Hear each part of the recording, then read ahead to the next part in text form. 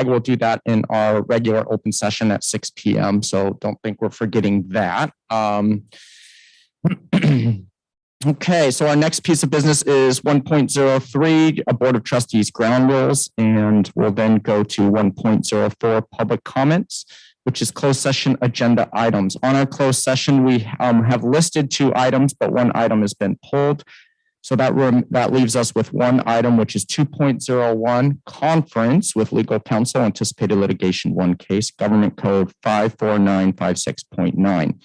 That'll take us back to 1.04, which is public comment. And I have received 1 comment card for closed session here. And then I just want to make sure we do have some audience members, which is great in our YouTube, in the YouTube world, the online video world.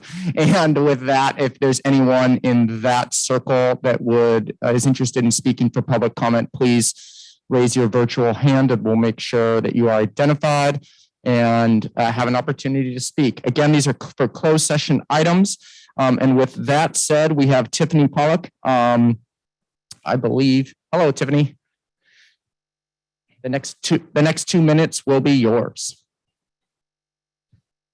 Yeah, we limited it to 2, but that was more for open session. If you would like the full 3 minutes, you're more than welcome to, since we have a limited amount of speakers at this point in time. Thank you. I appreciate it. Sure. Once again, my name is Tiffany Pollock. I teach chemistry at Moore Park College, and I did want to address the district's violations to the MOU. Section 5D of the MOU states that the district will review all requests for exemption in a timely manner, but in all circumstances, no later than 15 calendar days from the date of submission. I don't know of a single faculty member that heard back within 15 days. I do know that many waited close to 8 weeks, during which time they suffered anxiety and many sleepless nights, not knowing if they would have a job in January. 8 weeks. Section 5.D.1.1.A. The notice of the approval or denial of a faculty member's exemption request shall include specific grounds for denial. I know that this did not happen to a faculty member. Section 8.C.5, test results shall be sent to the faculty member's student health center clinical staff or qualified contractor. We are not allowed to submit test results to the student health center clinical staff, even though the MOU clearly states we are. The health center directors at all 3 campuses wanted to ensure very few exemptions were granted. They did not support a testing option. Allison Case Barton stated, testing does not prevent COVID, vaccination prevents COVID. However, after an exhaustive process of reviewing exemption requests, the district has granted nearly all of them. All of the stress and difficulty faculty experienced, all of the added work that human resources experienced could have been avoided if you simply allowed a COVID testing option in the first place. 52% of California community colleges have a COVID policy that allows unvaccinated individuals a choice to be unvaccinated. 32% of the community college districts don't have a vaccine mandate of any kind in California. Only 6% of community college districts in California have a vaccine mandate as strict as yours. Our religious exemption forms still require a statement and a signature from a religious leader, which violates Title VII. You are spending needless hours and money on your strict mandate only to approve most exemptions. And I just wanted to suggest it's not too late. You can be the Southwest Airlines of Ventura County. I urge you to amend your vaccine mandate to allow a COVID testing alternative without requiring a religious leader's signature on the religious exemption form. Just a COVID testing option. If you're going to give it to faculty anyway. You're not accomplishing anything except adding stress, and you're dividing faculty. It is not good for our colleges. Thank you for your time.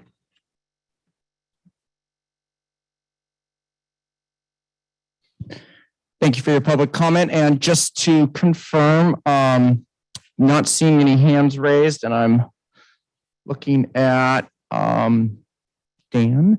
Make sure that we don't have anybody in the virtual waiting room that needs to speak. Seeing none at this point in time, we are going to take a pause from our open session, and we'll be heading upstairs into closed session for our one item. We are scheduled to return at 6 p.m. and we're extremely hopeful and confident that we'll be back at 6 p.m. So we'll see you all then. Thank you very much.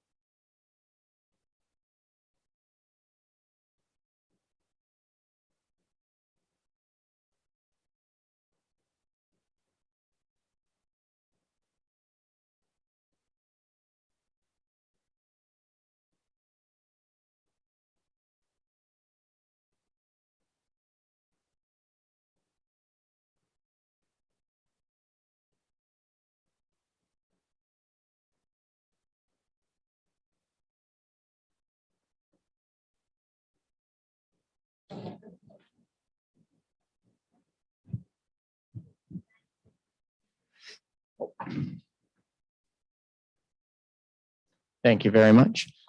Okay, good evening, everyone. It is 6:01 p.m. and we have returned from closed session with there was no action taken from closed session, so we have nothing to report. And we'll be beginning now. Our first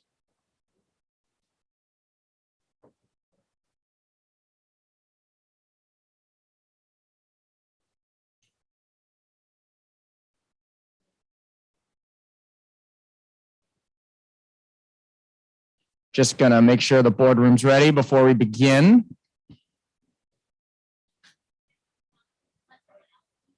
Okay, so yeah, excuse me, I have some announcements that I'll be addressing that, but it's not appropriate to be yelling from the audience at this point in time. So thank you for that respect. Okay, so with that said, we're going to move to the Pledge of Allegiance. And with that, Dr. Hoffmans, do you mind leading us in the pledge? Thank you so much. Allegiance to the flag of the United States of America and to the republic for which it stands, one nation, under God, indivisible, with liberty and justice for all. Okay, so that's going to take us to 3.01. Again, we have no action to report from closed session, and that's we'll now be at 3.02. Chancellor Gillespie. Yes, the agenda has been reviewed by district consultation council members, and the items are presented to the board for review and action with no constituent objections. Thank you very much. So 3.03, I believe we have one change to the agenda. Chancellor Gillespie.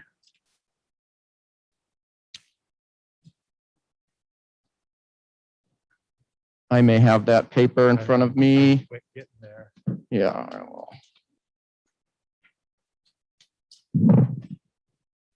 There we go. Oh. Thank you, everybody. Okay. The following item has been pulled from the agenda, which was our closed session item, which we addressed, which is public employee annual evaluation, Chancellor. And then the other item has been added to the agenda, 14.01, action to approve honorary degree for Ruben Hernandez. So we'll make sure to address that. Okay, public comments. A couple announcements in regards to public comments. Couple of things. We have a different seating capacity for tonight in through the lens of safety for everyone in the room. So for those of you that are choosing to speak, we're going to kind of be strategic here and make sure that we honor that right for our public, for the public to speak, but we will be kind of shuffling people in and out, and we have a waiting period or waiting zone outside. And thank you for our police department to assist us with that. Okay, public comment. We have lots of categories in public comment, which is always great to work through. So, couple of things. We have one category, which are individuals that have filled out public comment cards to speak tonight. We have individuals that have filled out ahead of time verbal comments for open session. Okay, yeah, we can close that so we can stay focused. All right, we'll do that. Hold on one second. We got a little bit of boardroom atmosphere to address.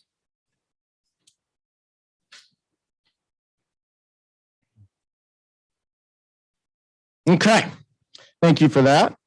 So what I'm going to do is I'm going to go through the list of individuals that have filled out ahead of time a request to speak, a comment card, and make sure that they are present. And then we'll get to the list of comment cards that we have received tonight, and we'll go through that. So if you could identify yourself as being here, then we'll make sure that you are called upon. So first, if you could just somehow raise your hand that we know you're here. Renee Butler.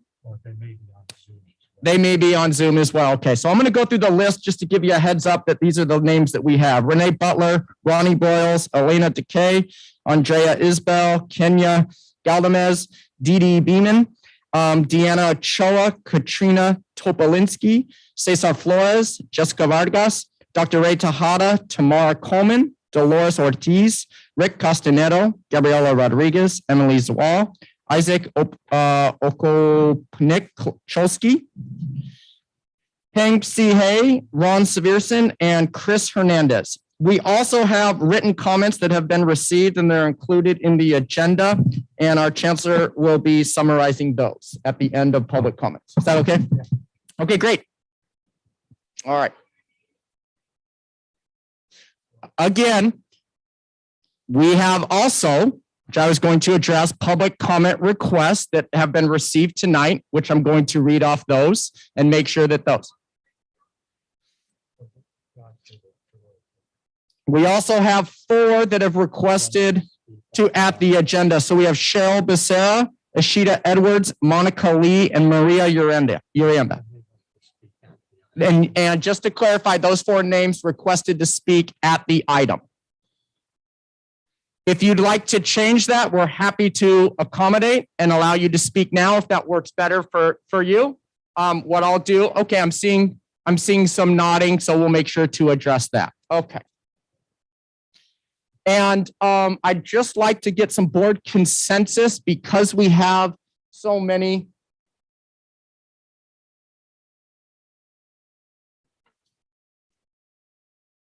Okay. And I'd like to get some board consensus because we have so many comment cards. I'd just like to make sure that the full board is in support of having the comment period be 2 minutes as a full board, if that's okay. If there are any, I'd like 2 minutes, and I'd even like each subject to be limited to a half hour per our policy. Okay. Any comments on that? I'm seeing some heads nod. Any? Trustee Torres? I'm okay with the 2 minutes, but I'd like everybody to be able to have the opportunity to speak on the comment. So I don't know if the 30 minutes would limit individuals. And I think because people are coming here to really speak about something that's important, just since we're already limiting 1 minute, that in itself reduces the time. So I'd like everybody to speak and just give them those 2 minutes. Okay. Can we at least ask that it's not repetitive? If it's something someone else has said, you can say, I stand with the people before me who have said this, instead of hearing 2 minutes of the same thing and then going into 2 hours worth of public comments. I think if the audience, I mean, the person who's speaking, and if they want to say that briefly, they can. I just want to make sure that everyone's able to speak who's here. It's up to you, Chair. You don't have board consensus.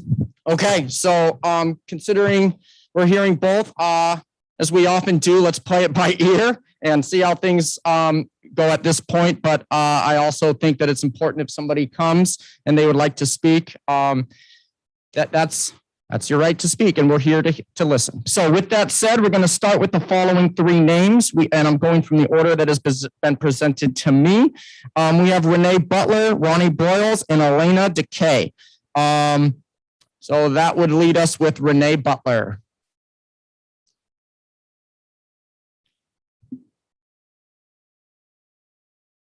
Hi, are you Renee?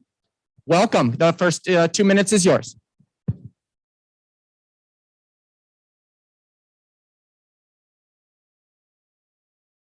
Words cannot describe my deep gratitude to your service to protect our freedoms. And I also would like to now remind everyone that when this first started, things were changing every day, every minute. Things are still changing every day and every minute. So I ask you to look at the new data, look at the new numbers. It is very sad that people who've had the vaccine are getting COVID. It is very sad. To say that the vaccine stops the spread of COVID-19 is incorrect. It doesn't. I'm sorry, deep breath. You can still get it, you can still spread it. And when you do get it, it's a gene therapy, so you don't get as sick and less likely to die from it. So you don't stay at home and you are now the super spreaders. This is not a pandemic of the unvaccinated, it is a pandemic of the vaccinated. Okay, it's not a vaccine, it's a gene therapy. So I ask you to look at the data, to update your information so you can make better choices for all of us. I got 38 seconds. Okay.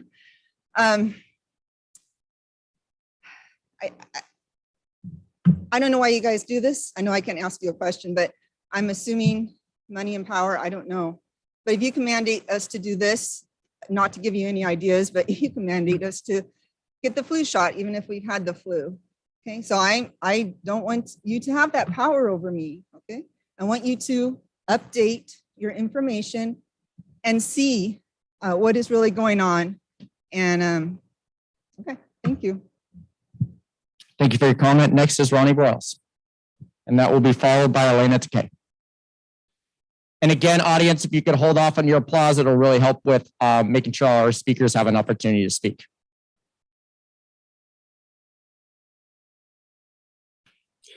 I'm Ronnie Broyles. Can you hear me? Hello. Yes, we can hear you. Your 2 minutes have begun. Thank you. Okay. I'm Ronnie Broyles. I'm a student online right now with Ventura and Oxnard. And I'm here about the COVID vaccine. And I am against forced vaccination.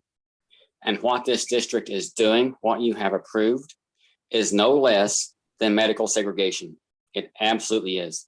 You have decided that those who do not have the vaccine can be separate but equal. You are the antithesis, every last one of you, of what Dr. Martin Luther King Jr. envisioned in his speech. You're not segregating based on the color of skin, but you are segregating based on medical status. You absolutely are. That makes you all medical bigots. Absolutely, 100%. I thought this was 2021, but you've taken us back to 1921. And I hope you're all proud of yourself tonight. I will not be forced to take a vaccine, considering the fact that a recent study was just released from Texas, in which almost 800,000 military veterans were studied from February 1st to October 1st, and the efficacy of that vaccine fell from 89.2% at the beginning to 13% on October 1st when the study ended. And that was just released this past Thursday. And it's well known that there's no herd immunity. It's well known that the vaccinated can get the virus, can mutate the virus, and can give the virus to everybody else. So this whole herd immunity that your virologist spoke of this last meeting on the 12th of October does not exist. Because if you can get it and give it to someone else. Thank you for your public comment.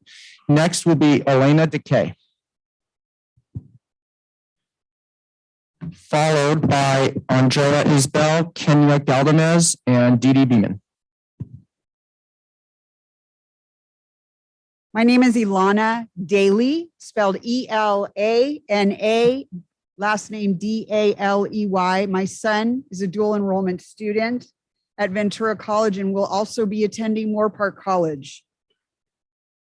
This is a notice of demand. I've already filed it on you. However, I want to read it publicly. This is going to the Ventura Community College District, Chancellor Greg Gillespie, Vice Chancellor David Fatal, Vice Chancellor Laura Barroso, Vice Chancellor Cynthia Herrera, Associate Vice Chancellor Dan Watkins, Board of Trustees Chair Joshua Chancer, Vice Chair Diane McKay, Trustee Stan Mantooth, Trustee Bernardo Perez, Trustee Gabriela Torres, Student Trustee Brian Rodriguez, Board Clerk Laura Brower.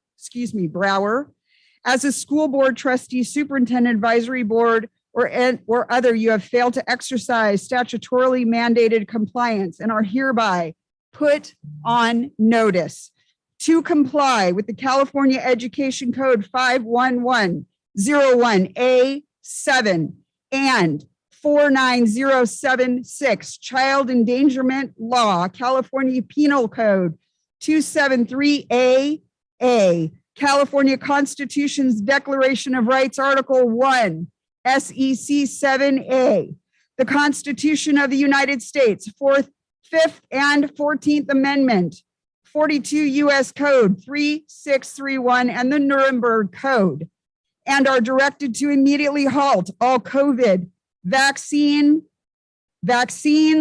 vaccinations, passports, tests, COVID social control methods such as masking, lockdowns, quarantines and/or surveillance, harassment, detention centers, arrests, forced confinement, coercion. Time. Thank you for your comment.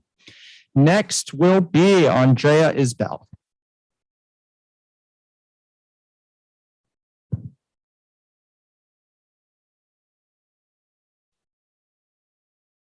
Hi, my name is Andrea Isbell, and actually I have a request before we start the time. And that is I am part of Moore Park College Access Program. And in that, they give me extra time, not only to just test, but also speak and consider due to anxiety. So I ask that for my full 3 minutes, please. Is your group here? My group of what? The group that you referred to from Moore Park College? Access is a program for special. My correction. That's fine. Three minutes is fine. Thank you. Thank you for your consideration. Good evening, Board of Directors. I'm a third semester nursing student, and although I completed all necessary paperwork for a religious exemption, including a pastoral signature, I've been denied of my religious freedom. I've been told that I cannot appeal my current exemption, nor will it be released as to why my exemption was not accepted. So tonight I ask the district leaders, on what grounds can you deny my religious beliefs? Who in our district has been specifically trained and has the authority to determine if my religious beliefs are of quality standing to be accepted or denied in such a sensitive matter? And then I'll read to you because I think it's pretty clear. In regards to my God, Jesus Christ, my Lord and Savior, for whom I only bow down to. Dear Jesus, please forgive me. Please forgive the people who are mandating, coercing, and fearfully forcing young adults who are already scared of COVID to now get a procedure that may alter their life forever, that may kill them. Jesus, I pray that you will convict the hearts of those who are quietly standing by and allowing this tyranny to reign. Father God, thank you for continuing to soften my heart to your understanding of how your people, including aborted infants, should be treated. Jesus, I pray that you would pave the way to help me free the sweet baby that's been experimented on for the last 36 years. And Jesus, I pray that your wrath would fall on those who choose to allow the abortions to take place and the scientists who dissect and experiment on these innocent babies and on companies who profit from these experiments. Lord Jesus, thank you that your will be done. That you, Jesus, thank you for dying on the cross for me so that my sins can be forgiven. And thank you, Lord, for being with me in the darkest of times. And that continues on the prayer. Is it because I didn't bow down to putting specific words, like due to my sincere held religious beliefs before my prayer, that my request was not accepted? Is it because I didn't list Exodus 21:22 through 25, which describes the penalty of death for someone who causes the death of a baby in the womb for someone who commits murder? Is it because I didn't share the specific rehearsed verse of 1 Corinthians 6 through 17, which states that I'm a temple of the Spirit of God and that I do not want genetically created, altered, and created unnatural substances such as materials from COVID-19 vaccine? Is it because I didn't share that I have a minor in biblical studies from Biola University that I did not get this religious exemption? On what authority do you determine what is religious enough to be approved? And why is this not readily available to all the students? Time. Thank you for your public comment. Okay, next is Kenya Galdames, followed by Dee Dee Bunin and Deanna Ochoa, Katrina Topolinski. I am speaking on behalf of students, faculty that are unvaccinated and or vaccinated, who got the shot under duress, and those who are struggling every day to come to terms with the decision made by the district. Let's start with the mission statement for this district. VCCCD provides students in its diverse community with access to comprehensive quality educational opportunities that support student learning and student success. How is this mission statement serving us right now? Let's start by breaking it down into smaller parts. What does diversity mean? Simply put, we all come from different cultures, norms, religions, natural origins, physical disabilities, mental abilities, medical conditions, sex, gender identification expression, age, or sexual orientation. All these groups are stated on the district's unlawful harassment discrimination policy, by the way. Diversity includes that there will be individuals who want to get the vaccines and there will be individuals who do not want to get the vaccine. Let's look at the second part, access. How are we providing access when we are creating barriers for students? For one, you are affecting the minority of minority groups. That is, at VCEOPS, where I am a counselor for, I have seen students not knowing what to do next semester. One, they don't want to get the vaccine. And you don't see them speaking here if you notice. We don't get students from VC as much. We don't get the students that I work with because they don't even know how to do that. They haven't been empowered. They don't have the skills. They don't even know what a board meeting is. And so I am here on their behalf. Two, what they want to take advantage of when they want to take classes for online classes next semester, since they don't want to get vaccinated, at VC, we have limited to non-existent options. Who is getting access to the quality educational opportunities that we promise? My students have been expressing their concerns about the vaccine. They cannot believe they are being treated as second-class citizens since they are not vaccinated. My EOPS students are having to look for classes at other community colleges where online classes are offered since hours are minimal. Time. Thank you for your public comment. Okay, next is Dee Dee Beeman. Thank you for listening to me, and please listen with your heart. Thank you for listening. Can you hear me now? I have been an employee of the Ventura County Community College District for 15 years. I was deemed an essential employee as of the initial shutdown March of 2020. I came to my campus during that time and performed my job responsibilities. I followed all protocol as it was implemented for COVID-19. During the entire time of the shutdown to now, I have never been sick, nor have had any symptoms. I was able to come to Oxnard College campus to do my job until November 1st of this year. I have chosen medical autonomy. I turned in to the district both a permanent medical exemption that was approved and invoked my religious exemption. On November 1st, I was told at the checkpoint that I could not be on campus. I had an orange pass on the VCCCD app. I stated that I was getting my things from my prep room. I was in my locked prep room alone when within 10 minutes, 3 masked men came into my prep room. One identified himself as a dean and the other 2 were OC police. Again, I was alone. I felt this was a purposeful show of force to intimidate me. I felt threatened and accosted. I felt that I was being escorted off campus by force as an example to others. I feel this was done totally on purpose. Time. Thank you for your public comment. I'm going to finish. As a single Thank you. employee, as a Thank single you. employee female, Thank I was you threatened by for this. your public comment. We don't want to shut the mic down, but there's lots of speakers that want to speak out of respect for everyone. I think it's important we honor. Okay, I will respect the time, but I want Thank you to you. know Our what you next guys are now speaker is promoting on these Our campuses. next speaker is Deanna Ochoa. Thank you for your comment.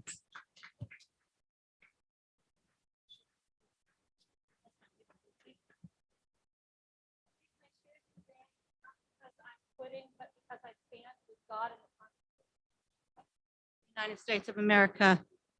These are the 10 commandments. Exodus 21 through 17. This is the jurisdiction of our Lord.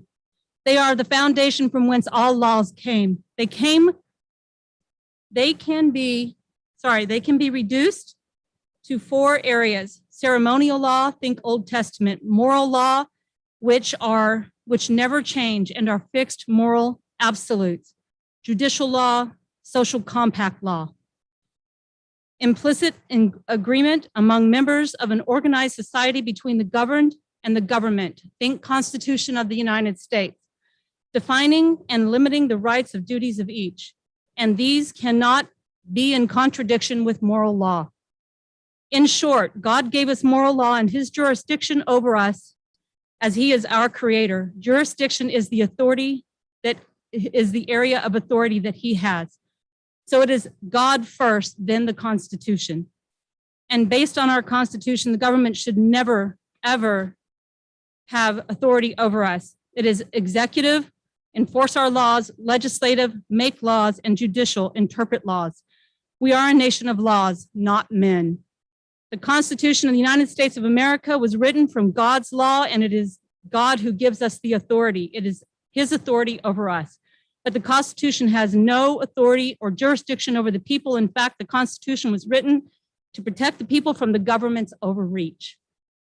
Your mandates are not laws, and you do not have authority nor jurisdiction over my body.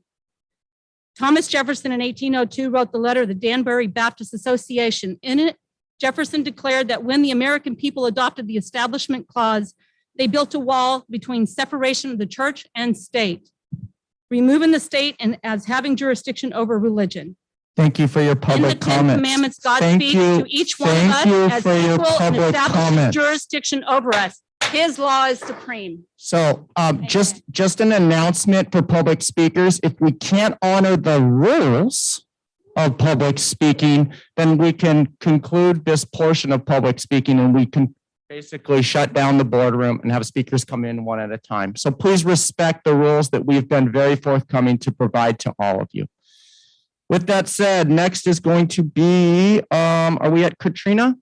We're at Katrina Topolinsky, please. And next, after that will be Cesar Flores, Jessica Vargas, and Dr. Ray Tejada. Hi, my name is Katrina Topolinsky, and I have been full-time math instructor at Moore Park College for 8 years. I attended Moore Park College after high school, and it changed my future. After attending Moore Park for 4 semesters, I changed my major and decided that I wanted to be a math professor at the college that made such an impact on my life. And here I am, living the dream. I love teaching at Moore Park College because now I have the opportunity to help diverse students learn what they want to do with their futures. Moore Park is a place where everyone is welcome, a safe place to come and learn. The vaccine mandate is changing that. Moore Park College is now forcing students who cannot or will not get vaccinated to stay away from our wonderful campus. According to the CDC COVID data tracker, only 31% of African Americans and 37% of Hispanic Latinos are vaccinated. The vaccine mandate you have approved discriminates against all those unable or uncomfortable being vaccinated.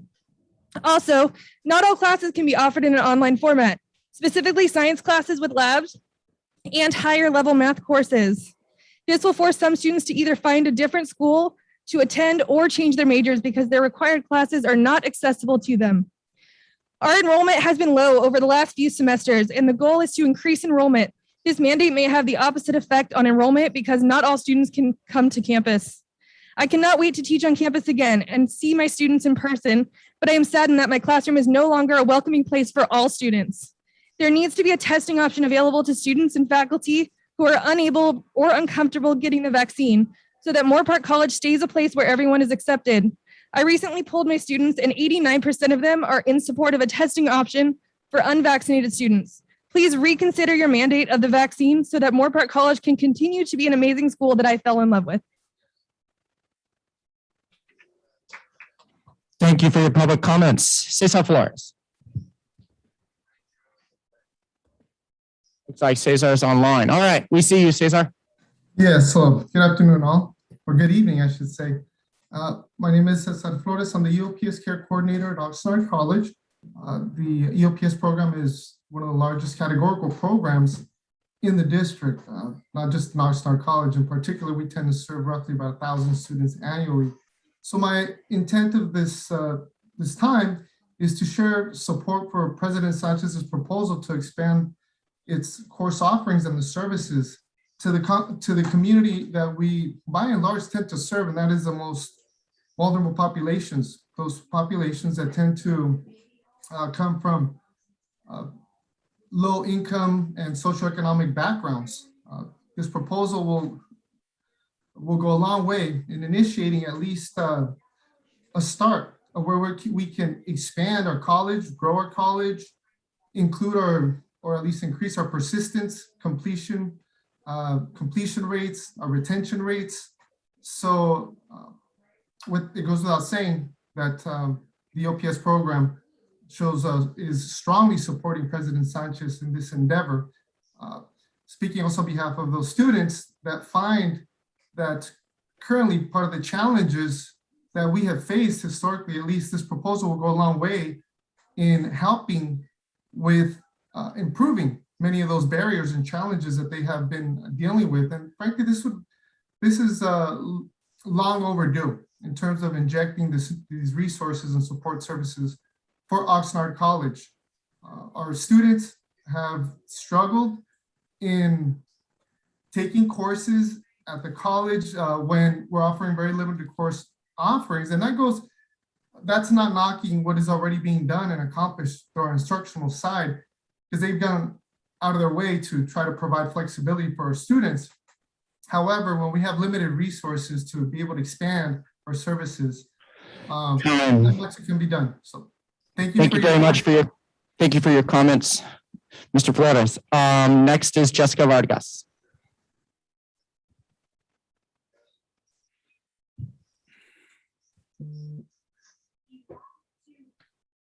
Who will be followed by Dr. Ray Tejada, and then Tamara Coleman and Dolores Ortiz. Is Jessica Vargas here? Not seeing Jessica Vargas. If you're able to pop in, we'll of course hear you. Hopefully Dr. Ray Tejada is online. I see. There you are. I see Dr. Ray Tejada. All right. Yes, thank you, Mr. Chair. Good evening, everybody. Mr. Chair, Chancellor, Board of Trustees, administrative staff, faculty, students, audience. I just wanted to just make a comment on the Oxnard plan and thank the Board of Trustees, for giving us an opportunity to speak on this plan here. Thanking Oxnard College for delivering a plan to grow offerings at the smallest college in the biggest city in our county.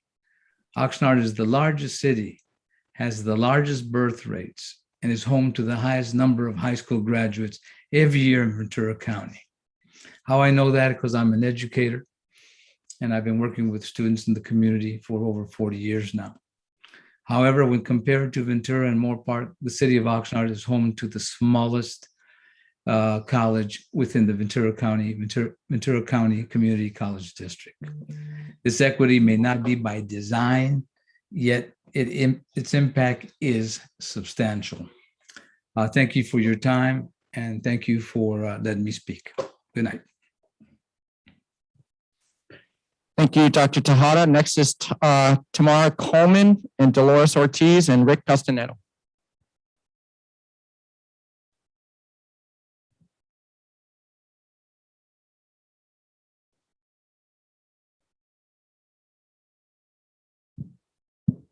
So Juan Zuniga Olea is going to yield his time to me.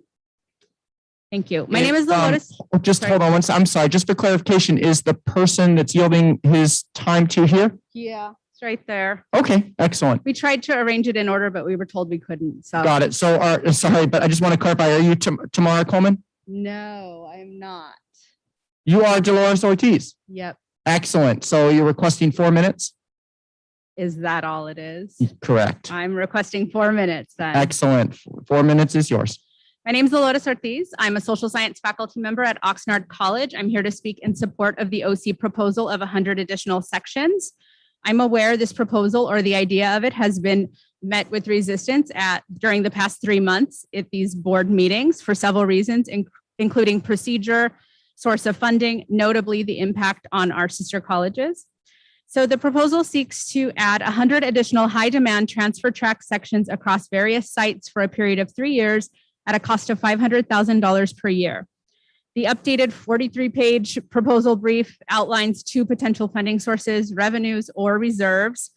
I would like to provide some demographic context. The approximate population of the cities of Ventura and Moore Park are about 106,000 and 36,000 respectively. In contrast, the population of the city of Oxnard is about 202,000. Oxnard College population has less than half of the other two college populations. As has been said in this room, OC was founded initially with funding from the sister colleges. At first, the classes were offered at various sites. The very first site was Ramona School in Oxnard in Colonia. The first permanent buildings were built in 1979. It's no coincidence that our first classes were offered at Ramona School.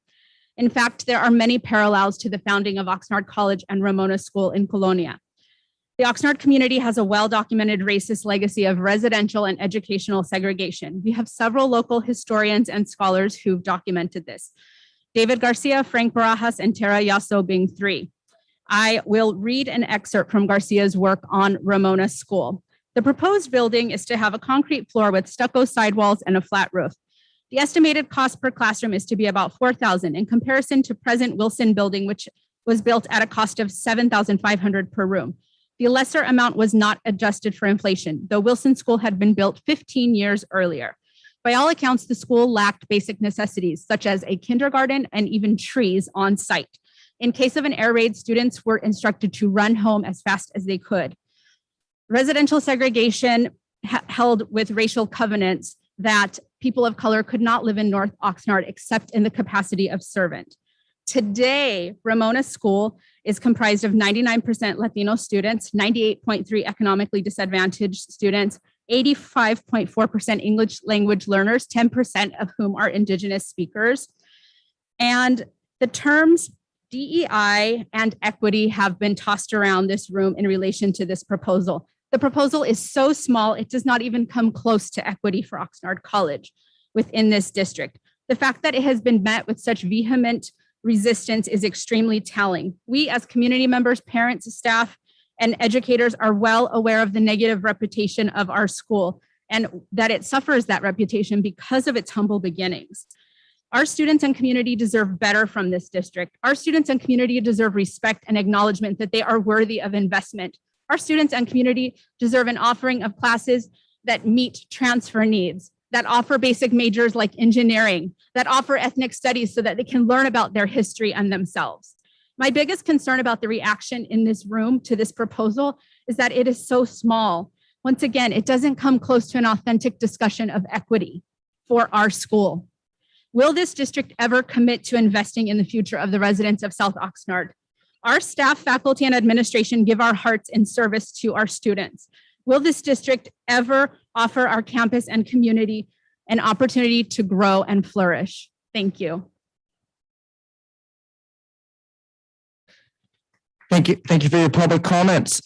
Next is Rick Castanero, followed by Gabriela Rodriguez and Emily Zwell.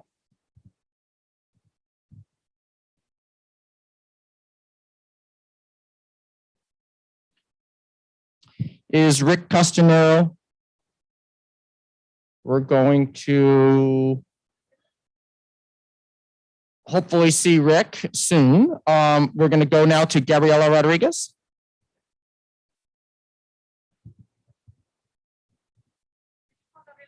We did. Hi. Hi, everybody. My name is Gabriela Rodriguez.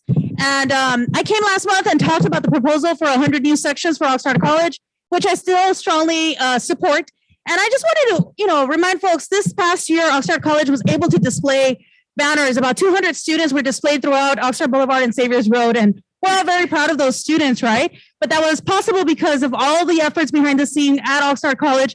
When it comes down to taking credit for the students' success, we're all there rooting for them. We're all there cheering on their success. We need your help now to make sure that we have that $1.5 million in those 100 additional sections. Dolores, I was about to give her my time because she just broke it down. The history of the impact of what this means to our community in Oxnard is extremely important. There's too much on the balance for us not to support this kind of action.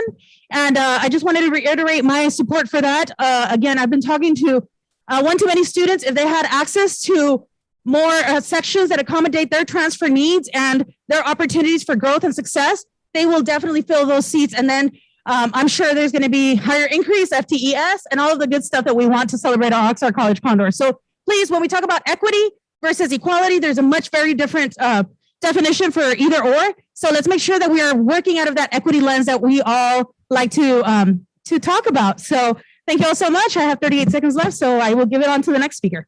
Thanks. Thank you. Thank you very much. Appreciate that. Next is Mr. Castaneda. We see you now. So hopefully we'll be able to hear you. We'll give you a thumbs up if we can, but the next 2 minutes is yours.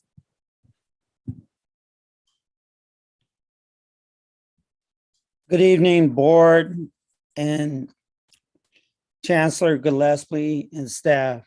I want to thank you for taking the time to allow us to speak this evening on this very important issue. You've heard about David Garcia's book in the history of Oxnard. That is put in a context of where we're at today. We know Ventura College gets about 19 million more than Oxnard College. We know Moore Park gets about double that from Oxnard College. And time has come that, yes, we're looking at equity. We're looking at equity for parents, Spanish-speaking parents who live in Oxnard, who want to improve their lives and go to community college in their own community. Right now, we have a group of about 30 that are going to Santa Barbara City College. We can do better than that. We are grateful that President Sanchez and his staff at Oxnard College have put this proposal together. We hope that this board will support the work that has been done so far. But I want to say we need to take it further. We need to expand Oxnard College to have a swimming pool, to produce championship swimming team, water polo team. We need to do things like that in Oxnard because we have a community in need. We were the fourth most impacted in COVID per capita. And during this time, it is time to grow. So I thank you for allowing me to speak. And I look forward to hearing President Sanchez's presentation this evening. Thank you very much. Thank you for your public comments. Next is Emily Swall, followed by Isaac and Peng Sai and Ron Severson and Chris Hernandez. And then we'll move on to the public comment cards we've received tonight. Hi there. My name is Emily Zwall, and I'm a full-time ASL teacher at Oxnard College. I'm also here in support of the proposal to fund the 100 additional sections that our campus is requesting so we can provide the support and the resources to the students within our immediate community. I come to work each day committed to doing everything that I can to empower the amazing students that I teach. And I work with many phenomenal colleagues, some of whom we got to hear from tonight, who are putting in energy and countless hours beyond what's required by their contract in pursuit of this mission that we all share to uplift our community. But we know that an institution's advancement is largely driven by the funding and the resources that are provided. So we're asking you to help us, to give us the tools, to help us to do our jobs in best serving our community. This is really seen by many absolutely as an issue of equity, and denying this really meager request is yet one more example to us of how Oxnard College is being hamstrung by budget decisions that favor our sister colleges.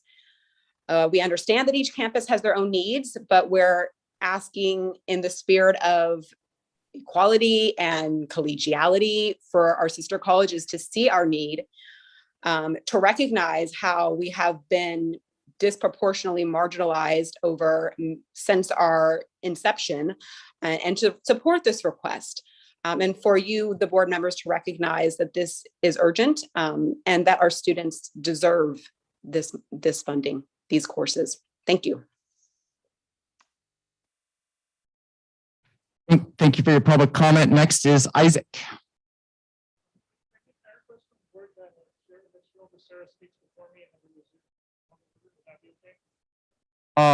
You'd like someone to speak before you? Yes, I really appreciate that. Oh, sure, we can accommodate that. Yeah. Okay, Cheryl, let me just confirm that Cheryl is on our list. Okay, Cheryl is down there. Okay, Cheryl. Thank you. Good evening, Chancellor Gillespie, Vice Chancellor Fatal, Vice Chancellor Baruso, Vice Chancellor Herrera, Board of Trustees members Josh Chancer, Diane McKay, Stan Mantooth, Bernardo Perez, and Gabriela Torres.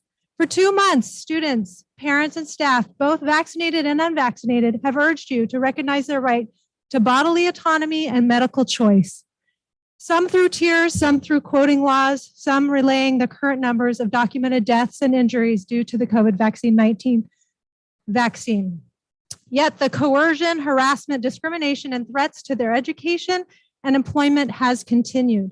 For this reason, today I am serving you a notice of demand with claims and allegations which follow.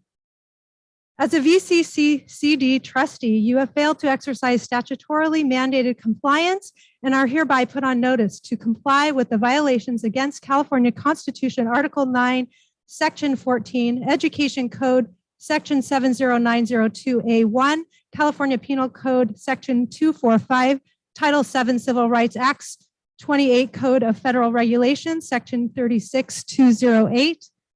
B, California Health and Safety Code, Section 241761, 20 United States Code 67366, Title 18 United States Code 16, 241, 242, and 1951, 28 Code of Federation Regulations, Section 36208B, Title 34 Code of Regulations, Section 99 Family Educational Rights and Privacy Act, Title 3 of the Americans Acts of Disability Act, 42 United States Code Section 12181, California Civil Code Section 51, and California Disabled Persons Act.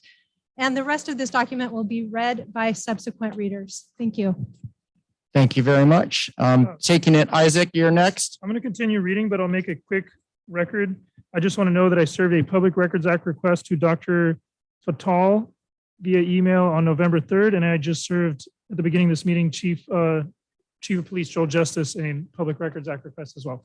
So I'll continue here. This document serves as a notice of demand to the above mentioned individually named VCCD Board of Trustees with respect to aggravated assault, discrimination, harassment, mental suffering, and criminal misconduct, which at best constitutes a personal misdemeanor and at worst a felony punishable by 1 year jail as outlined below. You're also in violation of California Community College's General Counsel Advisory, hereafter referred to as CCCGC, dated May 7th, 2021, which demands that you, the individual board members, are not in conflict with or inconsistent with or preempted by any law that is not in conflict with the purposes for which community college districts are established. Should your institution continue with your current discriminatory policies in opposition to the federal sentencing guidelines and the laws above, you will be held liable in accordance with California's Penal Code Section 245 for aggravated assault, forcing students and their parents into a choice of accepting the significant risk of bodily injury, possibly lifelong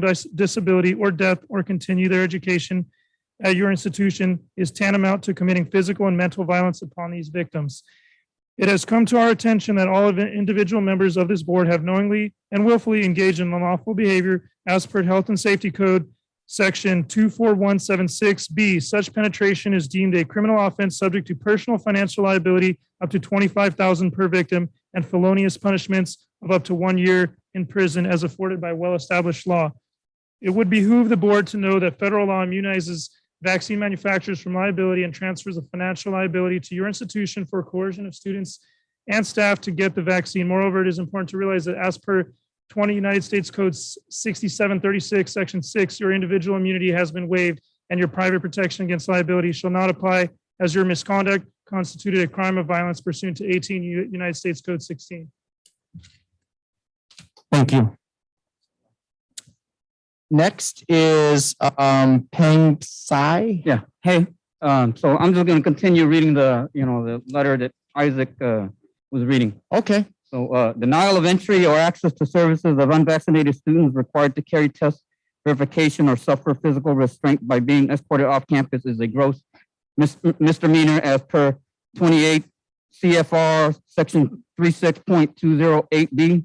This behavior is discriminatory and is a direct violation of the Title 7 Civil Rights and subjects you to the liability for wrongful arrest. Deprivation of rights under color of law 18 USC Section 241 and 242 and interference with commerce by threat or violence 18 U.S. Code Section 1951 are regarded as harassment. Evidence of unvaccinated students being subjected to quarantine restraints after being exposed to a vaccinated student contracting COVID is harassment, and evidence of pure discrimination towards the unvaccinated minority. Vaccinated students that were similarly exposed to the newly vaccinated COVID students were not subject to physical restraint nor restraint of their free movement. Thus, this institution's action implies both gross harassment and discrimination against the unvaccinated students. It should be noted that students complying with all lawful conditions at places of public accommodation cannot be considered trespassing. Moreover, the board is prohibited from discrimination and must allow free and equal access to all services and facilities. This institution's policies are not law. You have no legal support from CCCGC while still subject to all federal, state, and local laws you have contrived. Your behavior has created a hostile, unsafe environment for the very students you are supposed to be educating, regarded as harassment, which is a criminal offense. It should be brought to your attention that one of your students without a face covering or vaccine verification has already suffered the documented harassment and is in your school records. Furthermore, your college have entered a contract with all. Thank you for your public comment. Next is Ron Severson. And followed by Chris Hernandez, who will be followed by Monica Lee. Maria Urienda, I believe, wants to speak to 17.02. So we'll make sure that we do that. And I thought she spoke. Did Ashita Edwards already speak? No. Okay, Ron. Hi, Ron. Good evening, all. Good evening. The next 2 minutes are yours. Thank you very much. My name is Ron Severson. Yes, name's Ron Severson. I live in Camarillo. I did not attend college here. I attended college, though, in California. And I want to ensure that we're building a great, strong college system in the community college system and elsewhere for all people, because whether they're not my kids, not my family, they are part of my community. And everyone here is a part of my community. And a value that we're missing is love. Love needs to be a value. Love for everyone. In fact, not only have we missed love, we're now missing respect. Respect and love. And with love, we respect others. We respect others who are looking different, who maybe speak different, and who maybe come from somewhere different. And we even respect those who decline an experimental medical treatment. We also respect and love those who don't want to wear a mask for their whole life. I wear it now. I have worn it. Be very sure I will not wear this my whole life. And be very sure I will not always be polite. I will not always be friendly, because with love comes tough love. And with respect, respect is made. If I must make respect, I will. But first, I love. And I ask for all of you on the board, the good people of this board, to use and exercise your love, to love all in your system, and to see how to make it work for their education. Because it's my community. Thank you for your public comment. Appreciate it. Thank you. Yeah. Okay. Next is Chris Hernandez.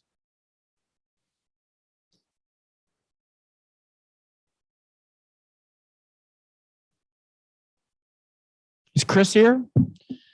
We're going to find Chris. And while we wait for Chris, I think Cheryl already spoke, correct? Okay, great. And then Ashita Edwards. Is Ashita here?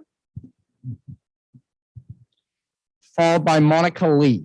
And then we will transition into our public comment cards that we've received tonight.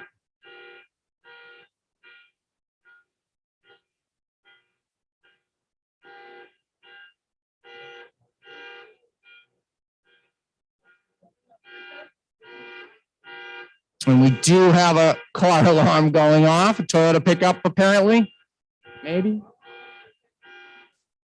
Okay, well, we'll cross that off the list. Tamara Coleman, is Tamara Coleman here, either online or in the room? And Ashita is here. All right, excellent. Ashita, the next 2 minutes are yours. Good evening, Board of Trustees. Good evening, Chancellor Gillespie. I'm here to, my name is Ishita Edwards. I teach economics at Oxnard College, and I'm here to support the proposal that our president, Dr. Luis Sanchez, has about offering 100 additional classes at Oxnard College and the request for additional funding. As an economist, I look at that situation. I looked at the proposal. It was a reasonable proposal.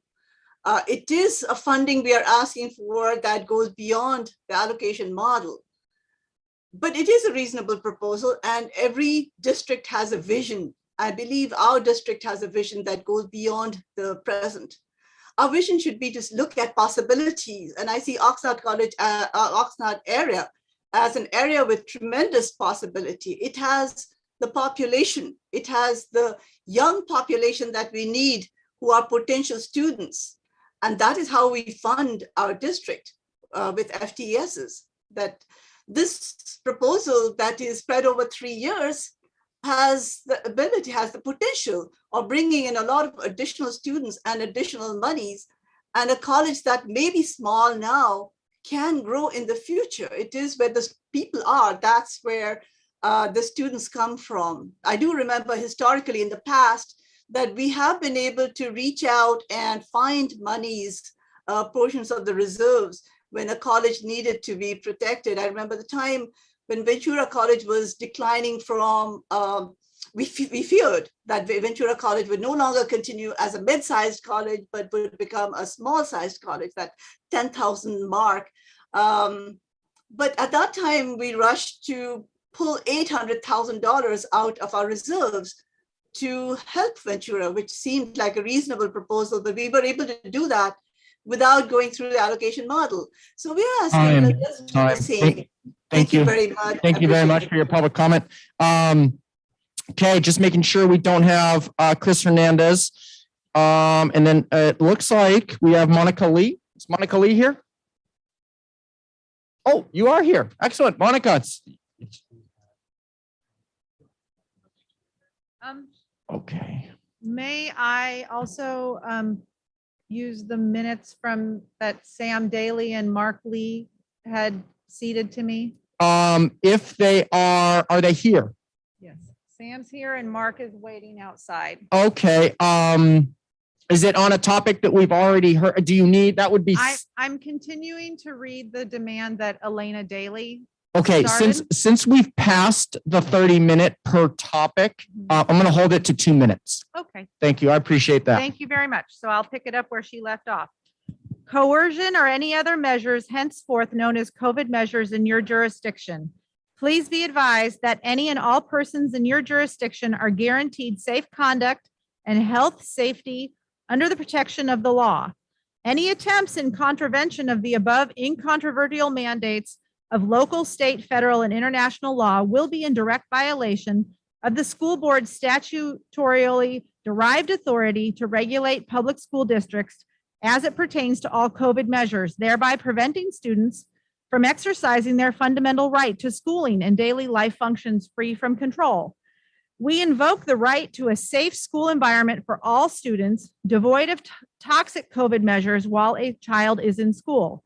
Actively employing hazardous administrative procedures around the COVID measures include, but are not limited to, COVID vaccine coercion, incentivized vaccines, acquisition, administration, distribution, insertion or infusion into human bodies, modification, placement, operations, tracking and use on school properties is in breach of the aforementioned laws.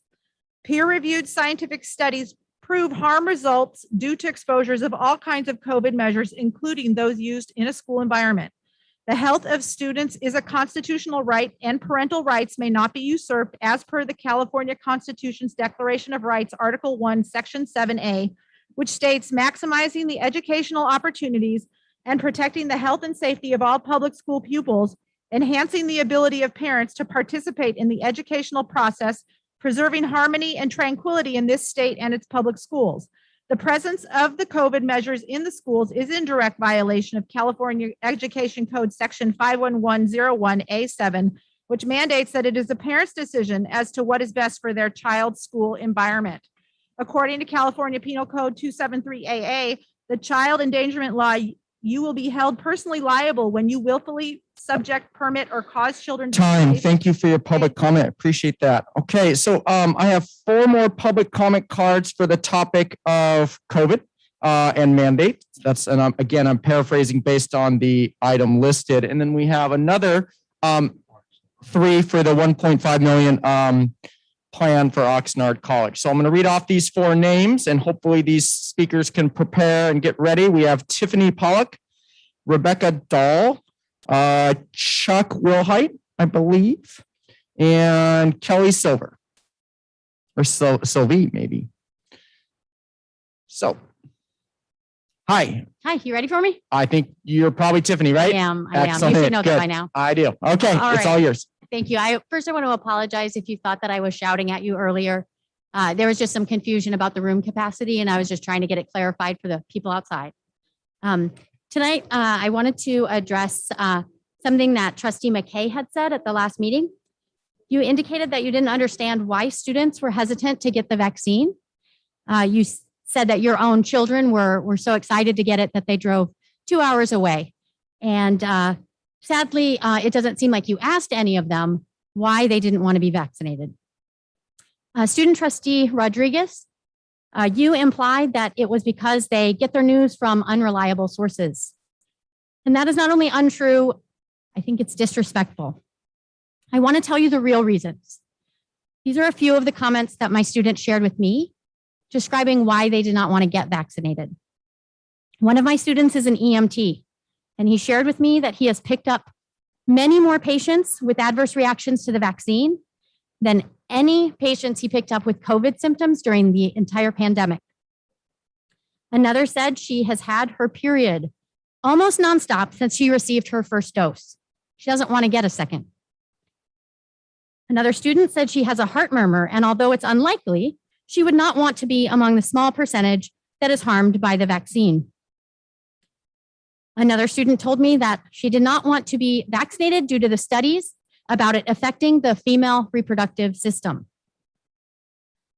Another said it's scary because we really don't know how the vaccine could affect us. These are just a few of the comments that my unvaccinated students shared with me to pass along to you. They have valid, legitimate, researched reasons for not wanting to become vaccinated, and you're presenting barriers to their education. I know that online courses are an option for some, but there are many students who want to take classes on ground and seek services on ground. Like Time. Thank you for your public comment. Okay, next is Rebecca Dahl. I'm here to speak about the COVID mandate, but mostly about your discrimination. Your discrimination against students based on medical status, your discrimination against minor students. You have a COVID testing policy that does not allow a minor to get tested. A parent needs to be present. That means I would need to take 2 days off of work each week to drive my child an hour and a half round trip to get them tested, at which point you want them to commit insurance fraud and lie and say that they have been exposed to COVID when they have not. Your board policy that you voted on, your medical and your religious exemptions are not being followed by your staff, and yet you don't seem to care. The medical exemption form does not allow for the medical reasons allowed in your board policy. It is restricted to CDC contraindications, which is basically death or reaction to a previous shot. You have a stricter medical exemption policy than Ventura County has for public health workers. That is ridiculous. There's students wearing a mask in a classroom who have been safe for the last 18 months, and suddenly you think they're dangerous. You have decided to pull online classes with Zoom. Yay, thank you for discriminating against the Access students. And shame on you, Chancellor, for not understanding that Access students are your disabled students. It takes 4 hours to get an online proctored test. and that required parental assistance to do so. Stop discriminating against your minor students. Stop discriminating against your dual enrolled students who make up 7.75% of your enrollment, and that was going up. Kids in K through 12 aren't required to get this vaccine. And I want to know, if a man wants to wear a turban, do you require him to prove his religion? If a woman wants to wear a burqa, do you require her to prove her religion? If a Muslim wants to pray 5 times a day, do you require them to prove that too? Thank you. Thank you for your comments. Okay, next is Chuck Wilhite. Did I pronounce your last name correct? Yes, you did. Thank you. Oh, sure. Regarding the mandates, do you realize that this pandemic has a 99.9% survival rate? Do you realize of people under 70? Do you realize of all people, 99.4% survival rate? And of those who die have a 2.7 comorbidities? Do you realize that the CDC public reporting has reported 17,000 deaths directly related to this vaccine and 400,000 injuries? Do you realize those numbers are just 1% of the actual numbers? Do you realize that there's been a dramatic spike in college age athletes dying on the field after these vaccines? Do you realize that this vaccine is not a vaccine, that it is experimental? They have not done the testing and they are testing on humans. Do you realize in Israel, the most vaccinated country in the world, 45% those getting COVID have had the vaccine? Do you realize that 70% of those have died that had the vaccine, not the ones that didn't? Do you know that these kids were ripped off in the last 2 years of their high school education because of this fear? They didn't even get to graduate. Do you realize that everyone here tonight probably represents 100 other parents and probably 100% of the students? They want freedom to make their own medical decisions. I'm trying to appeal to your conscience. Please do not do this. This is unconstitutional and it's immoral. Thank you. Thank you, Mr. Wilhite. And we have Kelly Sylvie or Kelly Silver. I don't know. I'm sorry. Hi, that's fine. Hi, thank you. Can you hear me? Okay. If this was about immunity, they would be checking antibodies. And you guys know it. This is about control. And they're going to hold the doctors and the nurses and you guys, the academia, responsible for this when it's done. According to California Penal Code, the Child Endangerment Law, you will be held personally liable when you willfully subject, permit, or cause children to be placed in a situation where their health is endangered and genetic integrity and fertility are compromised. This shall be punished by imprisonment in a county jail not exceeding 1 year or in the state prison for 2, 4, or 6 years. In summary, your school district is subject to the California Educational Code 51101A7 and 49076 Child Endangerment Law Penal Code 273, California Constitution's Declaration of Rights, Article 1 SEC 7A, the Constitution of the United States 4th, 5th, and 14th Amendment, 42nd U.S. Code 3631, and the Nuremberg Code. You are personally liable under the law and must commit your school district to compliance to international, federal, state, and local law and prove procedural compliance for any past, current, and future COVID vaccine deployment of all kinds. Any administrative procedures related to the COVID measures on school facilities will be immediately considered child endangerment and infringement on parental rights and contravention of federal and state law as set forth herein. You have all legal capabilities to make lawful and legal decisions to eliminate COVID mandates from the school in your jurisdiction. Your inaction to eliminate this offending toxin is deemed to be complicit of illegal activities subject to assault and child endangerment. I accept your oath of office to protect the children. You have been put on notice. Kindly inform me of your intent to refrain from the above within 14 days to ensure lawful and legal compliance and avoid further legal action. Regards, Monica Veer Sheffield Lee. Thank you. Thank you for your public comments. Next will be the following 1, 2, 3 speakers. Mr. Adam Vega, next one, Zuniga Olea, and followed by Romeo Larson, I believe. Larson. Okay, Mr. Vega. Really quickly before I begin, I I was informed that Jessica Vargas, who's waiting online, would like to speak. I don't know if she was recognized, but I just want to pass the message along. I appreciate that message, and we'll reset your time here. We'll not deduct that. And Jessica Vargas, we'll have you speak next. I believe you were on our list. Is that correct? Okay, great. So Jessica Vargas, thank you, Mr. Vega, for reminding us that, and we'll make sure to accommodate. Okay. Thank you. I'm here tonight as an alumni of Oxnard and Ventura College, and I want to first start off by thanking Oxnard College for delivering a plan to grow course offerings at the smallest college in the biggest city in our county. It's the largest city, like I said. It also has the largest birth rates, and it's home to the highest number of high school graduates every year in Ventura County. However, when compared to Ventura and Moore Park, the city of Oxnard is home to the smallest college within the Ventura County Community College District. So it's the inequity. It may not be by design, but it's having a substantial impact, and folks all around the county and the community are feeling that impact. So as an alumni of Oxnard College, I'd like to ensure that others can enjoy the same benefits that I was able to. I've been able to enjoy many opportunities in my personal and professional life because of Oxnard College. I can only imagine how much easier things would have been had I not had to drive to Ventura College for classes not offered at OC. The negative impacts on my financial situation, as well as my work and life balance, was extremely difficult to manage. I know this deters many from continuing their educational journey, and it almost detoured mine.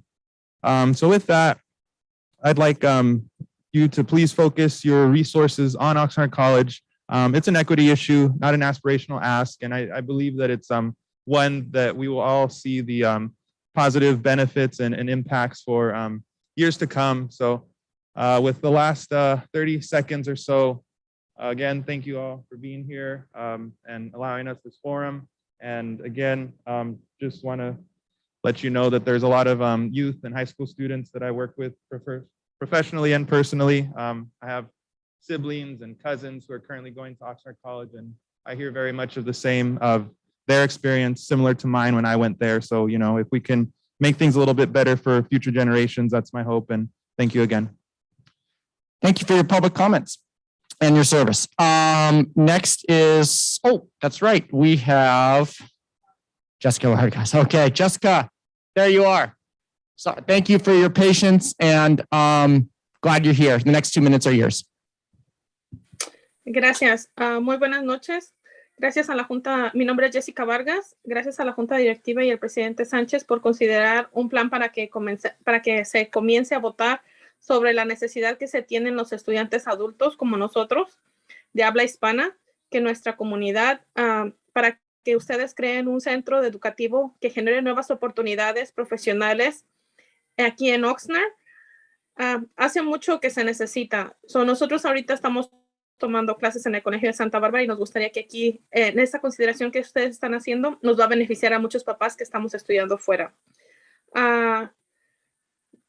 Muchos residentes de aquí, incluidos los que han vivido en generaciones anteriores aquí en Oxnard, están cansados de tener resoluciones ambiciosas sobre equidad y justicia social que no son mesurables. Estamos estrictamente comprometidos con el diálogo, la colaboración y los pasos de acción que brindan alivio a nuestra comunidad. La Junta de VCCCD necesita apoyar un aumento en las oportunidades de aprendizaje para nuestra comunidad latina, mientras se asegura que estén preparando a nuestros estudiantes para una vida después de la universidad. Necesitamos programas que aborden las necesidades de los adultos de habla hispana, que necesitamos cursos de inglés, cursos también que nos ayuden a prepararnos para un trabajo. Nosotros los estudiantes que estamos interesados en la capacitación técnica y específica para que tengamos una mejor vida, una mejor calidad de vida. Y también los estudiantes que se van a las universidades para que busquen más ofertas de cursos que les permitan matricularse en otras escuelas que les hagan cumplir sus sueños. Gracias por tomar en consideración nuestras opiniones. Thank you for your public comments. It looks like we don't have translation services at this meeting. I can do it in English. My English is not very well, but I want to try to do it in English if you want. That would be amazing. Yeah, if you could do that, we'd appreciate that. Okay. Hi, my name is Jessica Vargas. Thank you for the board and the President Sanchez for considering a plan that will be aimed to address the need for adult Spanish speaking students have in our community, creating an education center that will grow opportunities for adults trying to improve their career opportunities in Oxnard is long overdue.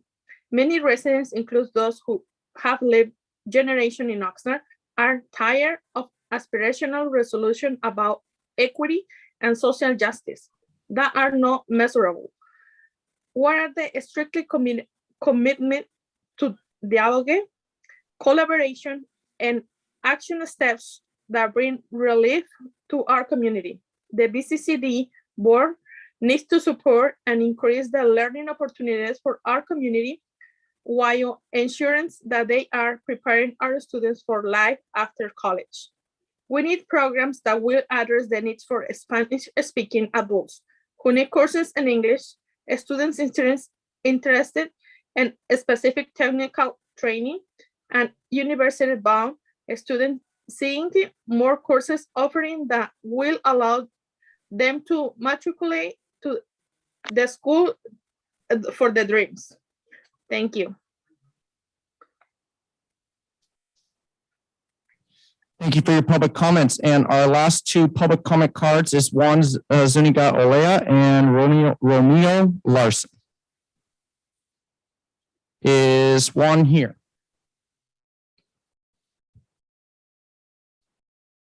No, okay. And what about, it looks like Romeo Larson?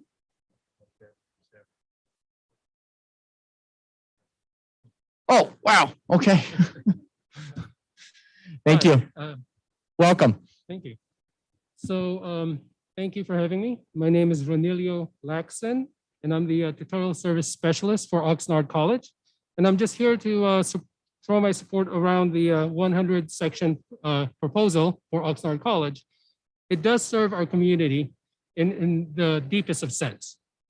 Now, I don't want to take too much of your time, so I would just like to leave with this kind of concept in your minds. Equity is the system that is feared by the privileged because it rests on the level field of fairness and justice, where we are all judged on merit and not status. This proposal is a small ask for a lot of brave people. So please support it. That's all I'd like to say. And to be honest, equity is not equality, but it is fair and just. Thank you. Thank you for your public comment. Before we take a quick break, if it's okay, I'd like to move two items on the agenda up, and that's based on our public comment and out of respect for the public comment. So we have two items on the agenda that one way, shape, or form relate to the majority of our public comments. One being COVID response updates 2020-21, and the other is the update on governance review of the Oxnard College proposal and major initiatives. I'd like to. Okay, yeah, I'd like to move that before we get to the consent calendar, which would make it 6.06 and 6.07. So just a little FYI, I still want to honor all of our guests and consultation and student reports before we get to those items, but I'd like to move it up out of respect for our audience members and public comments. Yes. Summary of the written comments, Thank you. Good catch. Good catch. Yes, we do have thank you, Trustee Torres. So we do have a large number of written comments that have been included into the agenda and will be in the minutes, of course. Chancellor Gillespie has graciously summarized those as we've done for the past quite a few meetings. So Chancellor Gillespie, and then we'll break for restroom break. Sounds good. So there were 26 written comments regarding the vaccine mandate. 2 of those comments were in favor, 24 were against the mandate and promoting the testing option. There were 13 written comments regarding the Oxnard College proposal for an additional 100 sections, and those were all in favor of that proposal. Thank you for that. So we are at 7:20. If it's okay, we'll come back at 7:30, which will be a 10-minute break, and we'll hit the agenda. Thank you very much.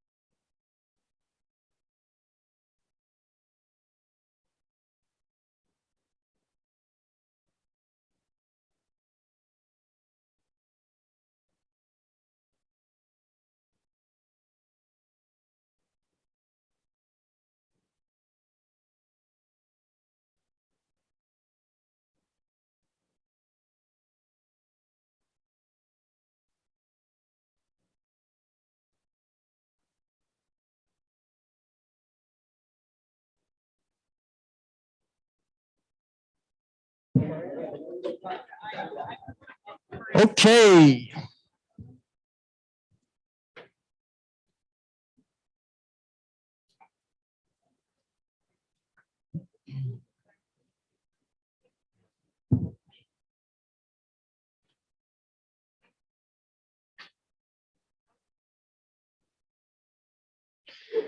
All right, everybody. Thanks for your prompt return from our break. And we do have, and my apologies goes out to Mr. Samuel Daly. I think somehow you didn't get the opportunity to speak. So we, of course, will honor that and respect that. So Samuel Daly, I think you've been alerted that your 2 minutes is here, and then we will transition. There you are. Okay. Thank you for your patience. And again, apologize for that.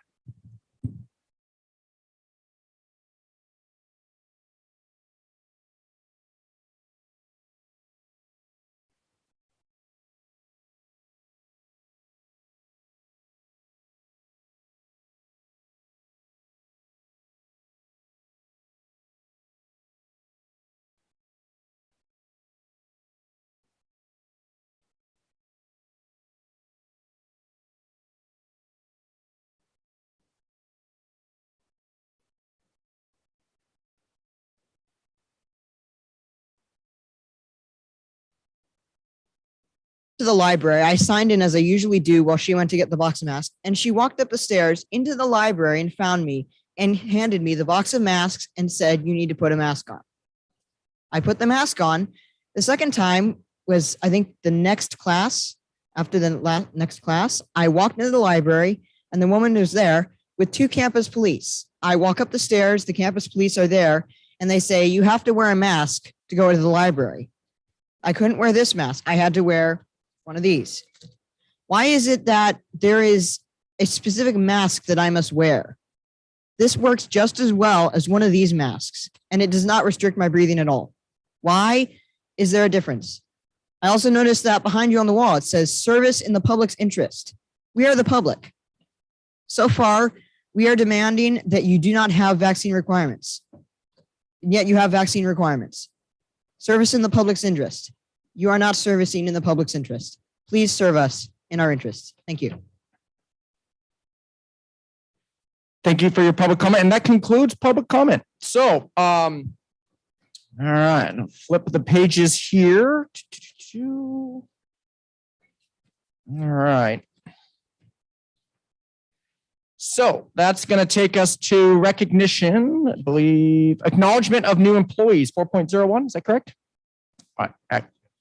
Okay, Vice Chancellor Barroso, would you do the honors?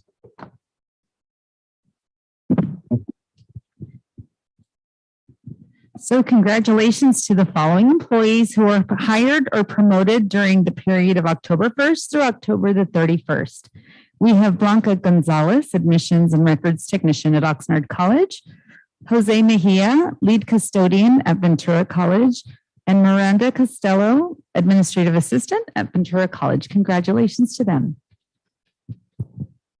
And on behalf of the board, we echo those congratulations. So thank you so much. Next is 4.02, and there are no retirees to recognize at this time. And then we have 4.03, which we don't have any items for, but 4.04, approval to name Oxnard College Fire Academy Apparatus Bay, the Ed French Apparatus Bay. Chancellor Gillespie. Sanchez and the folks that are with him to describe this item to the board. Thank you. I hate to keep passing the buck, but I think the speakers right behind me are going to do the very best job of representing this item. And let me introduce first Dean Matt Jewett from our Fire Academy program and Department Chair Mike Taylor from the program, and they'll both speak to the proposal. Okay. Honorable Board of Trustees, thank you for taking a look at this resolution. My name is Micah Taylor. I am a Department Chair of Public Safety at Oxnard College. And it's an honor to be here before you today to talk about this resolution. Ed French founded the Oxnard College Fire Academy in 1997, and he developed the property there, and he's personally responsible for training thousands of students that have gone through that fire academy and have successfully gone on to fire and EMS careers in our county, in the state of California, and across the nation. Thousands of them he's directly responsible for. You can't call 911 in this county without a graduate of Oxnard College showing up on a fire engine or an ambulance. He gave me my start at Oxnard College in 1997 as a professional expert. I was a captain with the LAFD, and he called in-service training where I was assigned, and I got my start with Ed back then, and I've been there ever since. So I can just tell you that it's a regional training center, the Fire Academy, where all sorts of firefighters in service come back and train there, and they got their start there. And it would mean a lot to all of them to see this apparatus bay named appropriately the Ed French Apparatus Bay.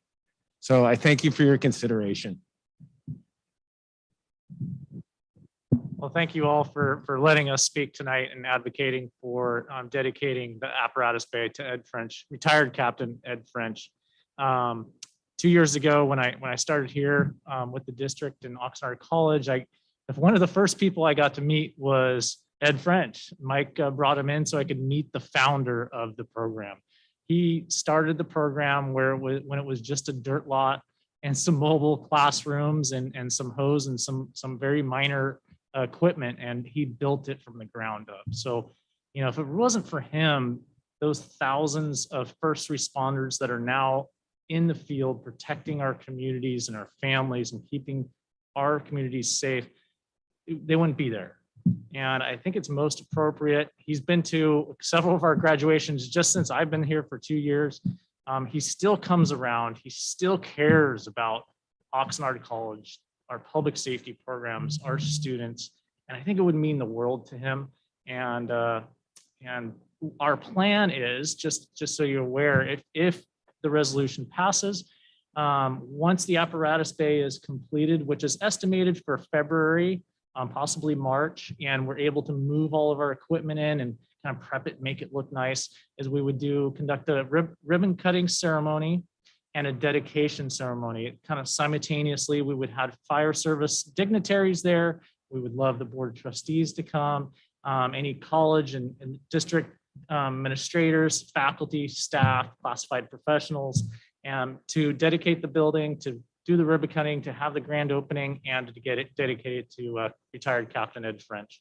So thank you for the consideration. Thank you for the time, and we really appreciate it. Chancellor, I would only ask, you asked if Mr. French could be here himself, but I think that the team wanted to make sure that the board supported this before they brought him into the room. Well, thank you for that. And this is an action item. So before we have any questions or anything, we'll be, if so be it, we'd love to first and a second. I move we name the building after former Captain French, or is it former Chief French? Sorry. I would second that. Okay, first and a second. Any questions or comments? Only on condition that we have the honor of attending that ceremony. And meeting Mr. French. Absolutely. And I would just like to share, I recently took some students from Frontier High School to your facility. And,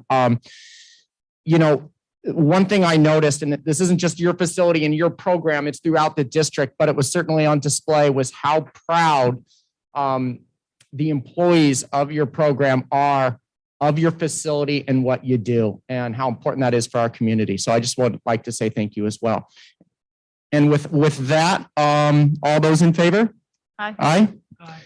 Any opposed? All right, it's unanimous. Congratulations. Can I just ask one more thing? And I assume invite the Chief Lorenzen and the chief from Oxnard and Ventura as well. Thank you. Thank you. Thank you. Congrats. And next is 5.01, which is Academic Senate President's Consultation.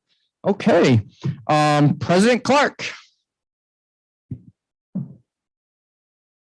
I thought I was alphabetically last and in the back, so I would be last. So thank you, Chair Chancellor. I have 2 items to consult on today. Well, technically a lot, because my first is for all the items under item 13. This is our ongoing progress on our aggressive schedule for reviewing the APs and BPs. So those have gone through all appropriate participatory governance processes, and we're excited to make progress on the pretty ambitious slate. The second and final one I want to consult on is item 14.01. Ventura College wants to honor Ruben Hernandez, who recently lost one of our students. A little bit of background on AP 4110. It doesn't indicate a procedure for conferring honorary degrees posthumously. However, we tried to adhere to the AP as much as possible. An ad hoc committee is specified in that AP, and we met, and all of us support this honor. So thank you. Thank you for that consultation, and thank you for the advocacy for that item. Let's see here. Next, President Edwards.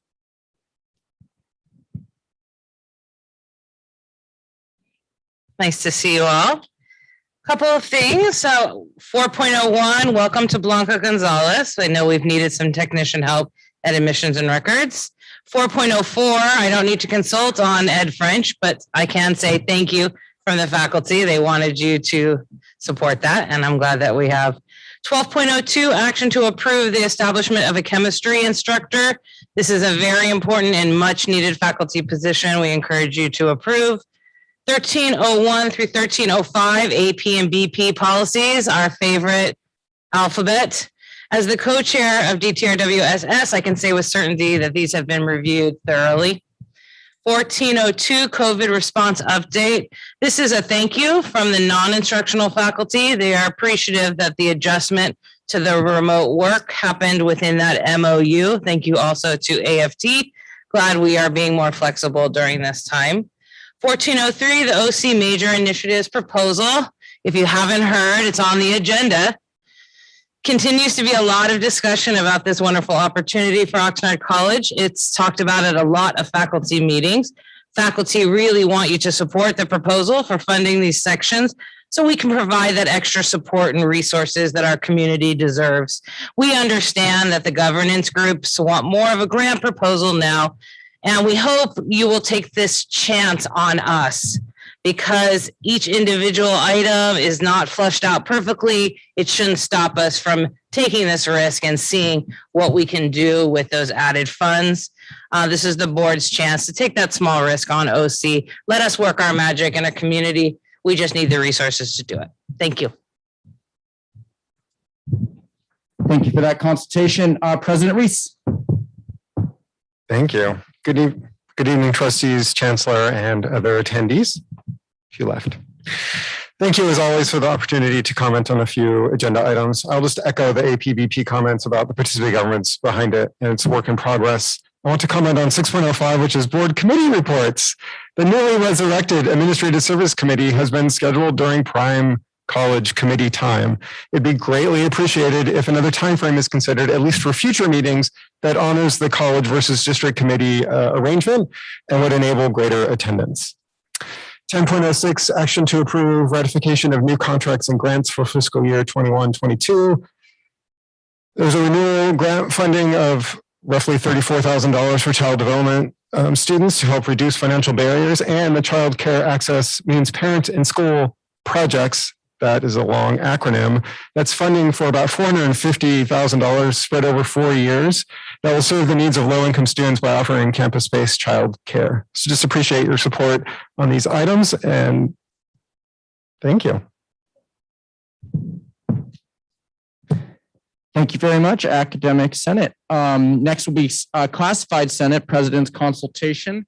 And I think President Friedel is in the other room. So we'll have President Friedel go last, but we'll kind of go Ventura College. President Shazboit, are you online tonight? Because I do not see you in the boardroom. See if he pops in.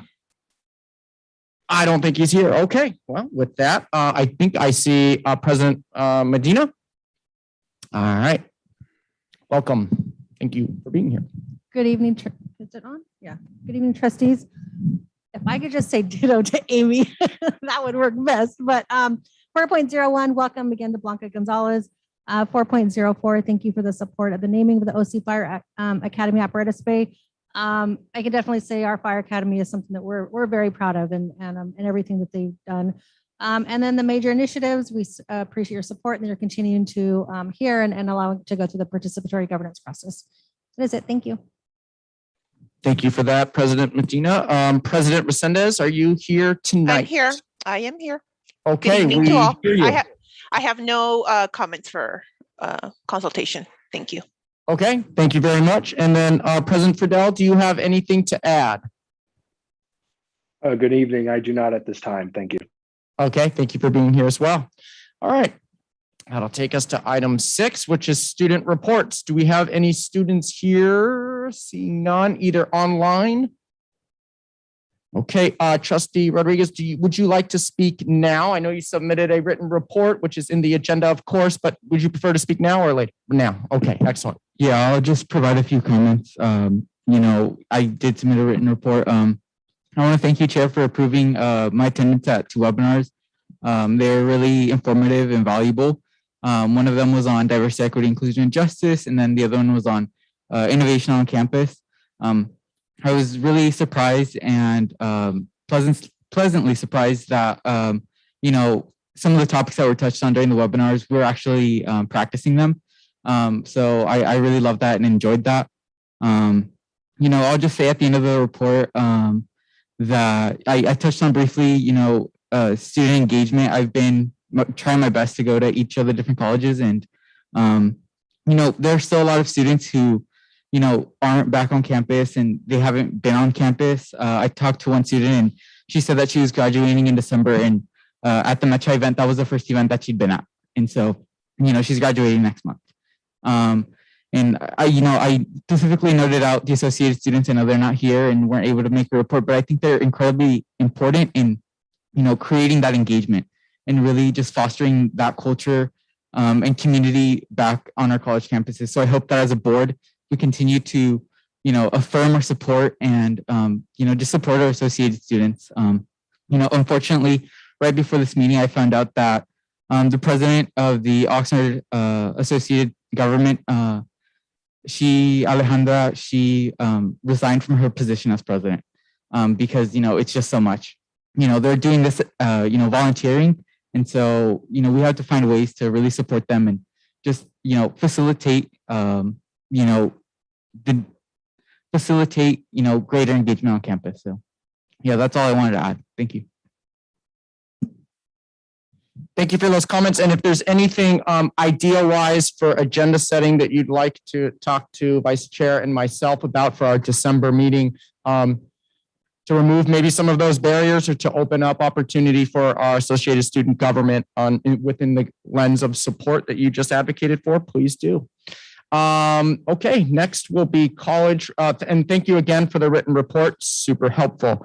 And thank you for all the hard work that you've put in this last month. Next is 6.03 college reports. So we're back to academic Senate presidents first. So we'll go President Reese, President Edwards, President Clark. I'd say you're keeping us on our toes, but we're all sitting. So thank you again for the opportunity to address the board. Our first ever high flex faculty prioritization proceeded smoothly. I just want to thank there's a lot of thank yous in my written report already, but I do want to thank Trustee Perez for joining us in person for that entire event.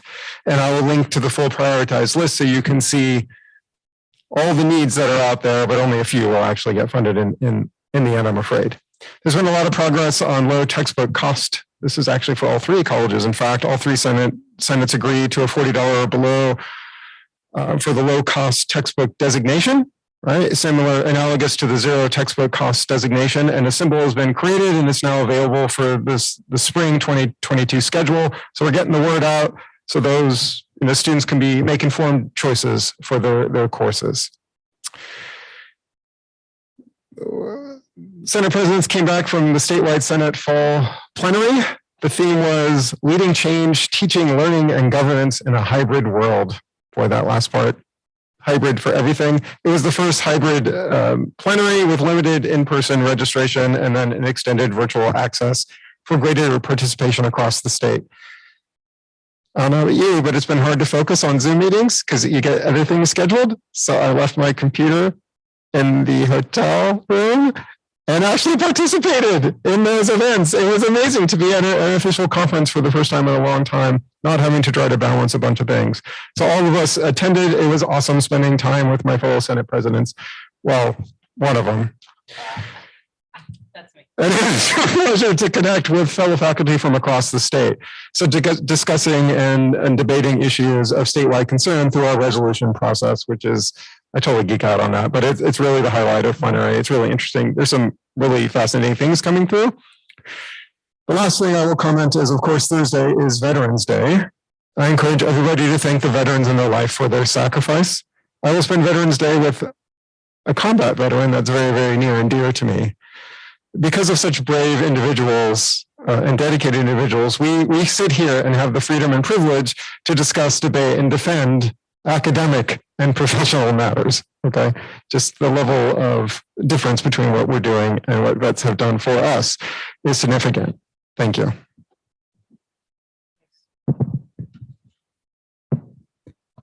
Took all my plenary stuff. So we'll just say ditto to what Eric said about plenary being a way to heighten my own perspective in this position. And I now have a handbook. So I'm thrilled with my handbook. OC Live's first live on stage event after 19 months went really well. It was live streamed. You can watch the recording on our YouTube channel. Our next event is tomorrow night. Hope to see some of you there if you're interested. Our faculty spotlight, I'll end with this, is Tom Stow. He's our beloved librarian. He is loved by all on our campus. He joined our campus in the spring of 2000 after working at public libraries in Los Angeles and in Oklahoma City. He was also a private law librarian, but found his home when he got to our community college. He guest lectures in lots of different classes. He tailors that material to the actual discipline. He's a veteran supporter of the Academic Senate. He's acted as our Academic Senate webmaster for years. So stuff on the website is because of Tom. He is a champion. It's the best word to describe him, a champion for our students. He participates in countless PG meetings, multiple tenure review committees, countless hiring committees. He's someone I know as Senate President I can turn to all the time. When he isn't running our library or sitting in the million meetings, you can find him, I thought this was funny, operating his ham radio. I had to Google that. Or hanging at the beach with his wife or supporting their daughter's efforts to get into showbiz. So this is a thank you, Tom, for your service to Oxnard students. Thank you. Thank you very much, President Clark. Yes.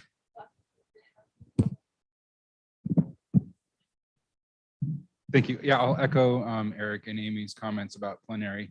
I had a great time as Eric's favorite Senate president during the meeting.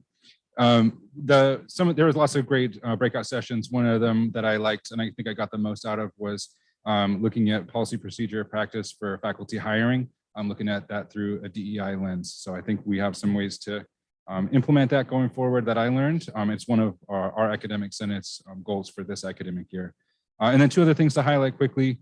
We just concluded a 3-week series with Dr. Diego Navarro on culture of dignity. And those workshops were fantastic. Friday morning workshops where we learned about how to use, actually there were a lot of things I can implement in my classroom on kind of diffusing the threat that our students face, whether it's because of their racial identity or because of the stress of the classroom. Those were fantastic.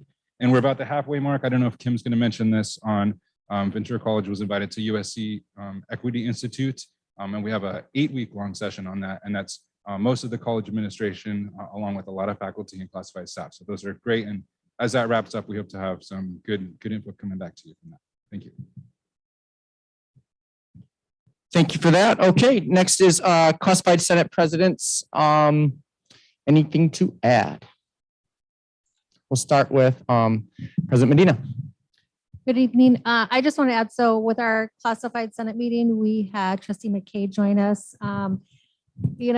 It's sometimes hit or miss. Sometimes it's like pulling teeth trying to get information. And I was really, we got a lot of great information. There's a lot of dialogue and discussion, and we appreciate her taking the time to come out and visit Oxnard College and visit the Classified Senate meeting. Other than that, I would just say a little plug. We're trying to get back to quote unquote normal with activities, right? So we had a Halloween extravaganza where we had plenty of games, our first annual croquet tournament. We also had, on behalf of student government, we had a movie night and in the end of October. We're planning a mental health day this coming Monday to support students, and then we will be having another drive-in movie night come December. Thank you. Thank you for that. And President Resendez, I think you are, oh yeah, there you are. I am here. Good evening, Chancellor Gillespie, Board of Trustees, and guests.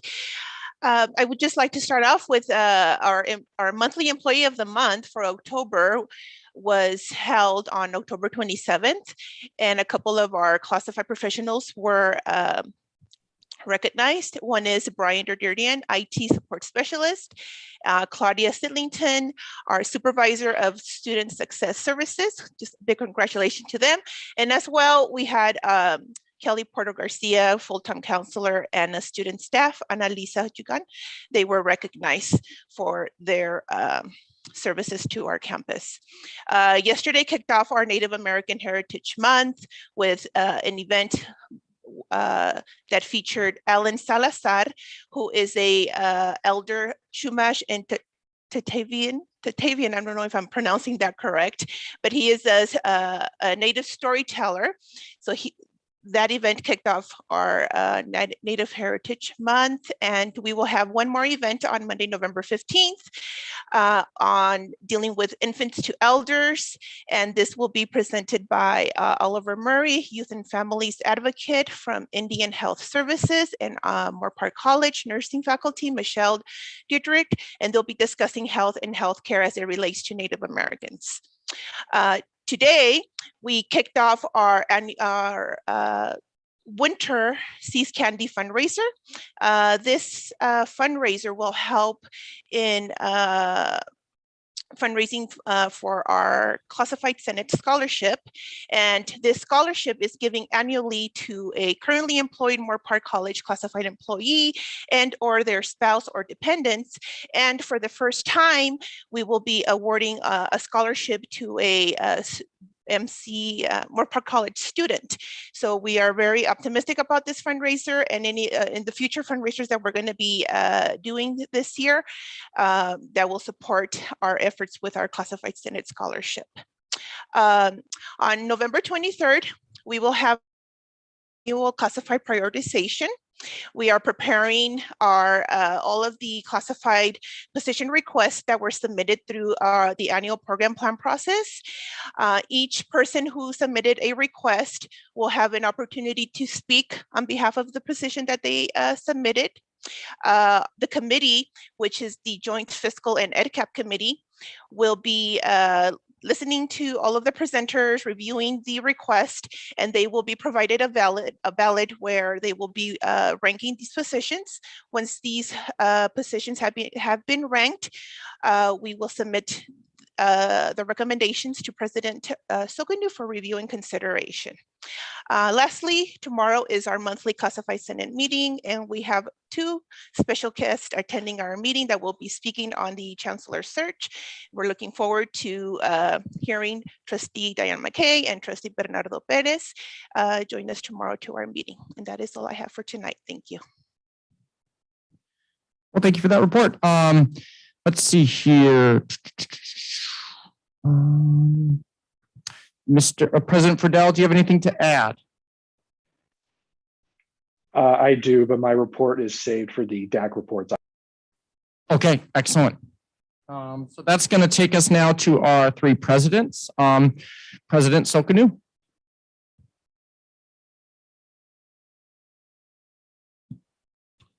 Thank you very much, Chancellor, and good evening, board members.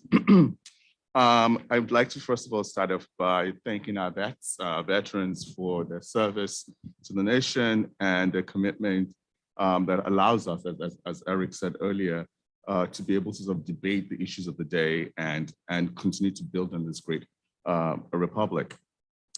We we have a video that was distributed to the campus community earlier today that features 2 of our current veteran students, as well as another 3 that are alums of the college. And those, if you get a chance to take a look at those, and we'll send that link to you if you haven't seen it already. But it really speaks to the value of the college experience in the lives of our veterans, and particularly as veterans who come back and are transitioning to civilian life. And they spoke very clearly, very authentically about the value of being in a college community such as ours. Honored to have them not only testify to the work that the college does, but honored to have them be able to sort of articulate, their own struggles and how those struggles have been addressed by their being on our college campus. We have a concert from our dance faculty members and our dance students. Some of them are choreographed by students, some of them choreographed by our faculty. That is taking place this weekend. The first show is on Friday at 7:30 p.m. In our PAC. It'll be really actually our first indoor show on the dance program, and then as well as Saturday. Moorpark College, as our sister colleges, was recognized by the Aspen Prize Committee as one of the 150 most eligible community colleges in the country. And it is not only a source of honor for our faculty, our staff, and our administrators, but for our students as well. And I'd like to congratulate both Oxnard and Ventura College as well. We are very proud of the opportunity to testify to the work that we're doing in the lives of students the second time around. If you remember last year, we were also on the Aspen 150 and then made it to the semifinalists. So we hope that this year we will make it beyond the semifinalists, and we're working towards that. We were also recognized by the Campaign for College Opportunity as a champion of higher education. And that is very meaningful to us at Moorpark College, because we pride ourselves in the fact that we facilitate and foster transfer, and having the highest transfer rate of colleges our size is pretty a remarkable honor. And so we're also celebrating that.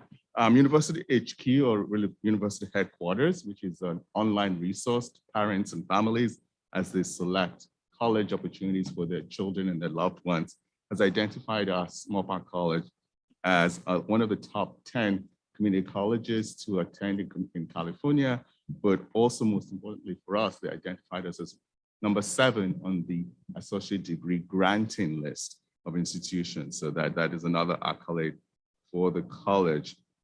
The executive team of the college, as well as our director of institutional advancement and Trustee Perez, presented to the City Council of the City of Moorpark earlier this week. And I want to thank Trustee Perez, even though he's not here, for his participation in that presentation. And again, it is such a gift for us as a college, for our community to see us not only as a resource to support the economic and educational goals, but to see themselves as partners in the work that we're doing at the college.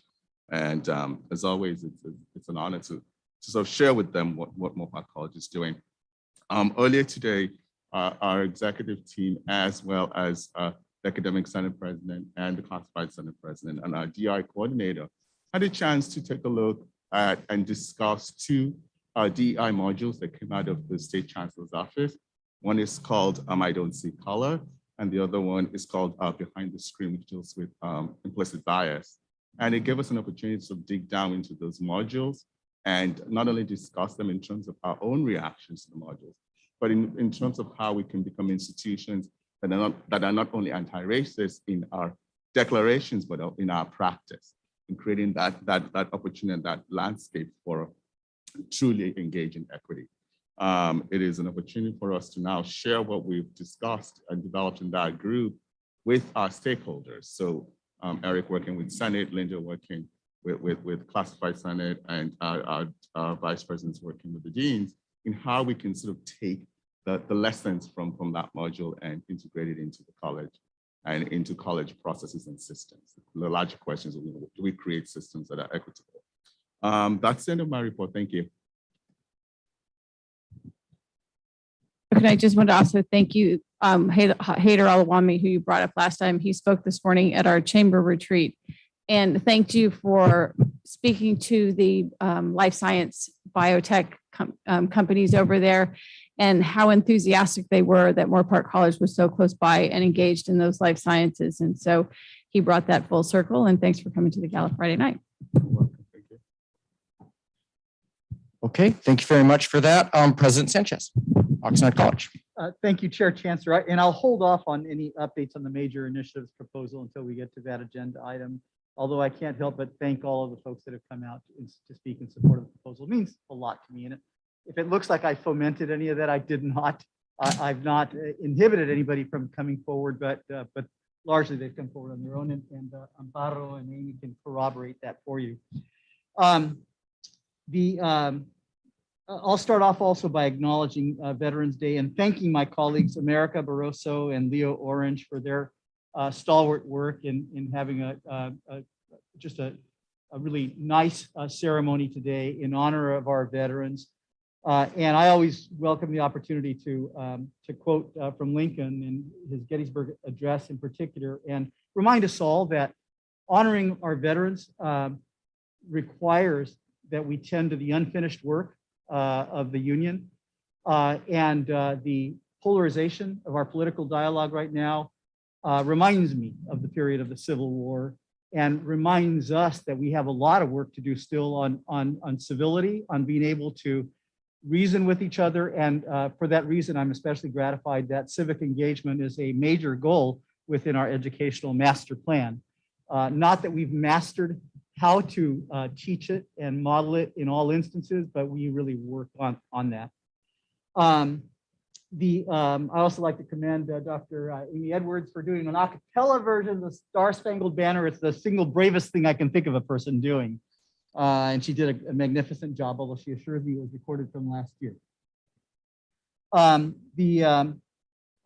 a far more serious, sobering note, I just want to make sure to acknowledge the work and the passing of our colleague, John Elmer, who was our alternate media specialist in our EAC department. We are so sorry to lose him from our midst, but he leaves his own indelible legacy to the work that he did on behalf of our students in our college. I'd like to welcome, with apologies to Dr. Sokanu, welcome Josefa Baca as our new interim CTE Dean. I had the pleasure of working with Josefa at Moore Park College, and we're very excited about the skills and the energy that she brings to that position. We'd also like to congratulate our dental hygiene program under the stewardship of Susan McDonald, who just passed with flying colors the most recent accreditation visit and licensure visit. Very minor recommendations, hardly noticeable, and just full of commendations for the program.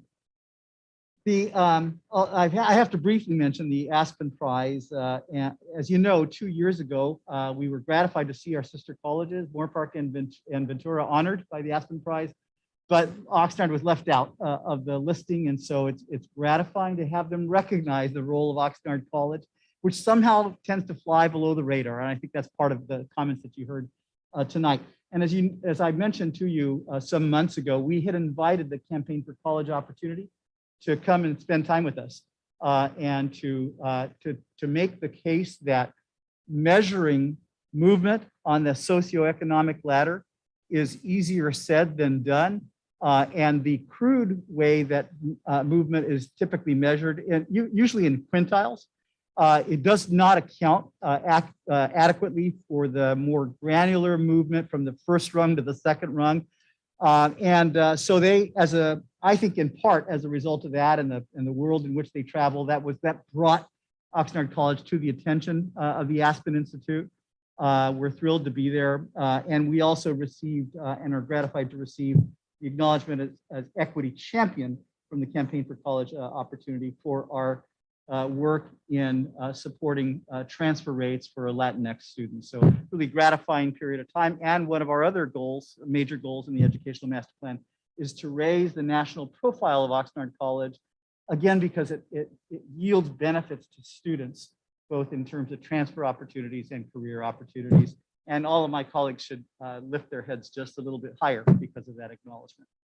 Thank you very much.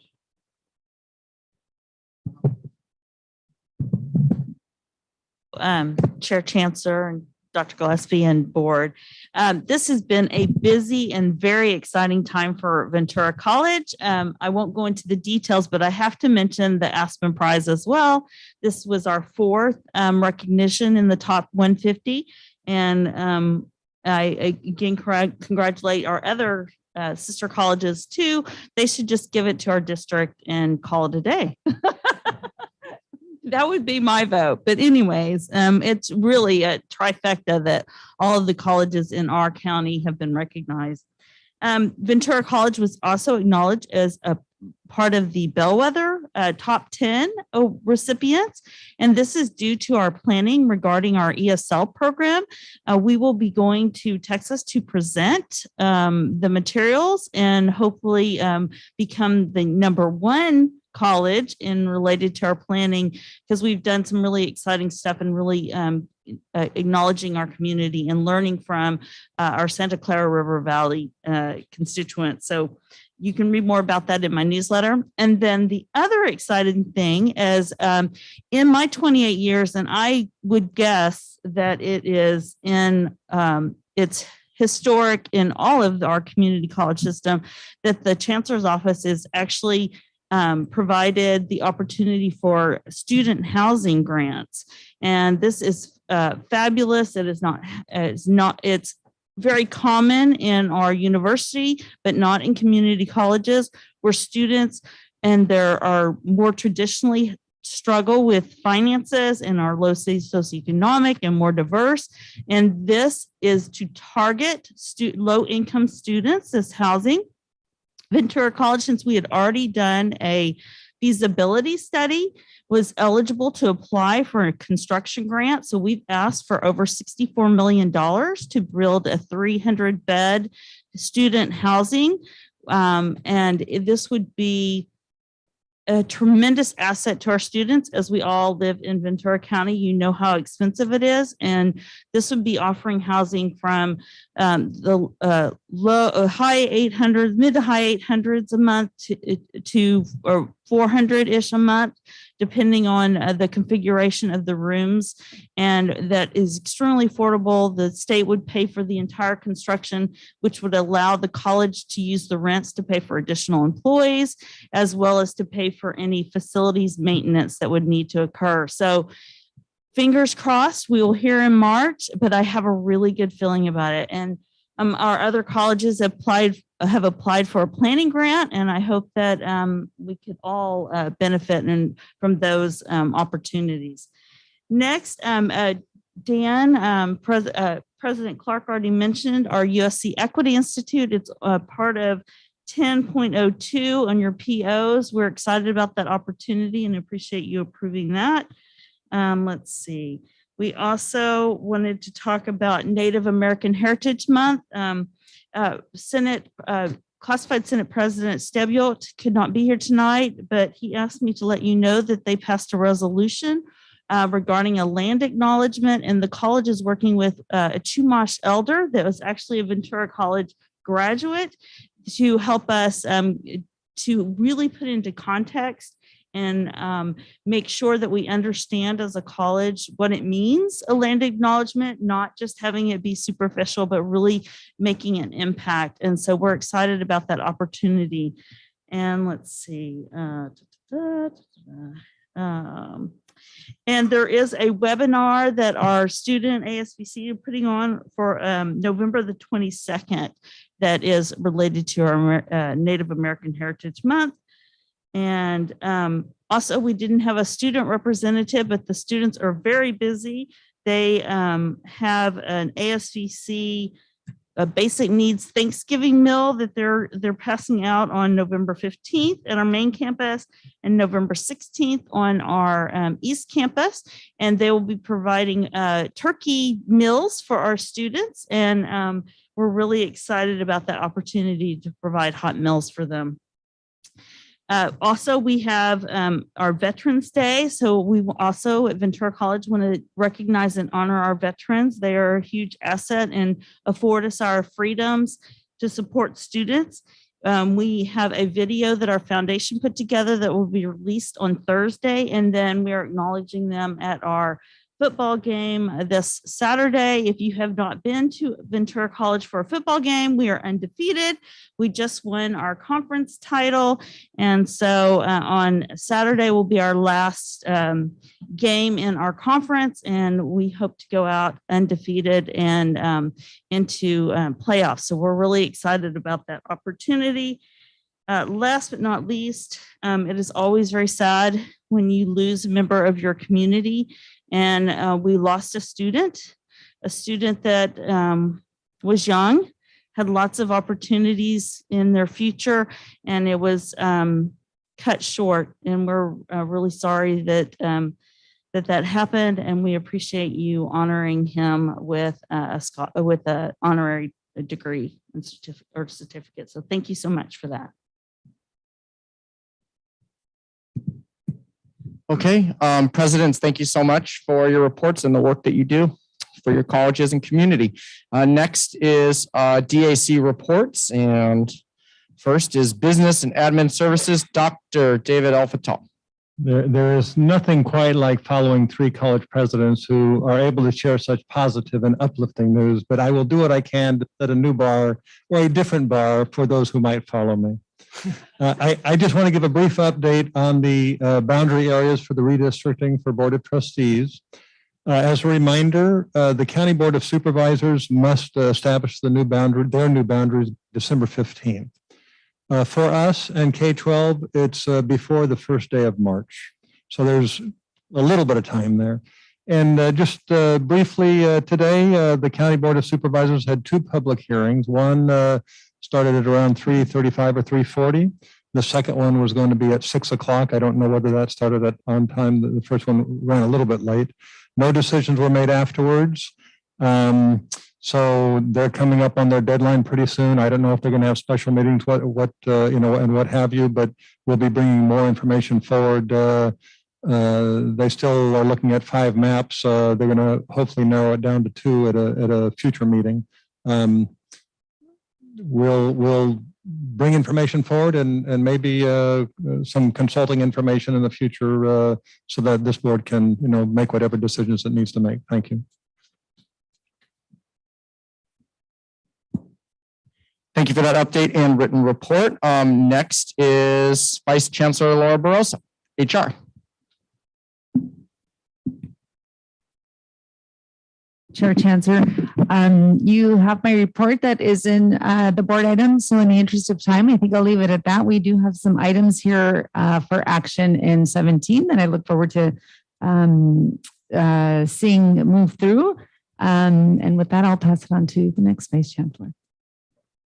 Thank you for that. And that would be Public Affairs and Marketing Director Blair. Trustees and Chancellor, I have provided a written report in the agenda, but I also wanted to just make a comment and acknowledge the work of the district marketing staff. We've forwarded to you a copy of our 2021 annual report. This is a project that's taken months and months, and I would like to acknowledge the work of Janine Nagaoka and Serene Wallace. They were the work behind this project, and I just really acknowledge the look, the design, and the creative work that went behind this publication. So thank you very much to them. Thank you for that report, and also for the report that you just acknowledged, because it is very much appreciated by this board, so, and district and community. It's great to showcase what we do. Let's see here. Institution effectiveness, Dr. Cynthia Herrera. Good evening. You have my report. I have nothing else to state. Thank you. Thank you for that. And thank you for the written report. Anytime.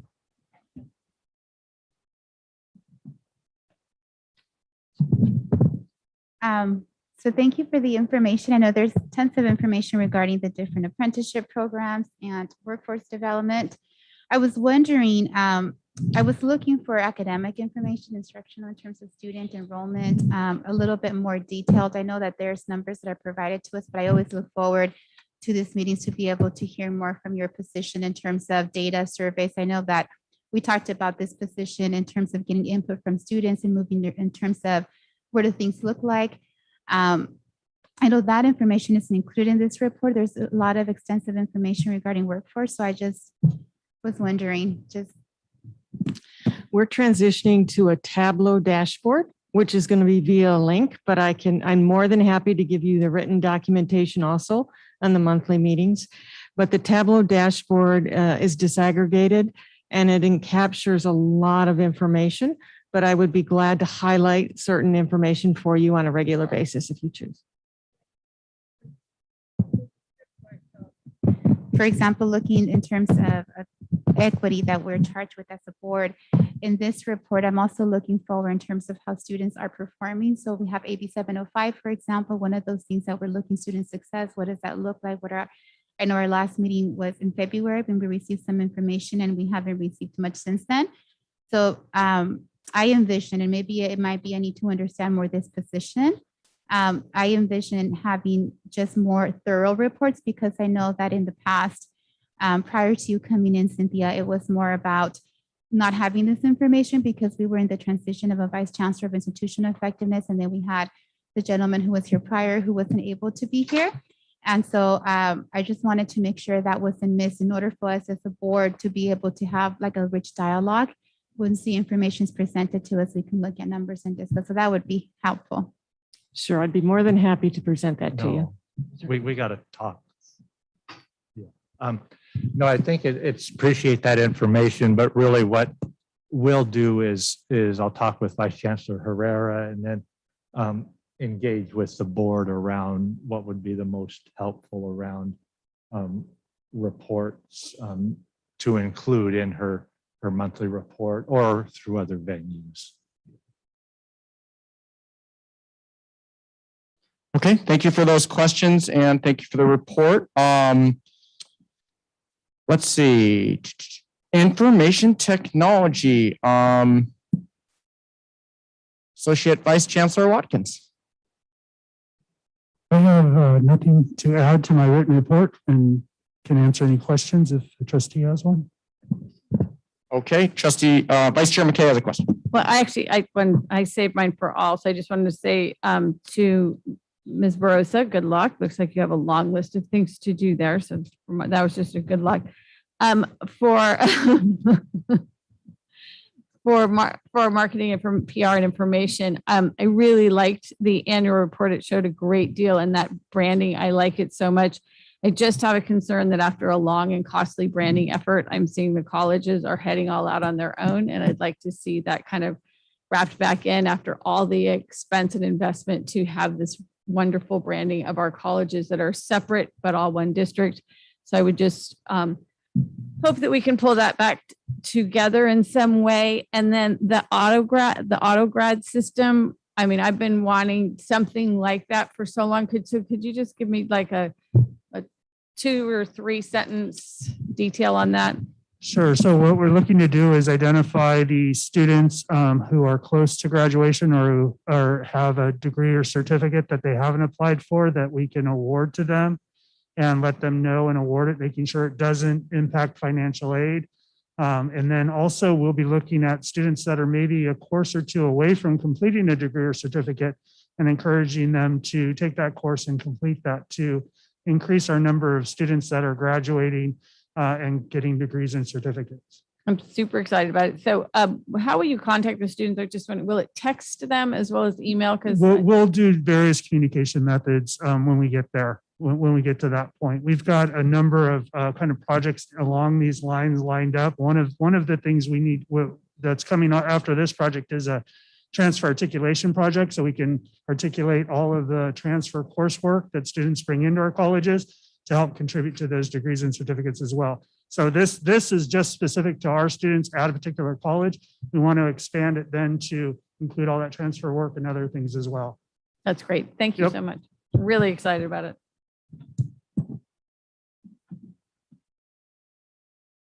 Oh boy, I lost the page where we are on, I believe. Well, I think did we miss Mr. Fidel? trying to find my page that lists on my report. Sorry, I was looking at one report, got to another. So Mr. Friedel, are you 6.04? Okay, great. Do you have anything to add? I believe you said you did. Yes, good evening once again. Just to give you a brief update, the DAC Classified Senate had their first official meeting on October 21st. And a special thank you once again to student trustee Brian Rodriguez for joining us. We appreciated you coming by and introducing yourself to the DAC Classified professionals. Our next meeting is going to be scheduled for November 18th. We've already begun to start doing fundraising for support of scholarships at all three of our colleges, for students at all three of our colleges. And so the fundraising currently we're doing right now is Seas Candy that started last week.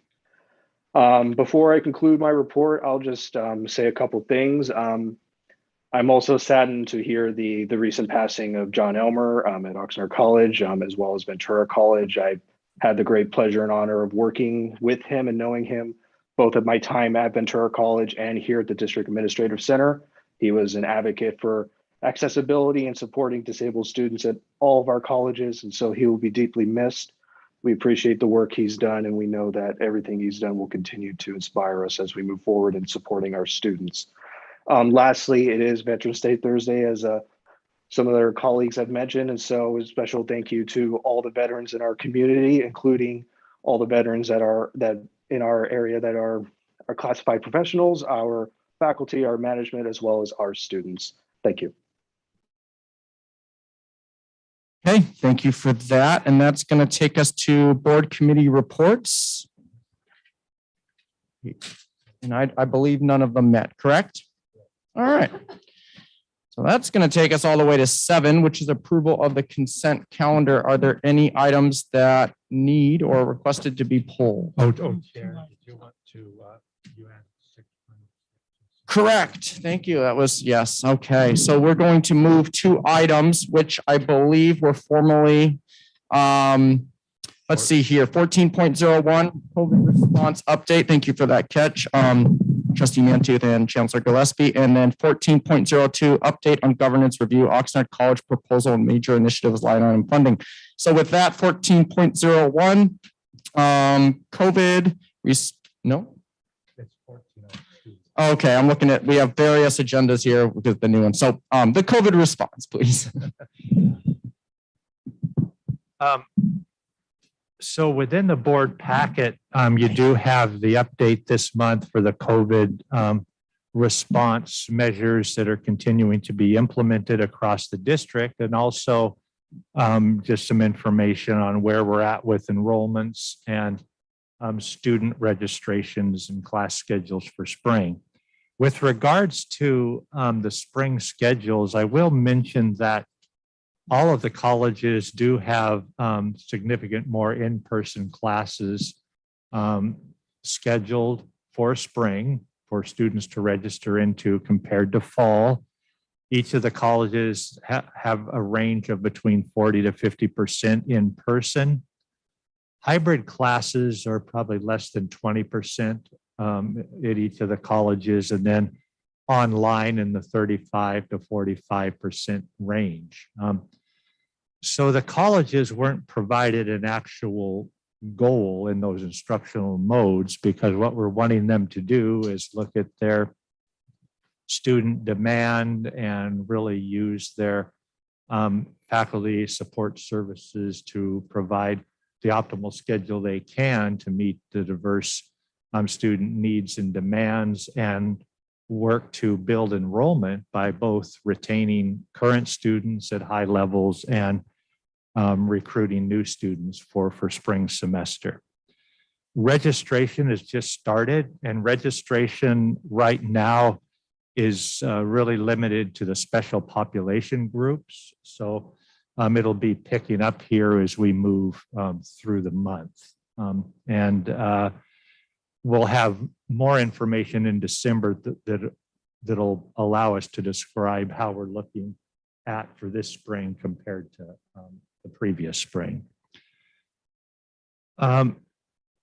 As you know, there were a number of public comments around the vaccine mandate, and that is, of course, being implemented in January, where the students and employees who are there on campus in person need to be vaccination verified. I will mention that the vaccination rates among employees and students has really increased here since the last board meeting. Vaccination rates among our employee groups are 96% or higher now. And we have, with those coming to our campuses, the vaccine verification rate is between 97 to 98% now of those that are currently coming to campus for the fall semester.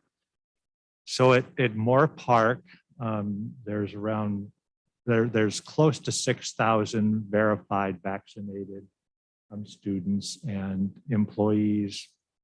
Oxnard, about 3,500. Ventura College, just over 5,000.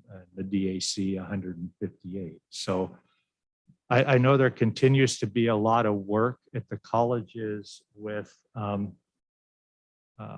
the ongoing support for the testing that's occurring now, the twice weekly testing for those with religious medical exemptions or those that are unvaccinated or unverified.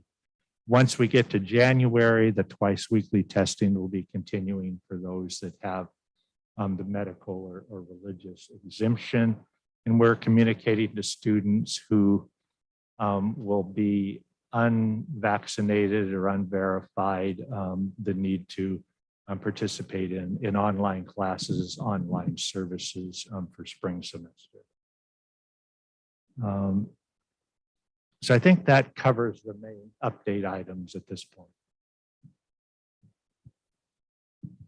Are there any questions from the trustees? I have a couple, but want to go around. In response to a lot of the public comments, I'm just curious if a student, for example, comes to Ventura College and meets, I would assume, remotely with a counselor and makes the decision that they're going to be unvaccinated, but still want to be a Ventura College student and work towards their degree. Are Ventura College counselors, for example, able to facilitate all three colleges and programs at all three colleges so that student can quickly still move forward to get a degree so I guess what I'm saying is if that student needs a math class, but the majority of them are in person, that student still wants to work towards a degree, can that student online find a class at Moore Park College with the assistance of staff or Oxnard College to complete in time? Yes, so thanks for that question. And as far as with access to online classes, any student at any one of our colleges can register and take an online class at any of the others. And I'm sure that's something that our counselors look to students. Now, as far as looking at specific majors, there are some majors where they may only have some in-person options. And their students would need to, if they're unvaccinated, unverified, adjust that decision or take some other types of classes that are offered online at this point in time. Thank you for that. And then just the last question is, when's the timeline for, I can't believe I'm saying it, but already looking at fall for sort of what that's going to look like in regards, and are we pushing back some of the traditional timelines to see what develops, in a hopefully a more COVID-free environment? So is there some flexibility there? Yeah, I'd say for fall, I don't really have an answer for you yet. And that's something we're still going to need to talk about with the colleges. We really work towards January and getting started there, then we'll be able to have a good idea to talk with the board, probably at the January planning meeting, if not sooner, about that. But I'm hoping that, yeah, there is much more flexibility by the time we get to next fall, of course. Thank you, Chair Chancellor. There was a comment that was made in terms of students not being able to take classes via Zoom and that it was difficult in terms of access. Can you elaborate a little bit more on that, or do you know anything? There was a comment that I heard that students were not able to take classes via Zoom. So are we using another platform online for online classes? No? Okay. No, I'm not sure I'm not sure what that was referring to. Okay. For students that are not able to take classes in person because they're choosing not to get the vaccine, do we have something in place, a plan to make sure that they have access to all their courses online, just so they're not behind? That's one of the concerns I think that I know that I have. I want students to be able to complete their degrees on time and be able to finish their major certificate with online courses, because I feel we have a responsibility as an institution to be able to provide that, because we are an institution that provides education, and that's our priority, our mission.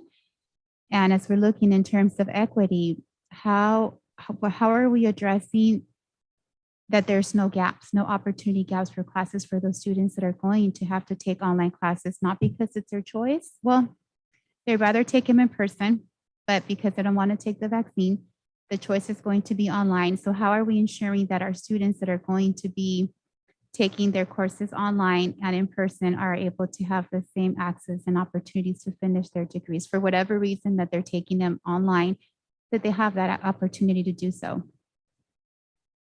So that gets to my comment from earlier, and then I may have one or more of the college presidents comment. I know the colleges are doing as much as they can to provide the diverse range of instructional mode opportunities for students. They have in-person, they have hybrid, they have online. Now, there are some specialized programs, classes that can only be done really in person. And there are going to be some classes that will not have an online option for students. And whether that's in nursing programs or some of those other programs where the online cannot meet all the requirements that are needed there. But again, we'll continue to work with students to help find the best options for them through this time where things continue to be more restrictive until we get through to a time where it's less restrictive. Presidents, anything to add or? No,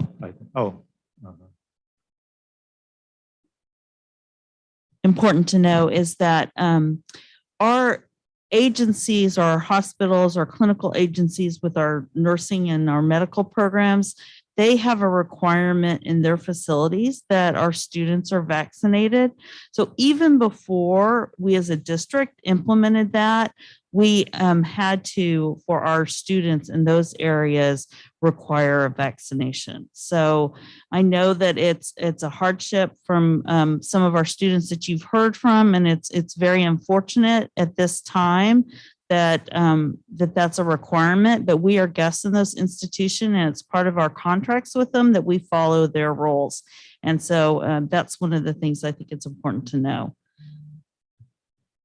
Okay, thank you very much. That's going to take us to 14.0. I'm going to make sure I get it right here. Got various agendas. I think 14.03. All right. The update on governance review of the Oxnard College proposal and major initiatives line item funding. Chancellor Gillespie.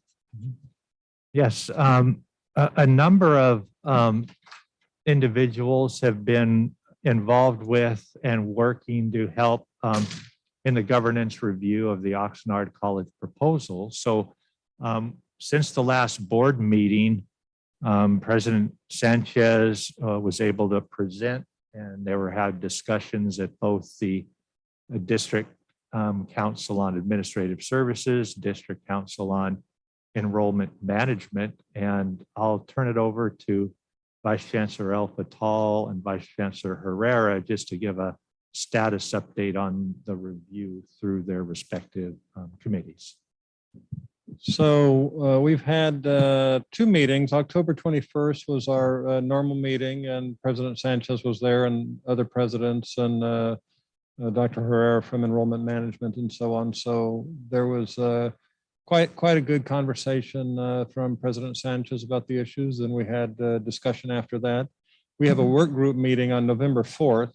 So that was the second meeting that we were able to get into more detail on the topic. And then our next meeting is November 18th, which we expect to have a additional robust conversation. And just as a reminder, DCAS is looking at two tracks. One, specifically the OC proposal, funding OC proposal, and then also a recommendation of some sort related to potentially annual funding for major initiatives. So that's where we're working, and of course, several of us on DCS also on the Enrollment Management Committee. But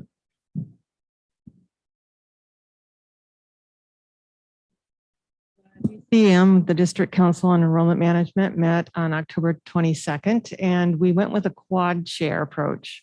So we have a representative from each one of the colleges in various disciplines, and we're scheduled to meet again on Friday, November 12th. President Sanchez did do a presentation on his proposal. Dr. Hoffmans and Dr. Sokanu were present and contributed to the discussion.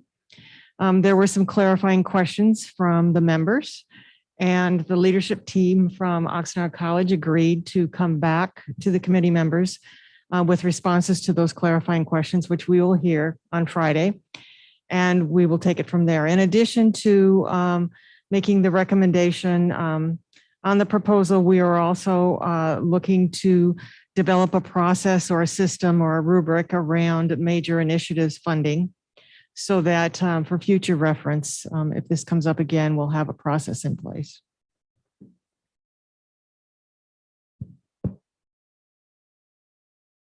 Okay, thank you for that.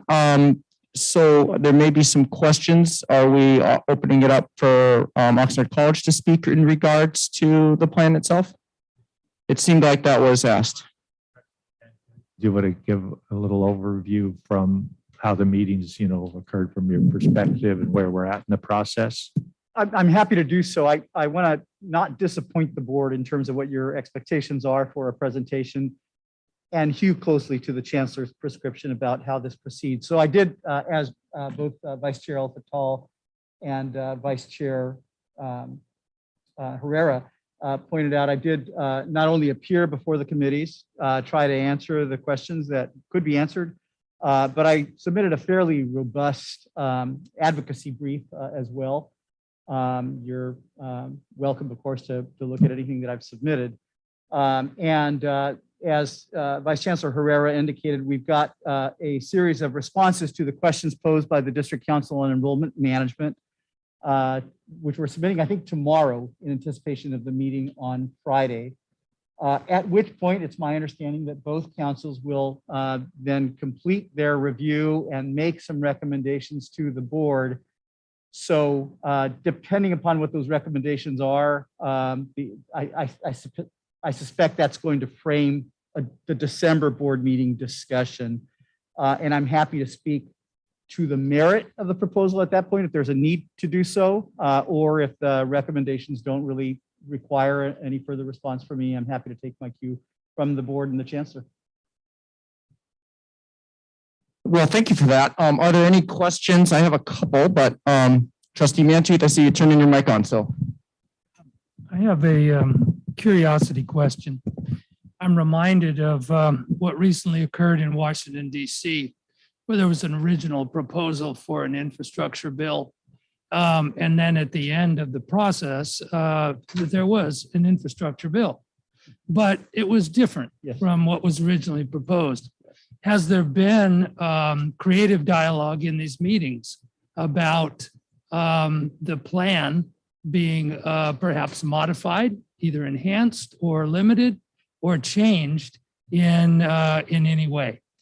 Well, I've indicated 2 points of malleability in direct answer to your question, Trustee Mantooth. The first of which is that the opposition that generated around a potential location in El Rio, I've indicated that that's not, if that turns out to be an insurmountable hurdle, that we can position our on a location that is still on the Highway 101 corridor for the college, but not in El Rio per se.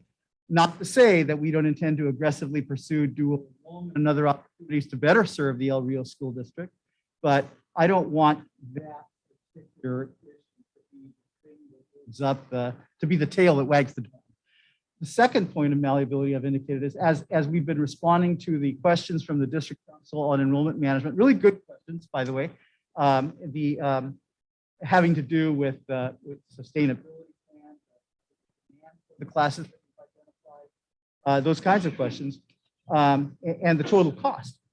We have indicated in our responses that the total amount we see as the college investing in these 100 sections really adds up to, some of them are indirect costs, but they really add up to somewhere in the vicinity of, I think, $750,000. I may be off by a little bit, but not by too much.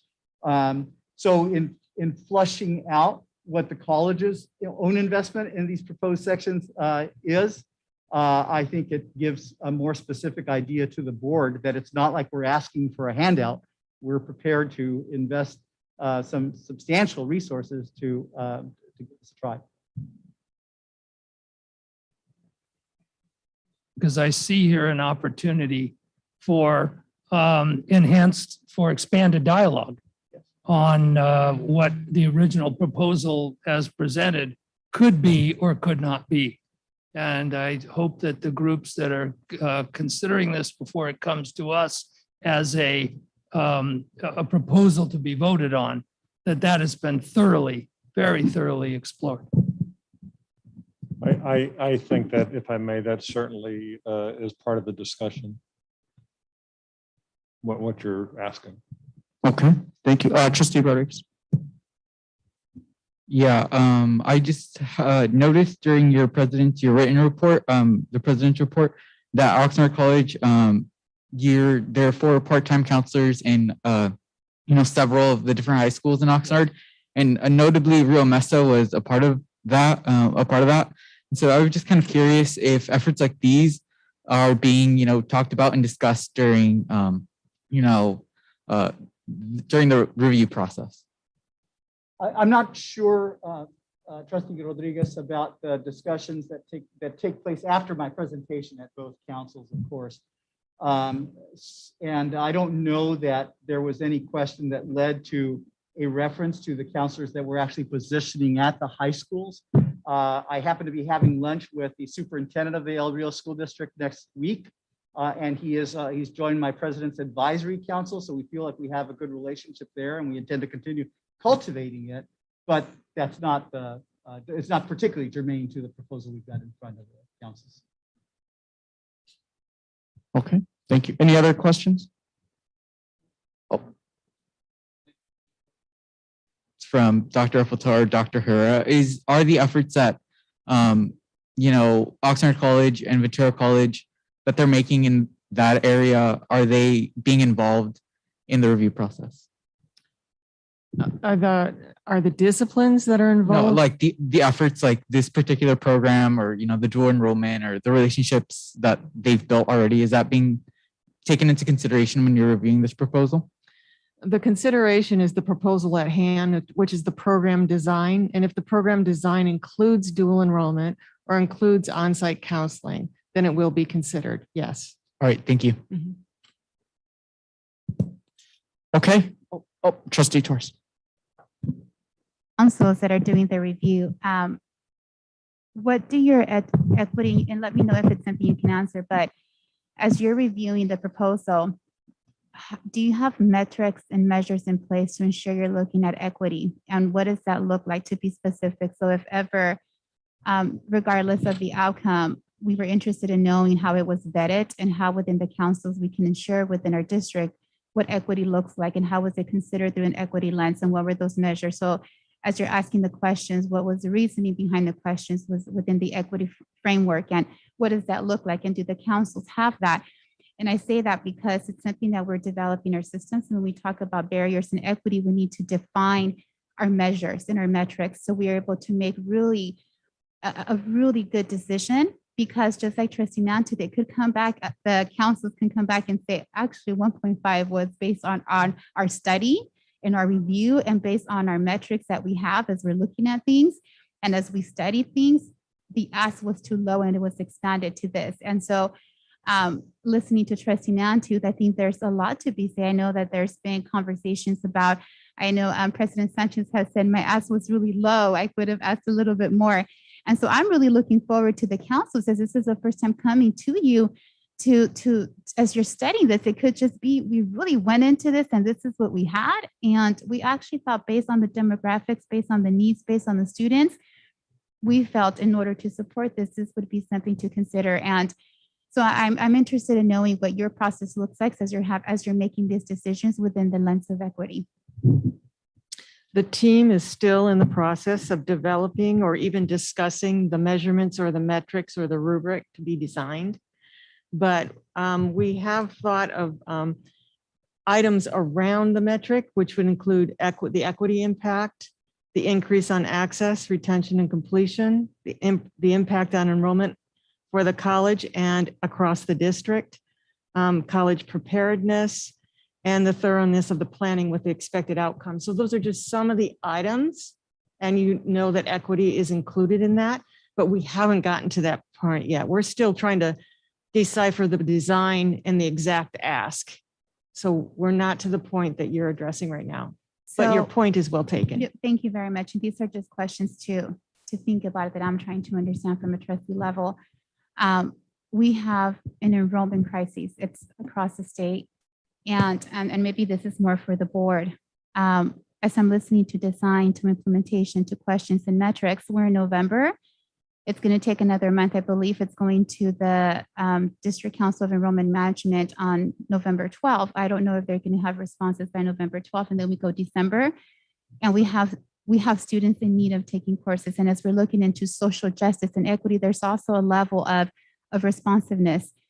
And my question would be, will we have a response by December? So this was brought forward to be considered within the participatory governance process to be vetted in September. We're now in November. Will we have a response in December by the councils to be able to come forward to the board with recommendations on the proposal? Yep. Is there a response to that?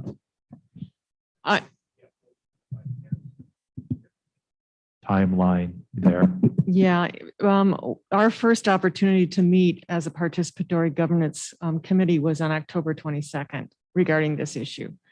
And I anticipate additional discussion in November, but I do not anticipate having a decision available for the December board meeting. That's going through this participatory process. We want to be thorough. We want to understand the issues. We want to be able to make informed decisions, and that's going to take us time. Okay. That's where we are. Thank you for responding. So my question is not to the board, for us. In the spirit of us helping our students and responding. This in September, this was sent to participatory governance process on our meeting of September 14th. It was sent to the committees. The committee met on October 22nd, a month, 5 weeks later. And now there's another meeting in November 12th. So as a system, our board, barriers, we have our students that are dropping out. We're listening to what the needs of the community. And this isn't because the funds are not available. The funds are here. We have them. It's going through a process. And it's a process that now that a proposal came forward, we're just setting the metrics. And this is just for us as trustees to determine like how long are we going to wait? This can take an entire year. They only meet once a month from what it seems like.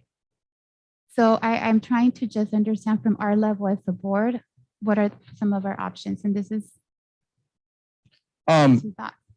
Well, you know, I want to clarify something that I heard Dr. Herrera mention, because it sounds like, and I think this touches upon what you're bringing up. we're doing two things at once. We're discussing, well, multiple things. We're discussing the Oxnard Innovation Plan, but we're also developing a system to fund major initiatives at the same time. And that is, and it really was clarifying for me to understand why there is this delay in getting something like this. And I say that because delay is a form of denial. And that's how I interpret it, because and the denial is to our students and to opportunity. So I'm hearing that, well, we have to let it go through the process, but the process is not fully developed. So, and it makes sense why in the past, this board from the dais has funded emergencies or other urgent needs, because there wasn't a complete process developed. They just said, we need to do it, let's do it. And now we're saying in this particular case, well, we need it to go through these thorough process. Even a committee that never existed, an enrollment management committee that we just said, bam, we need to start right here, right now. I think it's delay. And to me, that delay is denial. And I'm still not clear why this is a plan for Oxnard College. Why individuals from Moore Park College, Ventura College, are part of the vetting process. If we love to say we have 3 separate accredited institutions, and these institutions know their plans, they know their students, they know their communities, they know what's best for their college. And we have a college, the experts at the college, academic senate, classified senate, president, administrators, participatory governance at the college saying, this is our plan. We need this. We want this. Let's do this. And now we're saying, slow down, pull it back. We need experts from throughout the colleges to tap into this and to critique it and to vet it. And I'm not saying that that's necessarily, I just don't know. And I think that's, to me, the concern is if we don't have a solid procedure and plan in place, but to do it as we have something from a college coming before us, I guess it's all making sense now to me, and it should have made sense earlier why there is this delay, because we're doing multiple things at the same time at the expense of Oxnard College and the students and the community in the Oxnard area. So I'm not comfortable delaying anymore. I'm not, because it's denying it. And I think the staff need to know what to plan for. I think the students need to know. And I'll tell you, it's really hard for me to hear countless times about students having to travel to one of our sister colleges to complete their programs. And my last question is, I can't understand the resistance to the El Rio satellite centers. I really can't. That's a high risk area in a sense of socioeconomically disadvantaged students, and to put up barriers for these students to travel across town. I just can't wrap my hand around it. So rather than make assumptions and come up to my own conclusion, I guess that's a question. Is I'm trying to come up with the reasoning behind the resistance to that.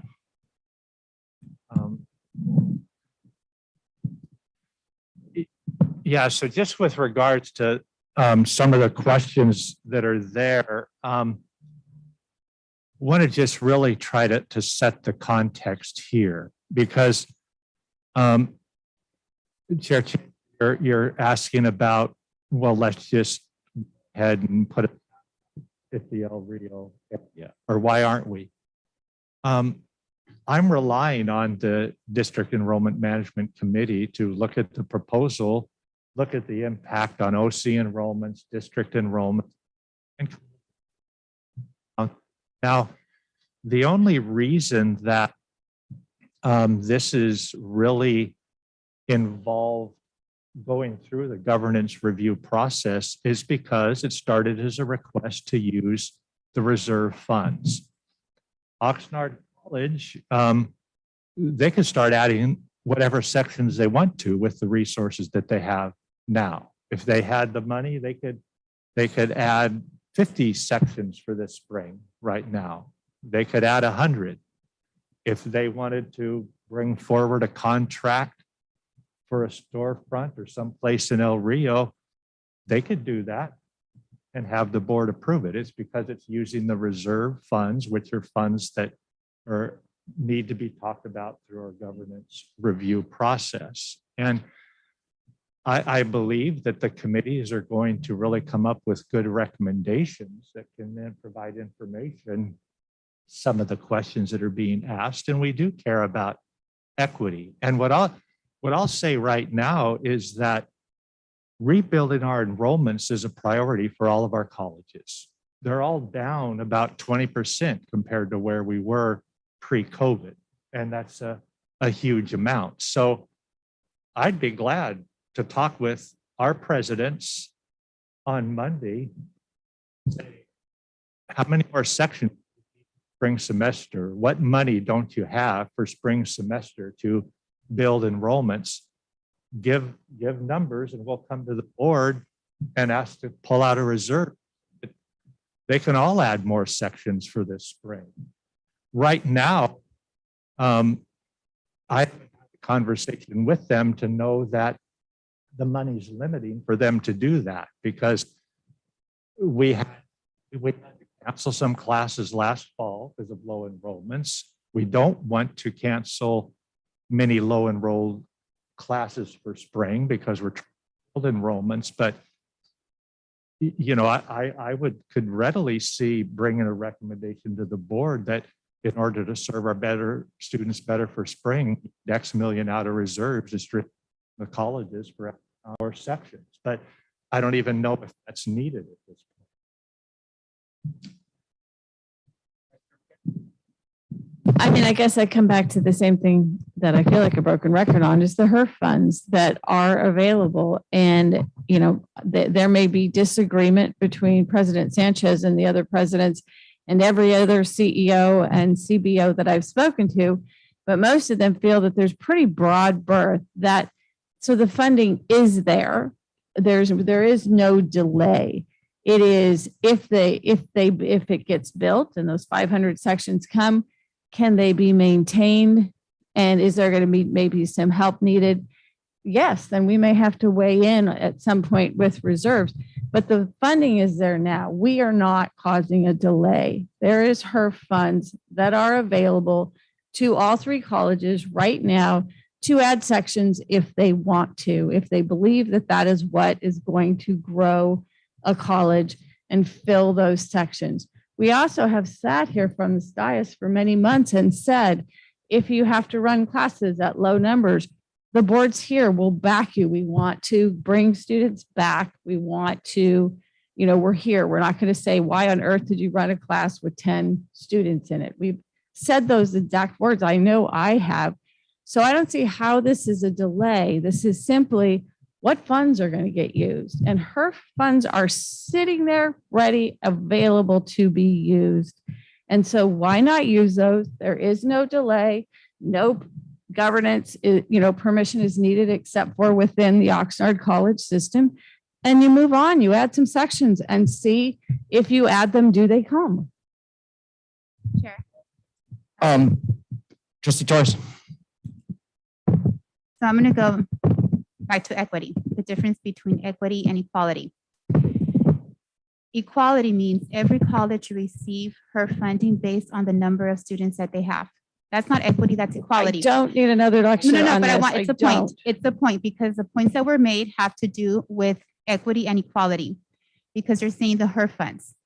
Ventura College received about 9 million more than Oxnard College. Moore Park received about 11 million more in HERF funding than Oxnard College. It wasn't based on other and any other external factors. It was simply, let me know how many students you have, and that's how much money you're going to get head count. That's equality within three colleges. Equity looks at pandemic. Where does Oxnard College sit? In Ventura County, this was the city that was hit the hardest. It was the epicenter. Information that everybody knows. What are these kids? What are the challenges? We just heard that our president from the Associated Student Government from Oxnard College had to quit because of hardships that she's dealing with. She's trying and she had to quit. Equity looks at those other factors, not equality. Let me know who this student is, socioeconomic background, where do they live? How are they impacted? What are their studies? That is equity. And because in equity, you look at those factors to say, this is what the college needs. Perhaps Oxnard College is using her funds in being able to bring more of those financial needs that students have. And they're not able to use those funds to say, let me be innovative and use this for my 100 sections because I need to respond to the financial needs of my students. Perhaps Moorpark is saying, my students are okay. I'm able to use these funds and I have this additional funding to be innovative and be able to do this. I don't need right now from the board. The day will come when the colleges can say, at this moment in time, I need from the board. Oxnard College is saying at this moment, I need from you. These are the students that I have. This is my situation. That's the difference between equity and equality. So all of our colleges receive her funding based on headcount. And I say that because when we look at equity, that's the name of equity, of justice, of knowing where do our students come from.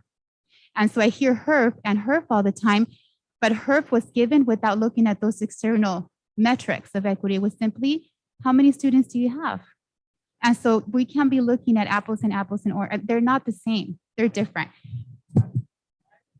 The ability for them to move forward, that we are not delaying, not that we will never give them the money, but that we are not causing a delay. But they don't have the funds to move forward. I'm gonna hold on here. Hold on. So million? I would rather as trustees to get into the discussion of a funding source. I think it's appropriate to ask the question to the expert in the room here, experts, plural, expert in the room. Let me finish, please. And that is because I think at previous meetings you have alluded to or even directly made some comments on why her funding wouldn't be your source of funding and why particularly you are seeking district reserves. So I rather than assume and make some decisions on that, I'd rather hear from the expert. So if we could please hear from President Sanchez, I think that would be really helpful. Thank you for the question. Before President Sanchez speaks, though,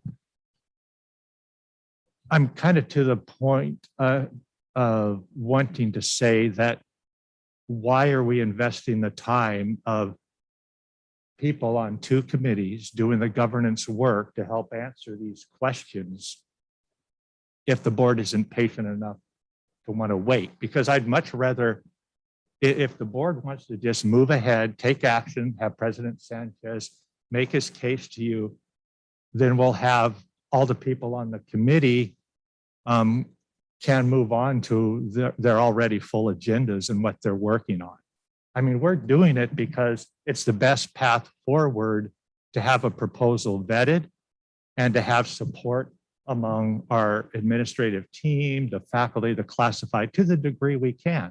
There could be a recommendation that not everybody agrees with, but I don't have the information to bring a recommendation forward to you yet, because I don't have the information from DCAS that confirms, yes, Oxnard College needs that money right now. They don't have any other way to pay for it. And we can have President Sanchez give his viewpoint on it, but I really want it to be a governance recommendation on the funding. I really want to be a governance recommendation that, yeah, we really want to have this major initiatives line item to fund creative initiatives moving forward. So if the board wants to deal with it now, make that decision, and we won't continue this process. Can't deal with it now. It's not an action item on the agenda. So, but I don't recommend that. Okay, and I don't recommend getting into the details of the presentation right now either, because I would like Oxnard College to be aligned with the members of DCAS before we bring a recommendation forward. And Chancellor Gillespie, no, I really do appreciate that insight. I think and I don't want to speak for the entire board, but I think the challenge is if what you said was in September, it'd be really easy to kind of go back and be like, yeah, let's let this process unfold and get some feedback and hear from various constituent groups in October, right? But we're now in November, and we've just heard from staff that we won't have the information that you're saying to wait for even in December. So with that information, I think it's more than appropriate not to take action, but to ask some questions. And which will allow us, as we're also going to be receiving information at a time that is unknown, but at least we'll have some more background information on that. So just for clarification, I'll repeat the question is why is there an interest to use reserve funds versus HERF or current funding sources already allocated to Oxnard College? Thank you for the question, and I'm happy to speak to it. I always hate to be at odds with Trustee McKay, but I do see this one differently, and I'll start off with this proposition. If at the end of our time to use HERF funds, we've still got a pot of money there, I expect you to be critical of how we've managed those HERF funds, but that is not going to be the case, and that's certainly not the case now. All three colleges are not only investing in additional sections now with smaller numbers of students, but you've been on our campuses. You've seen the screeners we have, the COVID protocols we have, the financial assistance that we give to students, the additional mental health counselors that we have. You've seen us spend those HERF money to support our students. This is different. This is for purposes of testing the proposition from the community that says we can't get these additional classes, and I can't reach those sections with HERF money. I know because of my background in law that you can read any regulation with some level of wiggle room in it. But I do not read the intention of the HERF funds as anything other than taking care of COVID-related needs. This is not a COVID-related need. So I respectfully disagree with your analysis of it, Trustee McKay. And I would just simply remind the board that I'm okay if you decide that you can't reach a decision by December. It just means we cannot implement the proposal that we've requested. Eventually, I'll try to reach some of the same interests in smaller increments over a longer period of time. But I made it pretty clear from the beginning that if I don't have the authorization of the additional funds by December, I cannot set in motion the plan that we propose. So if it takes longer than that, I'll live with that, but that will be the consequence. Trustee Torres, then I have one more clarifying question.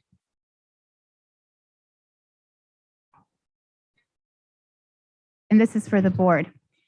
So we have to consider, we have a proposal that came to us, and for us as a board, if we have a college that isn't able to implement it starting fall 2022, because the proposal is to start fall 2022, to be able to start providing sections to our students, and hopefully by then we're able to have more courses. Things look a little bit different, but this is for a fall 2022. If we don't have a decision by December, Oxnard College can't implement anything like this, and we're looking now at fall 2023.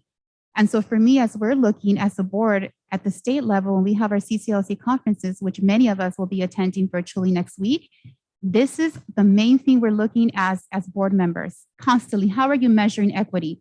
How are you looking at equity within your district?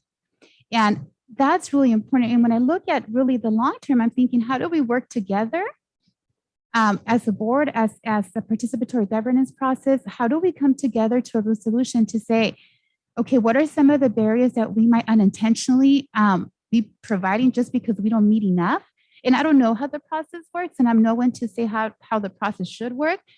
But as a board, I will say that there is a dire need to be able to provide to our students sections, because we know that through an education, they will be able to have access to a better life, healthcare, to be able to provide for their families. And that's how you start really being able to tackle all of the different just challenges our students have faced. And how does it look for us? We're in the business of education, of instruction. So it's in providing courses to our students. And to me, my concern comes that if we don't have recommendations in December, and I remember that in September, that's what was mentioned to us. We need some time. October is too soon. I'm not too sure of November. So we said, okay, December, you'll have recommendations. The committees would have met. There's a sense of urgency that's very clear from the board that we want to be able to get input to have classes go into effect fall of 2022.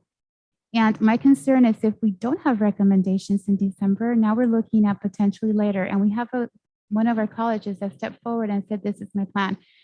So I'm looking forward for next month as a board to look into what the outcome is, and definitely I'm ready to move to make decisions, because at this point I feel as an elected official of all of our district and our students and a commitment to our students that we need to act. And so reserves is within our jurisdiction. I know that in the past we have given reserves to colleges without going through this process. This is a new process. Perhaps it's new because we mentioned major initiatives item, but we've done past practice giving funding. So that's my final comment, but I'm ready to make a decision and bring it at the board level next month. Thank you for that. Trustee, Vice Chair McKay.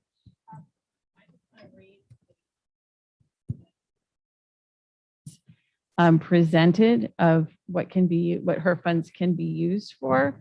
The student portion, I think we're probably in agreement. It was for tuition, food, pretty much anything the students needed, technology. The institutional portion, defray expenses associated with coronavirus, lost revenue, bookstore, facility use, rental, cafeterias, reimbursement for expenses already incurred, technology costs associated with transition to distance education, faculty and staff trainings, professional development, payroll, carry out student support activities authorized by the HEA that address student needs related to the virus.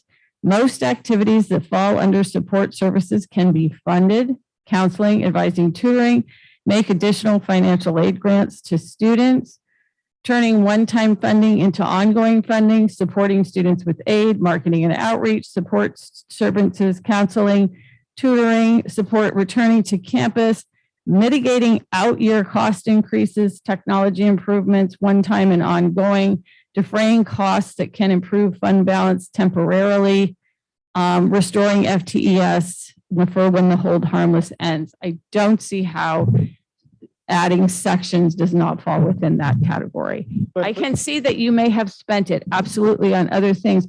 What I'm saying is it's not delaying it. We can still grant the reserve funds to back you up if by December we haven't made the decision. Make your decision. We have said that we're going to back you. I don't think anybody up here doesn't want to see the colleges grow. That's what we've said over and over again. It may take a leap of faith if the committees are not ready yet. I respect your judgment, Trustee McKay. I respectfully disagree with your analysis about which sections we're talking about. Fair enough.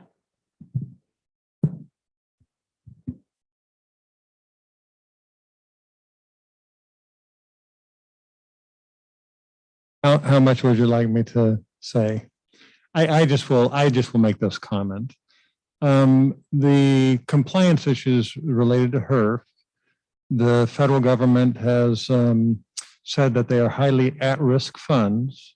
So the auditors, and I mentioned it to the board, I think recently, I believe they will audit every penny every year versus normally when a federal grant comes, it's every 3 years they end up auditing. So I'm not going to get into an argument with board members or President Sanchez. From the fiscal team's perspective, within this district, her funds can be utilized to add sections. President Sanchez is framing the context of those sections in a certain way, but I will tell you that I have spoken to several auditors, including the auditors at the CBO conference last week. I framed it in the exact way that President Sanchez has framed it. I framed it in other ways just to make sure that I was comfortable, because ultimately the fiscal team are the ones that really have to deal with the compliance issues, because that's not the program people should know it, but it's on the fiscal side of the house really is where it falls. So that's my comment just about her funding and sections. Thank you for those careful comments. You know, I guess one thing that's hard for me through my close to, basically 3 years sitting here has been, hey, back off from operations as trustees. And, you know, we have the operational chief of one of our colleges saying, you know, this is my operational decision. And I'm very uncomfortable from the dais saying use one pot of money versus another when the CEO of that college is, of course, advocating one over the other. I guess my clarifying question, though, is if there was no innovation plan at Oxnard College that you've proposed right now, is there a plan, maybe not a plan, have all of those HERF dollars been allocated that you have received? We surely have not spent all of the Sure, money yet. spent, We're but- trying to judiciously manage it as long as we have it. But I can certainly say that Trustee Rodriguez would have good reason to be upset with me if we come to the end of the HERF period and I have spent money on classes that we didn't have before, and students were still left wanting additional need to support them through the HERF period. So I have not spent all of the HERF funds at this point. It would be injudicious of me to do so, but I certainly plan to spend every dollar of that HERF money in support of students and the institution's need to get through COVID. And, we heard, I know Trustee Perez, who's not here today, but he was able to visit the Moore Park College. Is it program review? Okay, do all the colleges have a similar process? Are there, I don't want to say losers, but are there faculty programs or are there things that there's just not enough money to fund at the end in all three of our colleges? And I think that's a very common thing in education. There's never enough. And I know this is a windfall year with COVID and I guess my ask is, or it's not even an ask, it's just a reminder that there is never enough. Yet we're sitting on close to $80 million in the reserve on one hand. And on the other hand, we have a request for $1.5 million for 3 years. So it makes it even harder to delay and deny. So I also look forward to, so I also share Trustee Torres's perspective and want to place this on the agenda hearing. And it's not because, for me, a lack of respect or patience with the committees to do their work. It's simply that fall 2022, right? 22 is coming. We can't dispute that. And the colleges need to know what to do. So I don't know if there are other trustees that would like to place it on the agenda as an action item, but there are two, myself and Trustee Torres. I don't know if there's others. And I know we'll have you speak in a second here, but I'm just trying to, and I know Trustee Rodriguez wants to speak, but before we move on throughout our agenda, I think staff needs some clarification on the agenda setting and some consensus. And we just do have 4 trustees and a student trustee. So Trustee Rodriguez, you have one last comment? Yeah. Excellent. I echo the frustration that I think we all, are experiencing with this. I think we all just want this to be over, but I think it's important that, this does go through the proper committees. One of the things that Ventura College had pointed out was accreditation. What is accreditation going to think if we vote on this in December when it doesn't have, the proper review? And so, although my personal, beliefs on this proposal, I do think that it should be funded, but I think that, we should have the data to support our decision and just know that, it's not affecting the other colleges. In that the decision that we make, is data driven. I think that's really important. I guess my question is to the Chancellor, is there anything that could be done to make sure that, it goes through, it finishes the review process and is able to come back through December, whether that be, a special meeting or multiple special meetings of the district committees to, be able to get this done. I think the board has expressed that this is a priority for us, that we want it.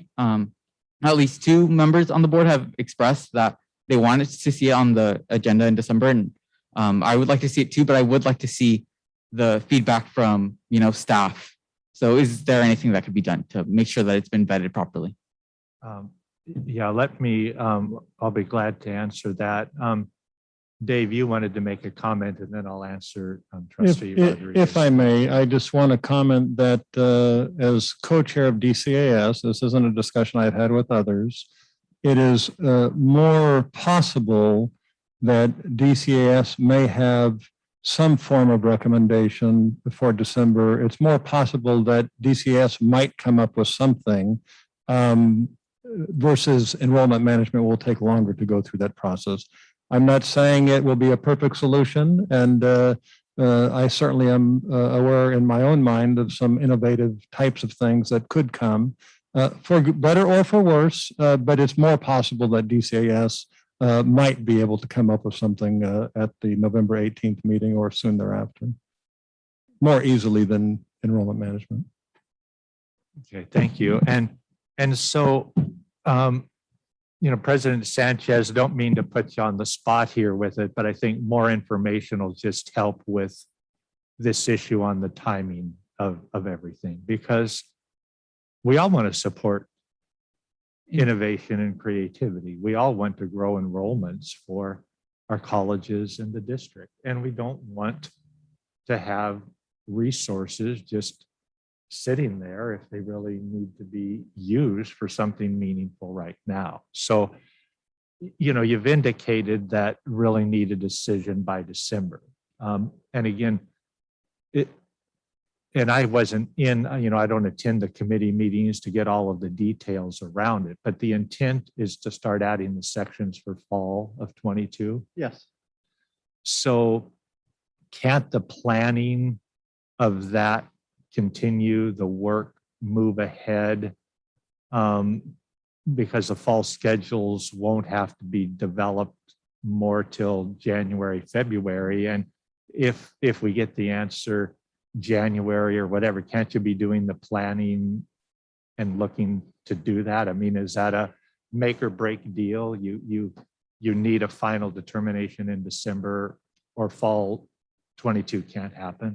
I've been a college president for almost 7 years now at 2 different colleges. I have a pretty good sense of what it takes to actually launch 100 new sections in a format that we haven't launched before. Is it possible that if the authorization came in January, possible, but the odds have declined on that basis. So December is the last possible date by which I can assure that we can get these 100 sections in a non-traditional format. We're talking about non-credit ESL classes off-site at some of the schools in the area, and a PACE program off-site that would involve an accelerated type of semester.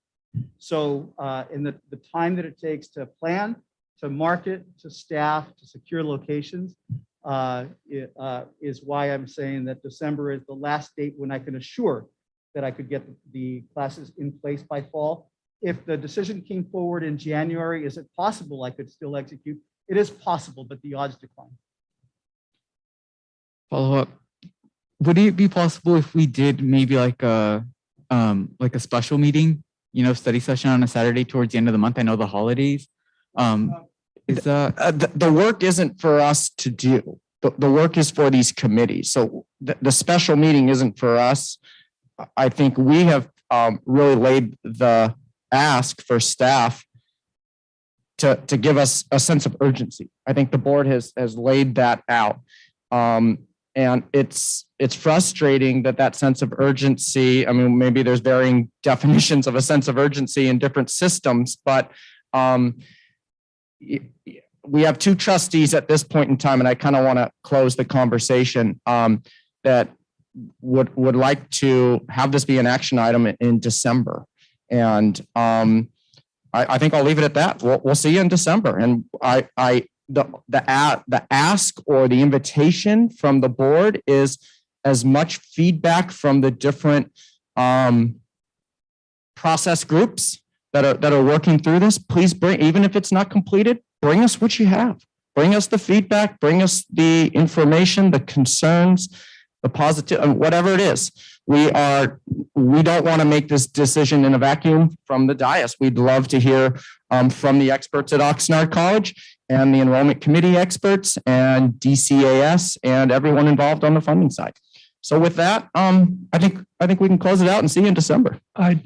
I'd beg your indulgence if I may. Please, make Trustee another Minter. comment. When I talked about being creative, I used the word expanded, and Trustee Torres amplified that. You may end up coming back with a bigger number that would be supportable. You may be coming back with a phased approach. You may not have to have 100 classes. Maybe you can do 50 or 70, over time. Be creative in the approach, but be thorough. It needs to be thorough.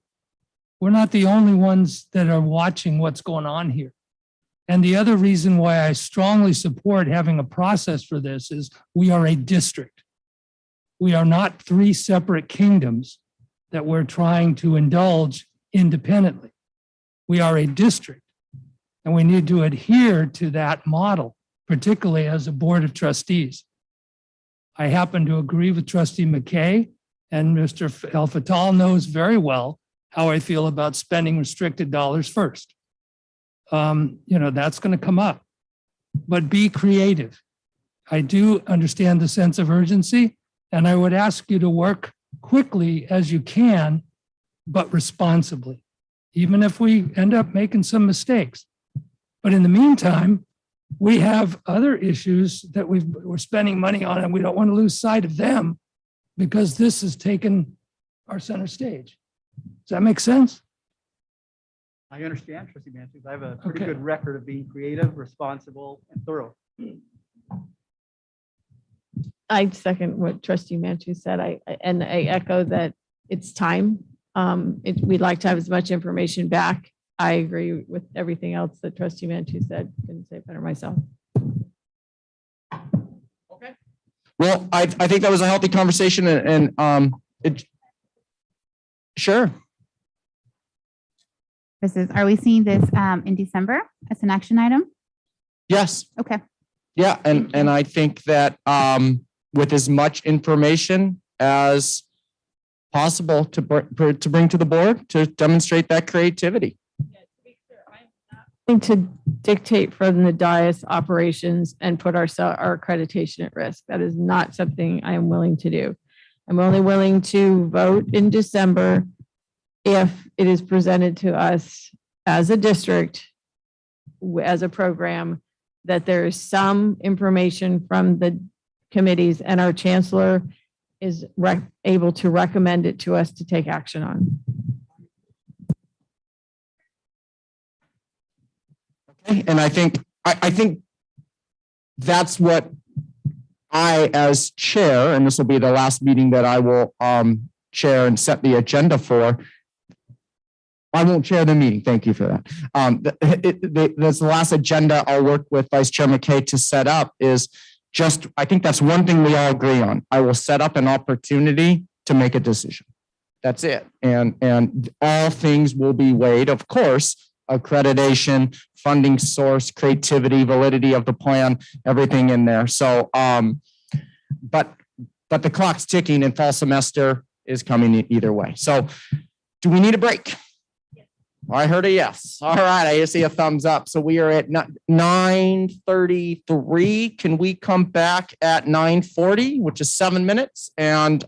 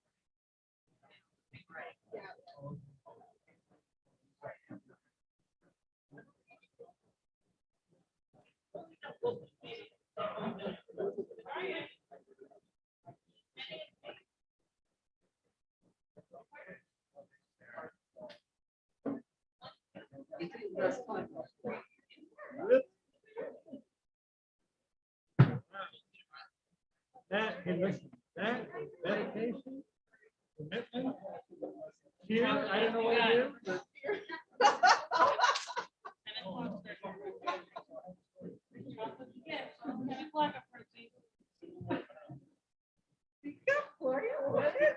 What is it? Dedication.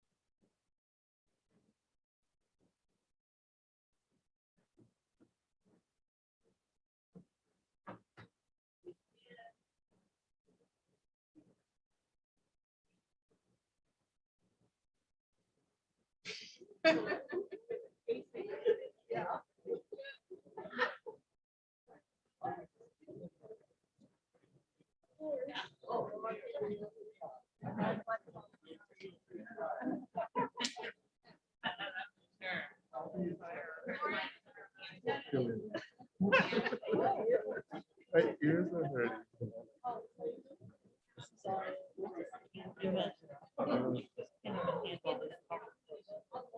This is like ridiculous.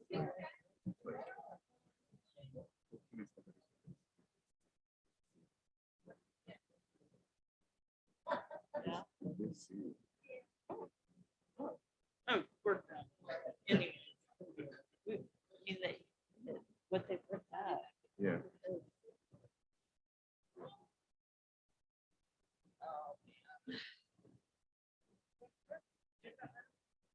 Seventeen. I think. Oh, God. I'm good. How are you doing? Like going back to 8 or something like that. Oh, that's because I haven't done the consent agenda.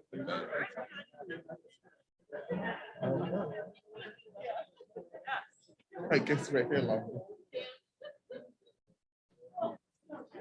What I got here. And by the way, Yeah.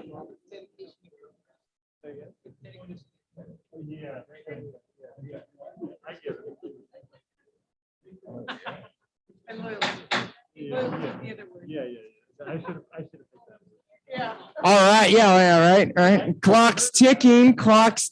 So, yes, it is. Okay, so we are on 7.01. Are there any items to be pulled from the consent calendar? Okay, I also do. Okay, I have 8.01 and 13.04. Okay, I want to make sure I get the numbering right. I have 8.02, which is the minutes from October 12th. So yours are the minutes from September 14th? Or is it? Oh, yes, the minutes from September 14th. Okay, I got the 12th. And then what was the second item you pulled, trustee Torres? 13.04. 13.04, action to reaffirm board policy 50/50. Oh, Okay, that's right. perfect. That's right. Thank you, trustee Okay, McKay. excellent. Okay, so that's going to take us to 8.01, action to approve minutes. Oh, should we vote on the ones that are not pulled and then go back to the, is that how we do it? Okay. Approval of the consent agenda minus 1802 and what was the other? 8.01 I mean, and sorry, 8.02. 8.01 and 8.02. Okay. All right, student advisory recommendation? Yes. Okay, all those in favor? Yes. Aye. Opposed? Hearing none, that passes unanimously, which is great. Okay, action to approve minutes from September 14th. Trustee Torres. Mine's just a really quick correction. If you on page 112, I guess, of my board book, where it starts second paragraph, trustee Torres. And if you go to the very last sentence. What page of it is in the minute? Page 6. Page 6.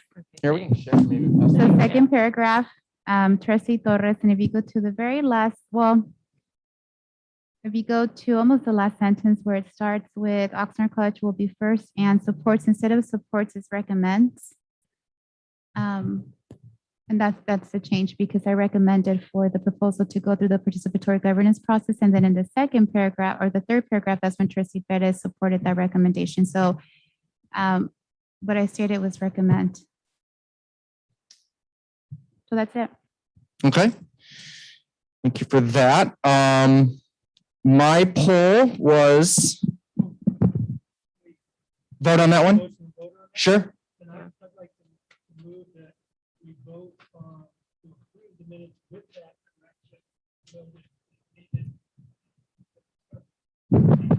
Second. Excellent. I Yeah, just agree. vote as amended. Thanks. I second that. Okay. All those in favor? Aye. Any opposed? All right. Wait, is this just for 8.01? Correct. I'm going to abstain on 8.01. I was not a student trustee or in the audience. So. Okay, thank you for that clarification. Appreciate that.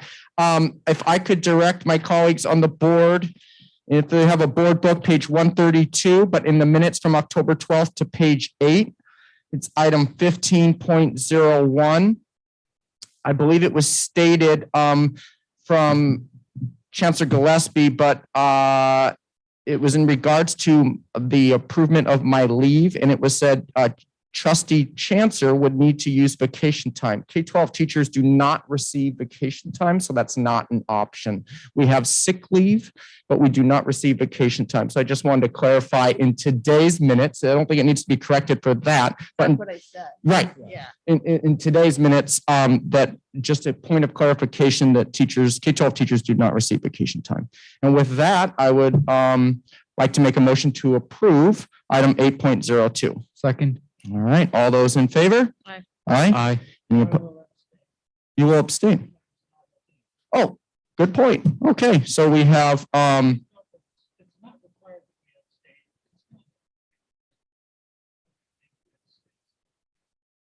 we like wise things to do. Thank you for that. All right, that's going to take us all the way to our action items, which is 13.01.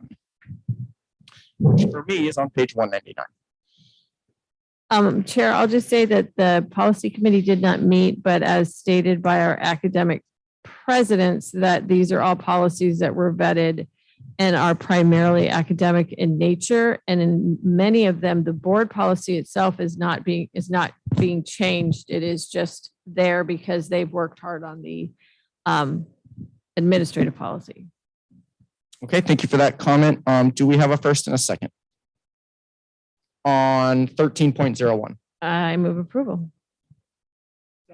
Okay, student trustee recommendation? Aye. Okay, all those in favor? Aye. Aye. Any opposed? All right, hearing none, it's going to take us to 13.02, reaffirm board policy, standards of scholarship, move approval. okay, we have a motion. Actually, I can do 1302 and 1303. They both are, the other one's about student news and media. They're completely different. Then they both are being recommended for approval. I have a clarifying question for 13.02. Okay, then let's just take 13.03, sorry. Okay, in all that right. case, let's do, we have a motion for 13.02. Let's go with the original. Do we have a second for 13.02? I'll second. Okay. Clarifying question, Trustee Rodriguez. I have it for 13.03. Sorry. Oh, okay. Any right. clarifying questions for 13.02? Hearing none, all those in favor? Aye. Aye. Aye. Okay, excellent. That All right, so passes. then I'll move approval of 13.03. Do we have a second to open it up for discussion? Excellent. Okay. Trustee Rodriguez, and then we'll go Trustee Manton. Yeah, I just had two questions. The first being for the journalism, they're both relating to the journalism grievance process, but the first one is what happens if a student would like to submit their grievance anonymously? Are you in the AP or the BP? Oh, sorry. I'm on page 219. It is the He's in the AP. The AP is kind of not for, you can ask a question about it, I think, but we can't make changes to the administrative policy. We only make changes to the board policy, just so you know. Yeah, I know. I just Okay. just kind of curious on this. I can respond to that. The the individual that files the grievance cannot be anonymous. And then my second question is, what would happen if the grievance is on the editorial board? Would it still go to them and then it would just have to be appealed?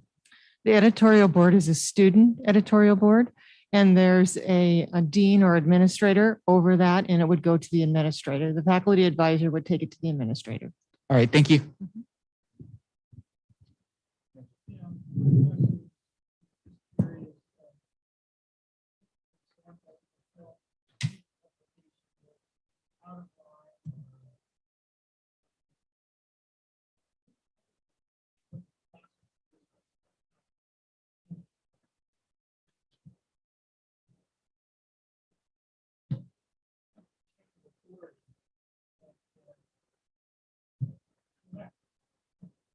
Correct, the editorial board?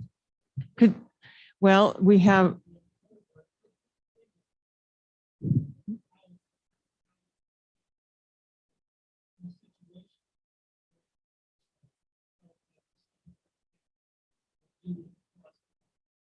There is a dean that oversees the journalism and the media.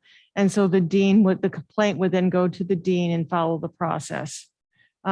There's also a faculty advisor that would be involved in the process. So it would be the administrator overseeing it.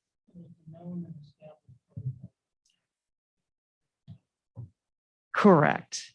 We have a complaint procedure and we have a grievance procedure.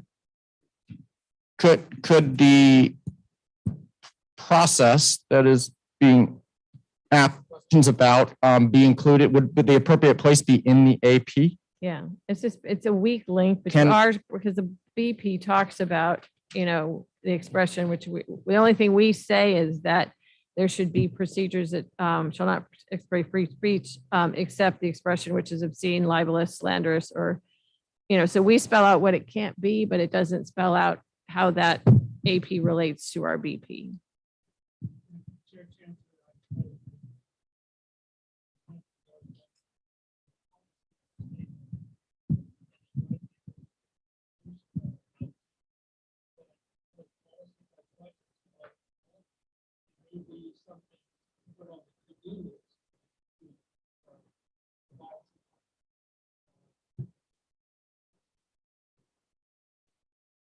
So can we pull this item and can we work on the?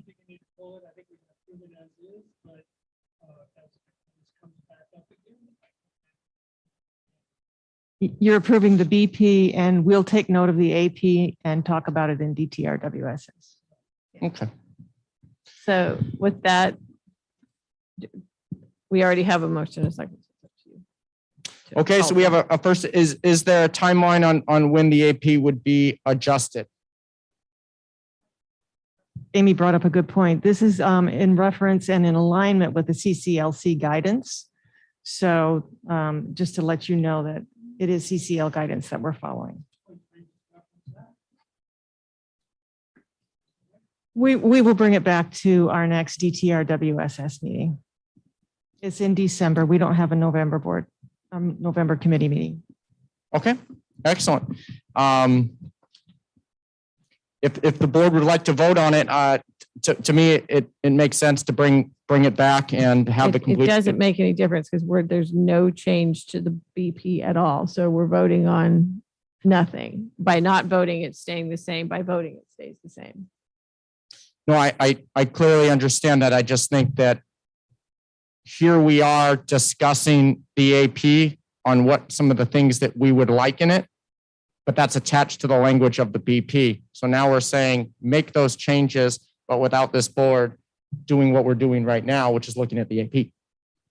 So I mean, we have a first and a second, so let's open it up to a vote. For this one, we'll do roll call vote, student advisory vote. Yes. Okay. Vice Chair McKay? Yes. Trustee Torres?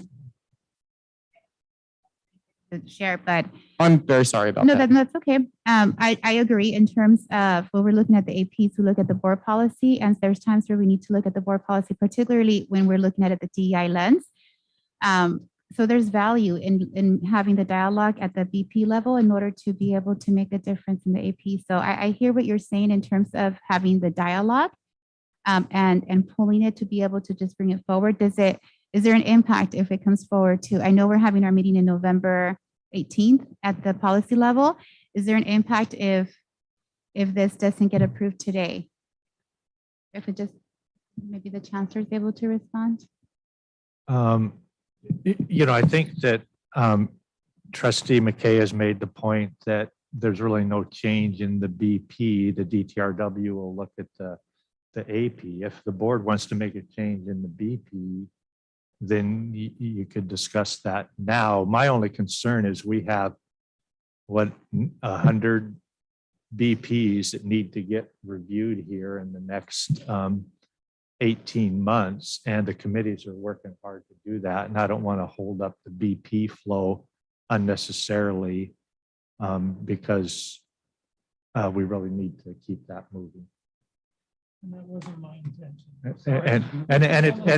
And it won't impact the discussion about the AP because the staff will come up with an AP and they can bring it back as information.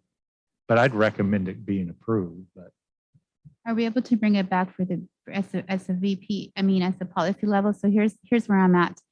I haven't had the opportunity to look at this to really throw it through the DEI lens, the VP portion of it.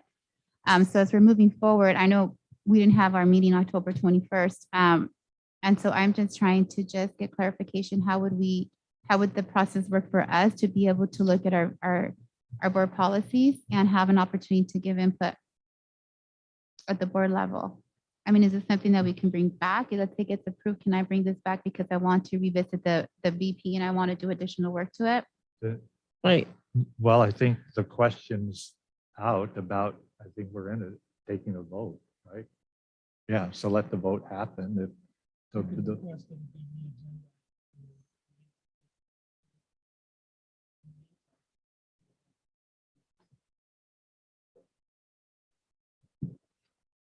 Okay. Back to roll call vote. Trustee, student Yes, trustee. yes. Okay, trustee Torres. No. Okay. Okay, I'm also a no on that one. So looks like that one will come back to us at our next meeting. And 13.04, action to reaffirm board policy 50/50 student success and support program admin procedure 50/50 student success and student program revised is provided for information. Chancellor Gillespie. Yeah, so again, Vice Chancellor Herrera, you want to cover this one? Oh, it's 1304. Yeah.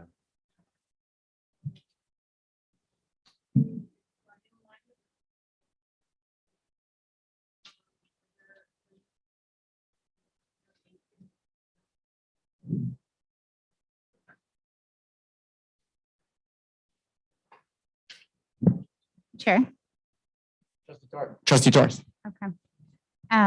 So I pulled this one because I wanted to have the opportunity to really work on this at the PPSS level. So as a board, this one has to do with student success and support services, and this is huge. And I really want to have the opportunity to really have that dialogue through the DEI lens and equity, and to really strengthen more our board policy. So this is one that it's a really important one. And so I just want the opportunity to be able to just have it go through a little bit more through our own committee as a board at our board policy and strengthen it, because this was done back in, it was last revised in 2016. And so since then we're doing a lot of good work in terms of equity, diversity and inclusion. And so I think for us as a board policy, it would be helpful to have those conversations of what does that look like in terms of academics, how does it look like in terms of support programs? Because here we have it as student success and support programs. And so I think I would love the opportunity to actually work a little bit more in our BP on this particular area. Okay, and this one also came up a little bit in our agenda review prior to this meeting, because there may, and I'm paraphrasing here, but there may need to be some adjustments or connection to AB 705. Is that correct? So with that, hearing your concerns and the concerns that we had earlier, let's pull this item and allow it to go through the policy committee. And then we can also address those AB 705 concerns because I don't think that language is in there as of now. So that's going to take us to 13.05, action to approve board policy 5700 athletics. Administrative procedure 5700 athletics is provided for information. Vice Chancellor Herrera. I'm sorry, I'm not keeping up. Could you repeat? I'm sorry. Sure. 13.05, which is action to approve board policy 5700. Oh, okay, sorry. Don't be. I'm trying to take notes at the same time. Okay. So this went through DTRWSS. It's a minor grammatical change only on the fifth paragraph down. The word who was taken out and a D was added to associated. Do we have a motion? I move approval. Do we have a second? Second. All right. Any clarifying questions? Hearing none, Trustee Rodriguez. Okay. All those in favor? Aye. Any opposed? All right. Excellent. That's going to take us to 14.03 because we already addressed, just for those of you following along. We're not. We need 1401. The updated agenda, it's the honorary degree. Oh, thank you so much. And I turn it over to President Hoffman just for an introduction to the item. Thank you for that. Trustees and Chancellor Gillespie, as I referenced earlier, we had a student in our automotive program. His name is Ruben Hernandez that passed away in an automobile accident. And he was new to the program, but he also has family that attends Ventura College. And so it would mean a great deal to them to have an honorary degree awarded. So I support this item. Second. Student Trustee Rodriguez with a second. All those in favor? Can I ask a question? Oh, clarifying question. I apologize. Yes. Since this is forced family, or is it something hoping that we go back to a commencement next year? Will his family come up on stage and we'll get to present it, or is it something you're going to do privately? We haven't Just gotten that curious. far, but yes, we would like to do something, and we'll get together with the family and see what their preference would be to do something, quiet now or wait till our ceremony in May. Yeah, we've done it each way. One, that it was an older man. It was with President Sanchez at Moore Park. He was 91, and it was quietly in his office, which was appropriate. So, but if just one of us should be there. So just to add to it. So let us know.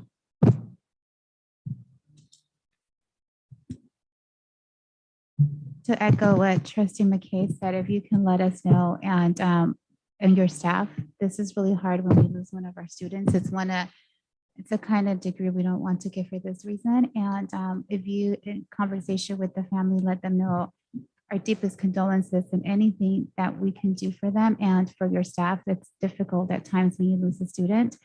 And sometimes there's no words, but just being present at that moment for the family. So if whatever it is that you're going to do, if you can please let us know.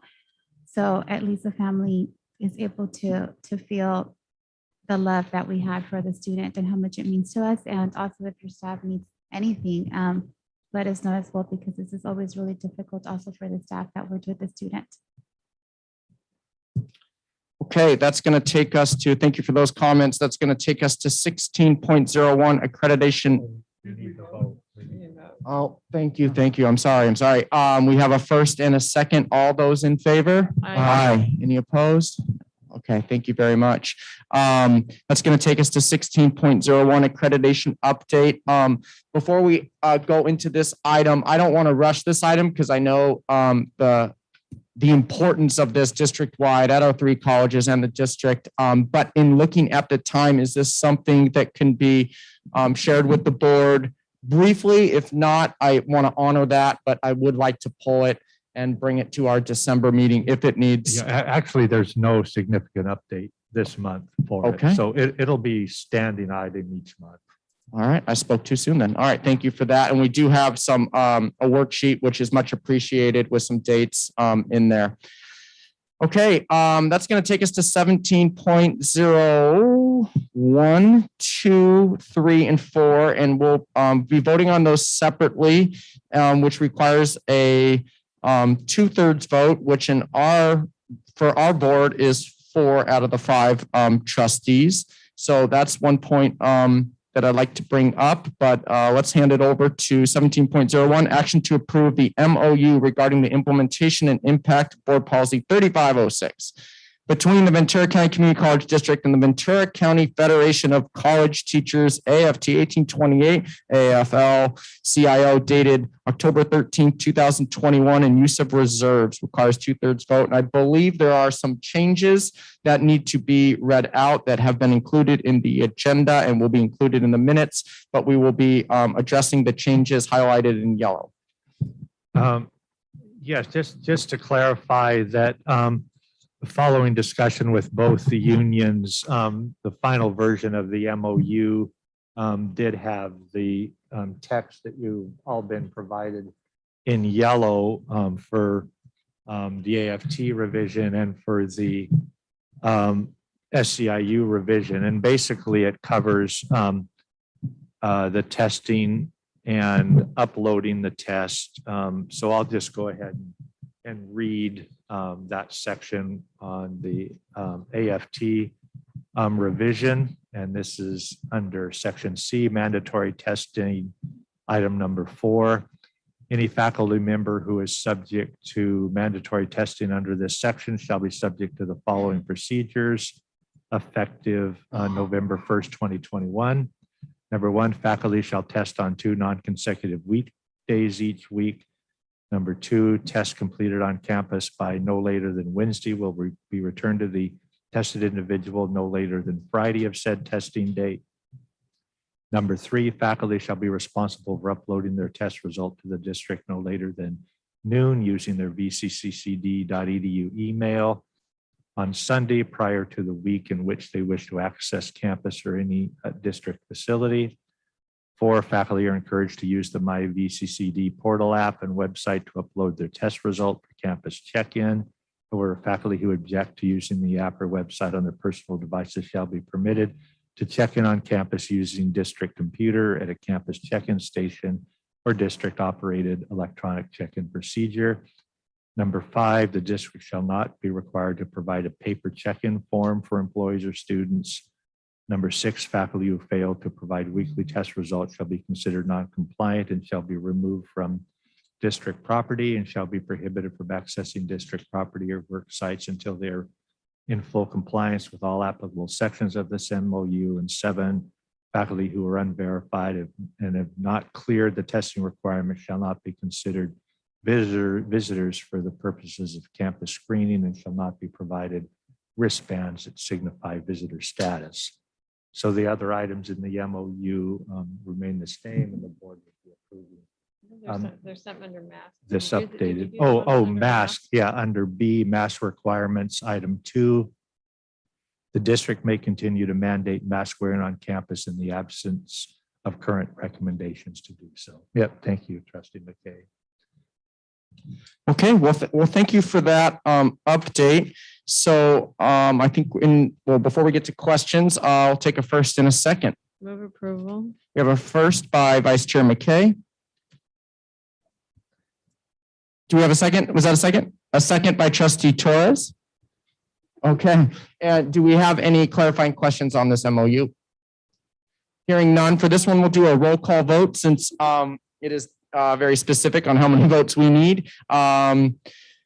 Recommendation vote from student trustee Rodriguez. Aye. Okay. Vice Chair McKay. Yes. All right. Trustee Torres. All right. Trustee Mantu. All right. I am also a yes. That passes 4-0. And Trustee Perez absent. All right, that's going to take us to 17.02, action to approve memorandum of understanding regarding the implementation and impact of board policy 3506 between Ventura.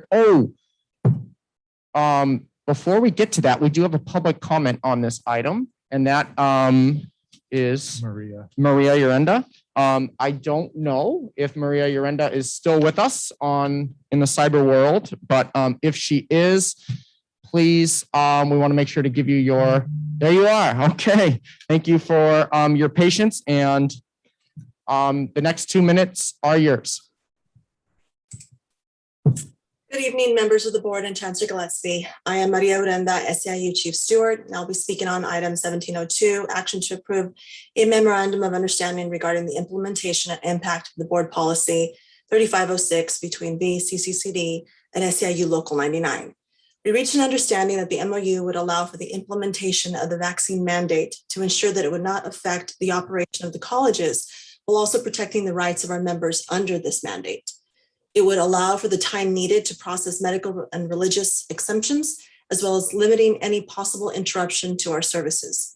We appreciated the extra time that Classified was given to be able to comply with the mandate and at the same time ensure safety through testing during that time.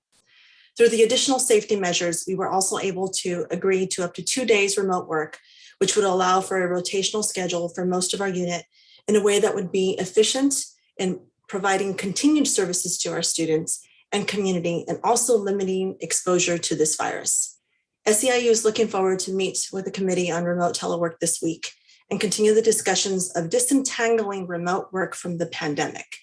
As stated before in previous public comments, remote work is not new nor should be limited to this pandemic. It has been proven to be successful pre-COVID, presently now during COVID, and should be allowed after COVID as well. These past 20 months should be seen as a remote work model for effective and competent work. We as a district need to move forward and not limit nor set unnecessary barriers for our employees nor for our students. We thank you in advance for your support of this MOU and the positive impact that it has on our members as we want to work in a safe environment. Thank you for your time. Thank you for your public comment and for waiting around. So it's appreciated. So I don't think we have a first and a second on that, right? Move No. approval. Okay, we have a first. And again, just to clarify, you're approving the updated version with the yellow highlights, and I won't read them because they're the same. It's the same wording. basically. Mask and yeah. Well, thank you for that clarification. Did we get a second? That was from Trustee Torres. All right, we have a second from Trustee Torres. Student Advisory, Trustee Rodriguez. Yes. Okay, Vice Chair McKay, Yes. Trustee Torres, Yes. and Trustee Mantu. And I'm also a yes, that passes 4-0 with Trustee Perez absent. Okay, next will be 17.03, action to approve implementation and impact of board policy 3506 dated October 13th, and use of reserves requires 2/3 vote for academic and classified administrators, classified supervisors, and managers. This action would also apply to confidential employees. Move approval. Okay, we have a first by Vice Chair McKay, a second by Trustee Torres, and a recommended decision by Trustee Rodriguez. Yes. Yes. Okay, Vice Chair McKay. Yes. Trustee Torres. Trustee Mantu. I also am a yes, and that passes 4-0 with Trustee Perez absent. Okay, that's going to take us to 17.04, Board Policy 7270, Student Workers and Admin Procedure 7270, Student Worker Recruitment and Hiring are presented for information. Chancellor Gillespie. Yes, so staff was requested to provide the BP and AP for board information and discussion.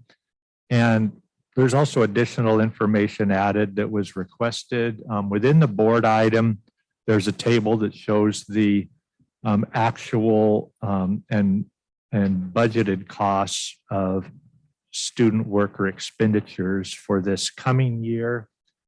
We also have a salary comparison with other districts regarding their student worker wages, information on the phase-in of the state minimum wage as well. And I think the last time that the board had reviewed and approved this was in December of 2018. And I'm just opening it up for board discussion. yeah, this is not an action item. This is just some information. Are there any questions? I do have a couple, but Trustee Rodriguez. Yeah, I was just hoping I could get, if we could get some clarification on the last line of the AP. It's on page 278. Student workers cannot work simultaneously within a district in any other capacity. During my meeting with Chancellor Gillespie, both of us had some, issues understanding what that meant. So maybe if, I don't know. It's in the BP too, right? No, it's on, Oh, it's board policy, sorry. Yes. Yeah, the BP says student workers cannot work simultaneously within the district in any other capacity. Andrea. Yes, that is in Ed Code. So that Ed Code says that student workers cannot be employed in any other capacity. So that's where it comes from. So they can't have two jobs? No, so student workers may only hold a position as student workers. They can't have provisional employment or classified employment, any other employment per Ed Code.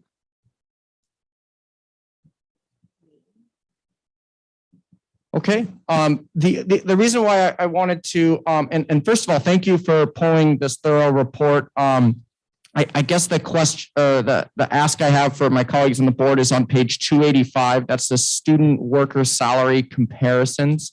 The reason why I would ask for you to look at that is, I don't want to advocate from the dais to raise student wages. I guess my ask is, we have a limited, basically 3-level tiering system of student workers. And I say this through the lens of, I've known quite a few student workers that provide childcare, and they have approached me and have advocated that it's hard for them to want to work for the community college district when they know they can receive higher wages outside.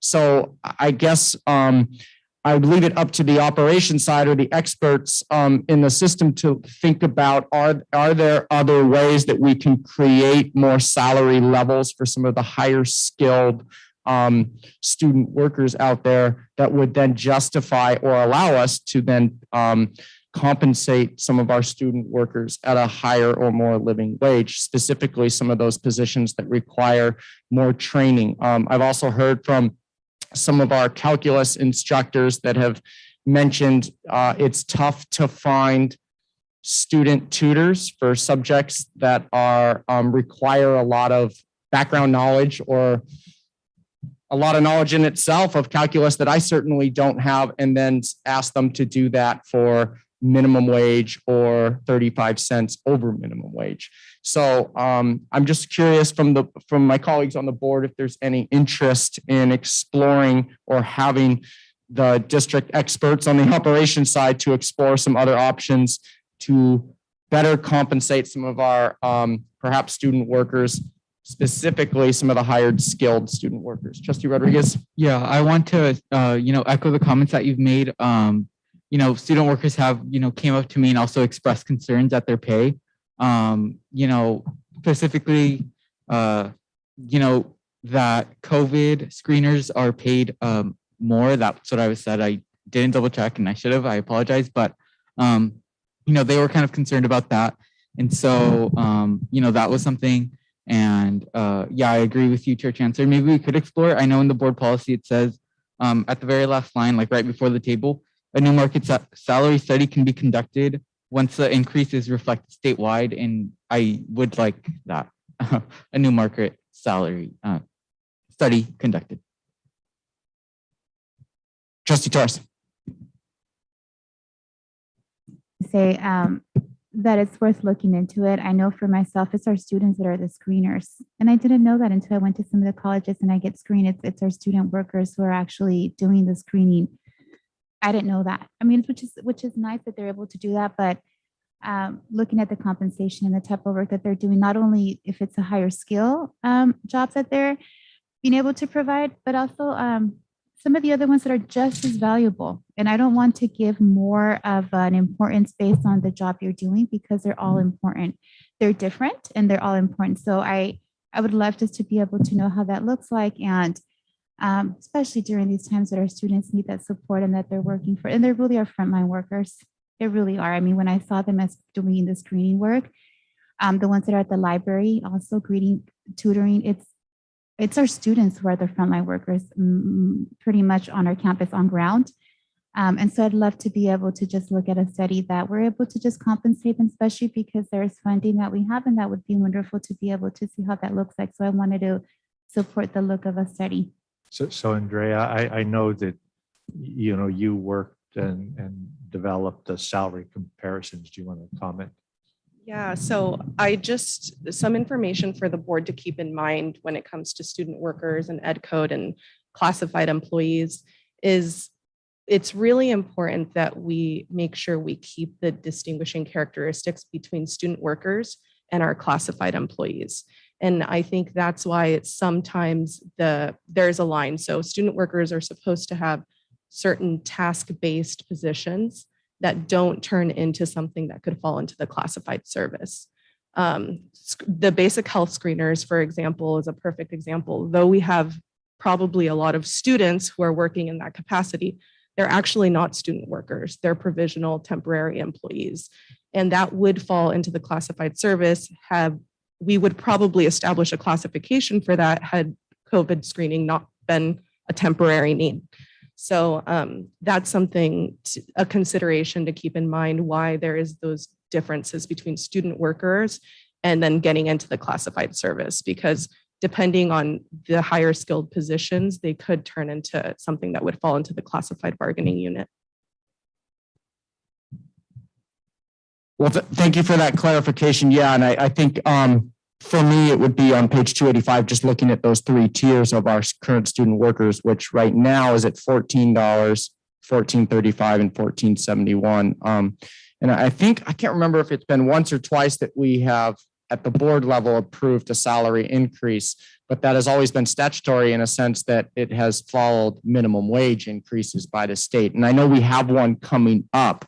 And that's where this chart of other districts that have made a decision somewhere on the operations side supported by various boards to say, we do have the funding, or we're going to make it a priority to make sure the funding allows for something above minimum wage for our student workers, not provisional employees. So, I guess my question is there consensus or an interest? I've heard from student trustee and trustee Torres, but is there an interest to look at this and to see if there's a creative or even a non-creative way of addressing my question of, is there an opportunity to increase student worker wages?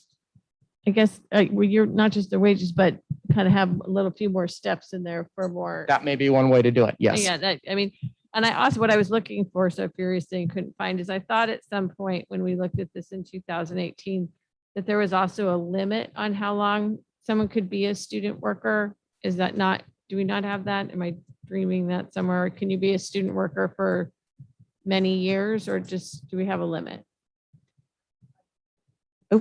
I don't have that information. Okay, so I would have just to get that back to you. would be part of it. Just, you know, to look at the limit, if there is one, to make sure that still makes sense. And then is there, you know, student worker potential that they're getting paid a really low wage? And I know that sometimes it's everybody needs it. Everybody, there's a lot of unemployment right now. It's kind of hard to find people. So maybe if we paid them a little better, they might be able to fill some position. I saw that long list that Laura had. Yeah, I think that I just comment that, you know, when you look at the salary level one, we're right in there with everybody else. And right. The question is do we want to have more salary level steps, and do, you know, we want them to be higher? And we can also look at, you know, what the next incremental increase will be, but I'm sure HR could look at and eventually come forward with a recommendation on revising the steps or not. Yeah, I mean, there's something at College of the Canyons, which Santa Clarita is paying $21 an hour for it. Just curious what that is. Yeah, I don't know. It just seems like a lot of money. So anyway, that's why I don't. And they could be cutting diamonds. Or something. And I remember the discussion in 2018 and why there were increases, but not high increases was the fact that we do want the students to be motivated to not be Right. student worker for Right, that's what 4 I thought we years, had put 5 some years, time on and it, to but move, maybe and we had that conversation when the board approved this the last time.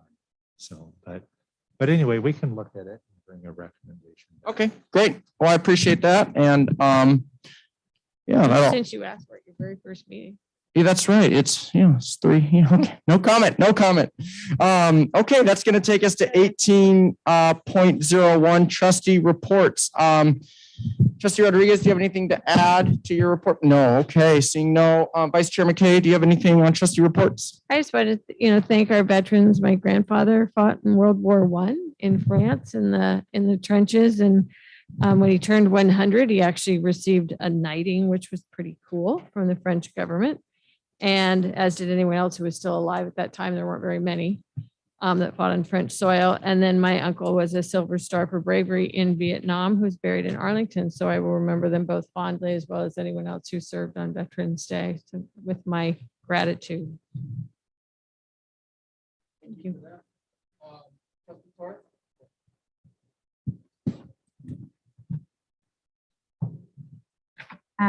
Just like everybody, just really taking the time to really thank all of our veterans. For me personally, I have somebody very dear to my heart who is from the 82nd Airborne Division, and he went on 5 different tours to serve our country. And thank God he is here with us back in civilian life, and took some time to get adjusted. And so I appreciate and I understand all of our veterans that are in our colleges and the veteran centers and all the work they do, because our veteran students, the fact that they're here says a lot. And so I just wanted to take that time to thank them for their service and being here with us at our colleges. I have to say it was such a beautiful honor and pleasure to be at Moore Park College virtually last Friday, to be able to provide a workshop to the students in the leadership cohort that they have on advocacy and civic engagement. And it was such an honor to be invited and to be able to speak and have dialogue. You have such an incredible students, Julius. There's been a couple of meetings I've gone, and it's just incredible. Their just commitment to social justice and wanting to do work. And it is such a pleasure every time I visit with your students virtually, and I can't wait till I'm able to do it in person. And I said, next time I'm going to come like with food and coffee. And it was such a treat for me. And I just wanted to make sure to let you know what a wonderful job Kristen is doing also at Moore Park College in empowering students and allowing the space to be able to have those conversations. I also had the opportunity to be at Ventura College on October 13th when they had their Latinx Heritage Month and have different panel members. I loved it.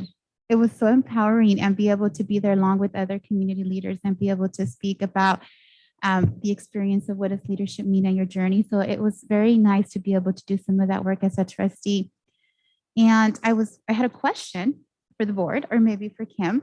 USC Equity Institute, the center, or maybe for Greg, as board members, can we participate in something like this, or a company like the colleges? Because it's really good work. And I know for myself as a board member, if possible, I would love to be able to attend to something like this and get the training, and just, I might not be able to go the whole time, or how that would look like. But I read the narrative and the great work that's happening at Ventura College and everything that they're doing. And I'm reading and I'm thinking, I want to be part of this. I want to go to this training. Is there something like that at a board level, or can we go also 1 or 2 classes? Is that a possibility? Check into that and let you know after talking with President Hoffman, because I don't have enough of the details there. But yeah, but thanks for asking. Yeah. It was one of the things that we looked at in the little more deeper training of deep impact through Corwin Press that would have included all of us, that had a price tag similar to that to it. So we just kind of started slow with Ted and Chip and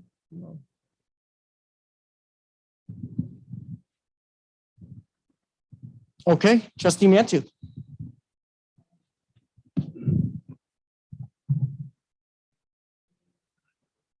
course, I missed last month's meeting because I was out of the country. So I'm looking forward very much to reconnecting particularly with my first event next week at Moore Park College with the opening of the tiger enclosure at the exotic animal training facility. Particularly since where I was spending my time was with a number of animals in South Africa. Also, I'm reminded in the comments about Veterans Day of former trustee Larry Kennedy, who is a Vietnam veteran and continues to be active in the Veterans Caucus, and feel very strongly also myself about our services and our dedication to those folks when they reconnect with education, having served their country so well. That's about it for now. Thank you. Thank you for that. This came up, I had nothing, but then it came up with the big question mark about commencement. So I'll just speak for myself here, but I certainly hope that we can have some in-person commencements. And I really look forward to attending that. By no means am I making, but those are always a very exciting thing for our community. And there's just a big hope for me on that one. So if anything, if we could get an update or future plans on that in the next coming months, I think that'd be really neat so we can let people know. And that's going to take us to, yes.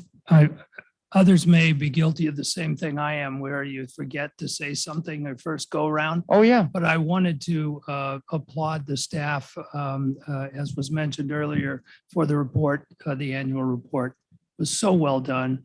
And in talking with Ms. Blair, learning that there's the potential to get that pushed out to over 300,000 email addresses. That's going to be wonderful because it's a great document for professionals and lay people alike. Thank you. Thank you for that. Okay, next is 18.02 future board items as always. I thought that was after. That's just coming. That's coming. So future board items, getting loose here at the end. We're getting loose. So as always, if there's anything you would like added to the list that is in like size 4 font there, please let Vice Chair and McKay and myself know. And then of course the new chair will make sure we stay on the up and up. Now, drum roll, 18.03 Board of Trustees meeting evaluation. I'm going to hand that over to Vice Chair McKay because I know you enjoy evaluations and engaging in this process. You over the head. So, Vice Chair McKay. All right. So this is twice. Trustee Mantooth, you missed it last time that we are doing our meeting evaluation. And this is actually the former CEO that used to started this at San Jose Evergreen is going to present this, I think, at a conference, either the next one. So this is our board evaluation that we're going to do now, kind of out loud, how we did. This kind of follows more of our ground rules to see how we handled ourselves in the meeting and to meet our part of our accreditation of self-evaluation. No one took me up on my offer of sending in an evaluation from anybody else who watched it, but I'll once again make the offer that if you send it, it will be included. Last month was kind of a practice round. So there was quality, honest, focused, respectful, and patient debate during all parts of the meeting. I will start with Trustee Torres to give a 1 through 5. Okay.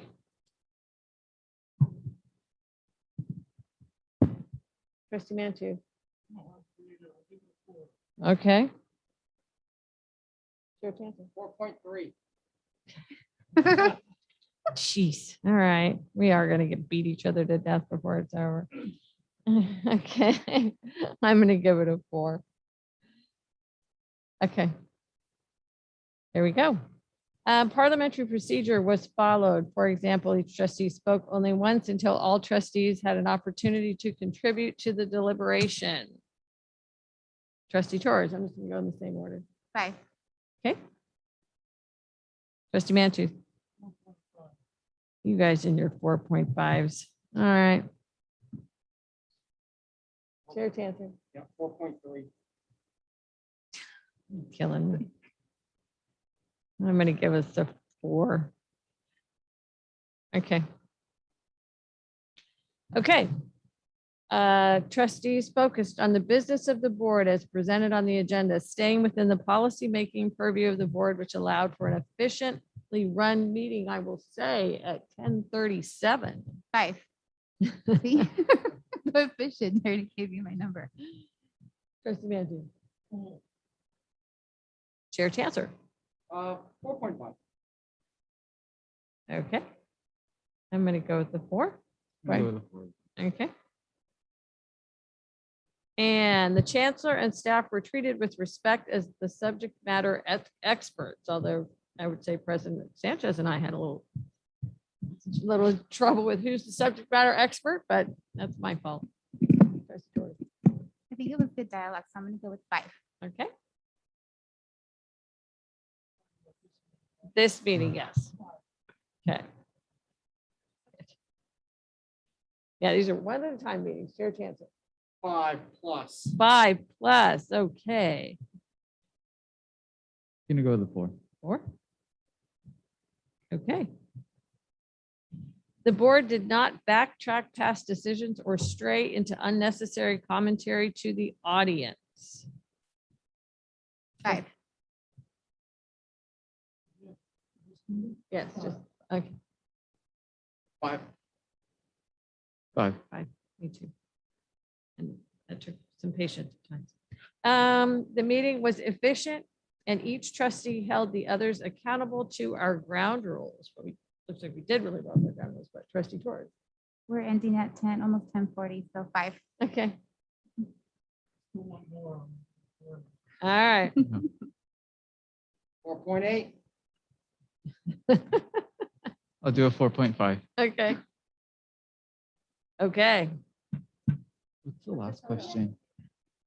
Mine was a 4.5. Mine was a look at you. Look at 4.5. you with They're the all points. 5s.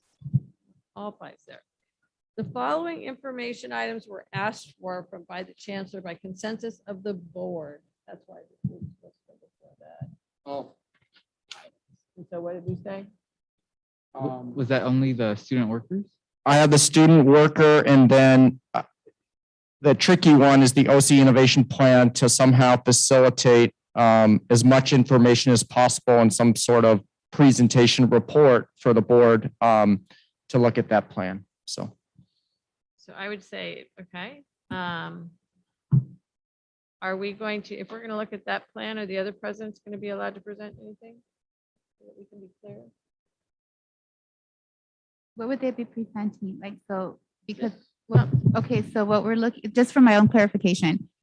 So we're looking at hearing just from the committee. That's my interpretation in December. We're listening to the committees present in December what their findings have been. And perhaps it sounds like Dr. El-Fattal said that DCAS may have a recommendation. And this is why I want clarity, because I thought we were going to hear some more detail from President Sanchez. Or what is, Yeah, I thought that too. and some input from the other presidents on how it might affect our colleges. If we're going to hear it, I think we should hear it all.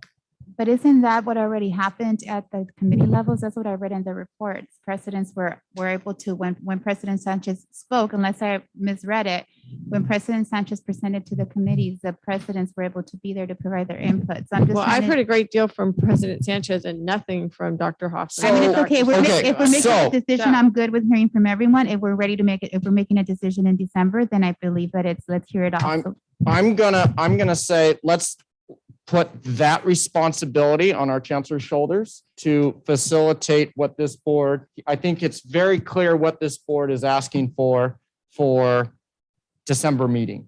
And if he's going to work with his team and feels that it's necessary for the plan that has come forth this point, the Oxnard College Innovation Plan, if he feels that it's critically important for other college presidents to speak, then I think we should support that. Okay. And I will say this, as board, as trustees, we've never really shut down a president, an academic senator, a classified president, whoever, student representatives from giving their input. And I certainly don't want to start in December. So with that, we'll lead it up to the chancellor to facilitate a healthy, thorough, concise, strategic presentation.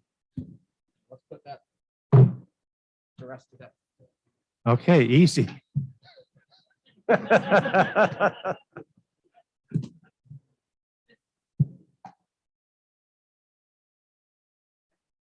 And it was policy 50/50, Gabby, that you wanted to look at more. Okay. Anything else?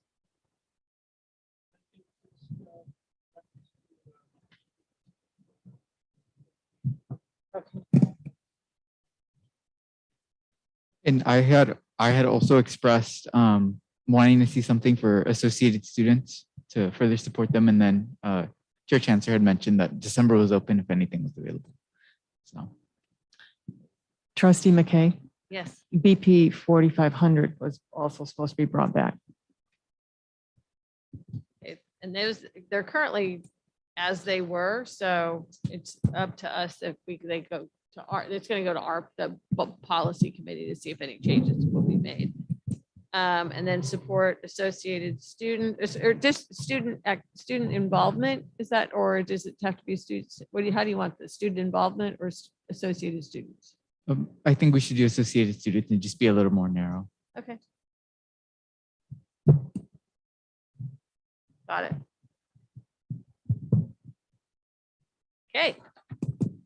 Thank you. Thank you for your diligence on that evaluation, which also will set us up for a happy December meeting. Okay, that's going to move us to 20.01, which is adjournment. And I am going to adjourn this meeting in memory of Mr. John Elmer, who served 20 years as an EAC alternate media specialist at Ventura and Oxnard colleges.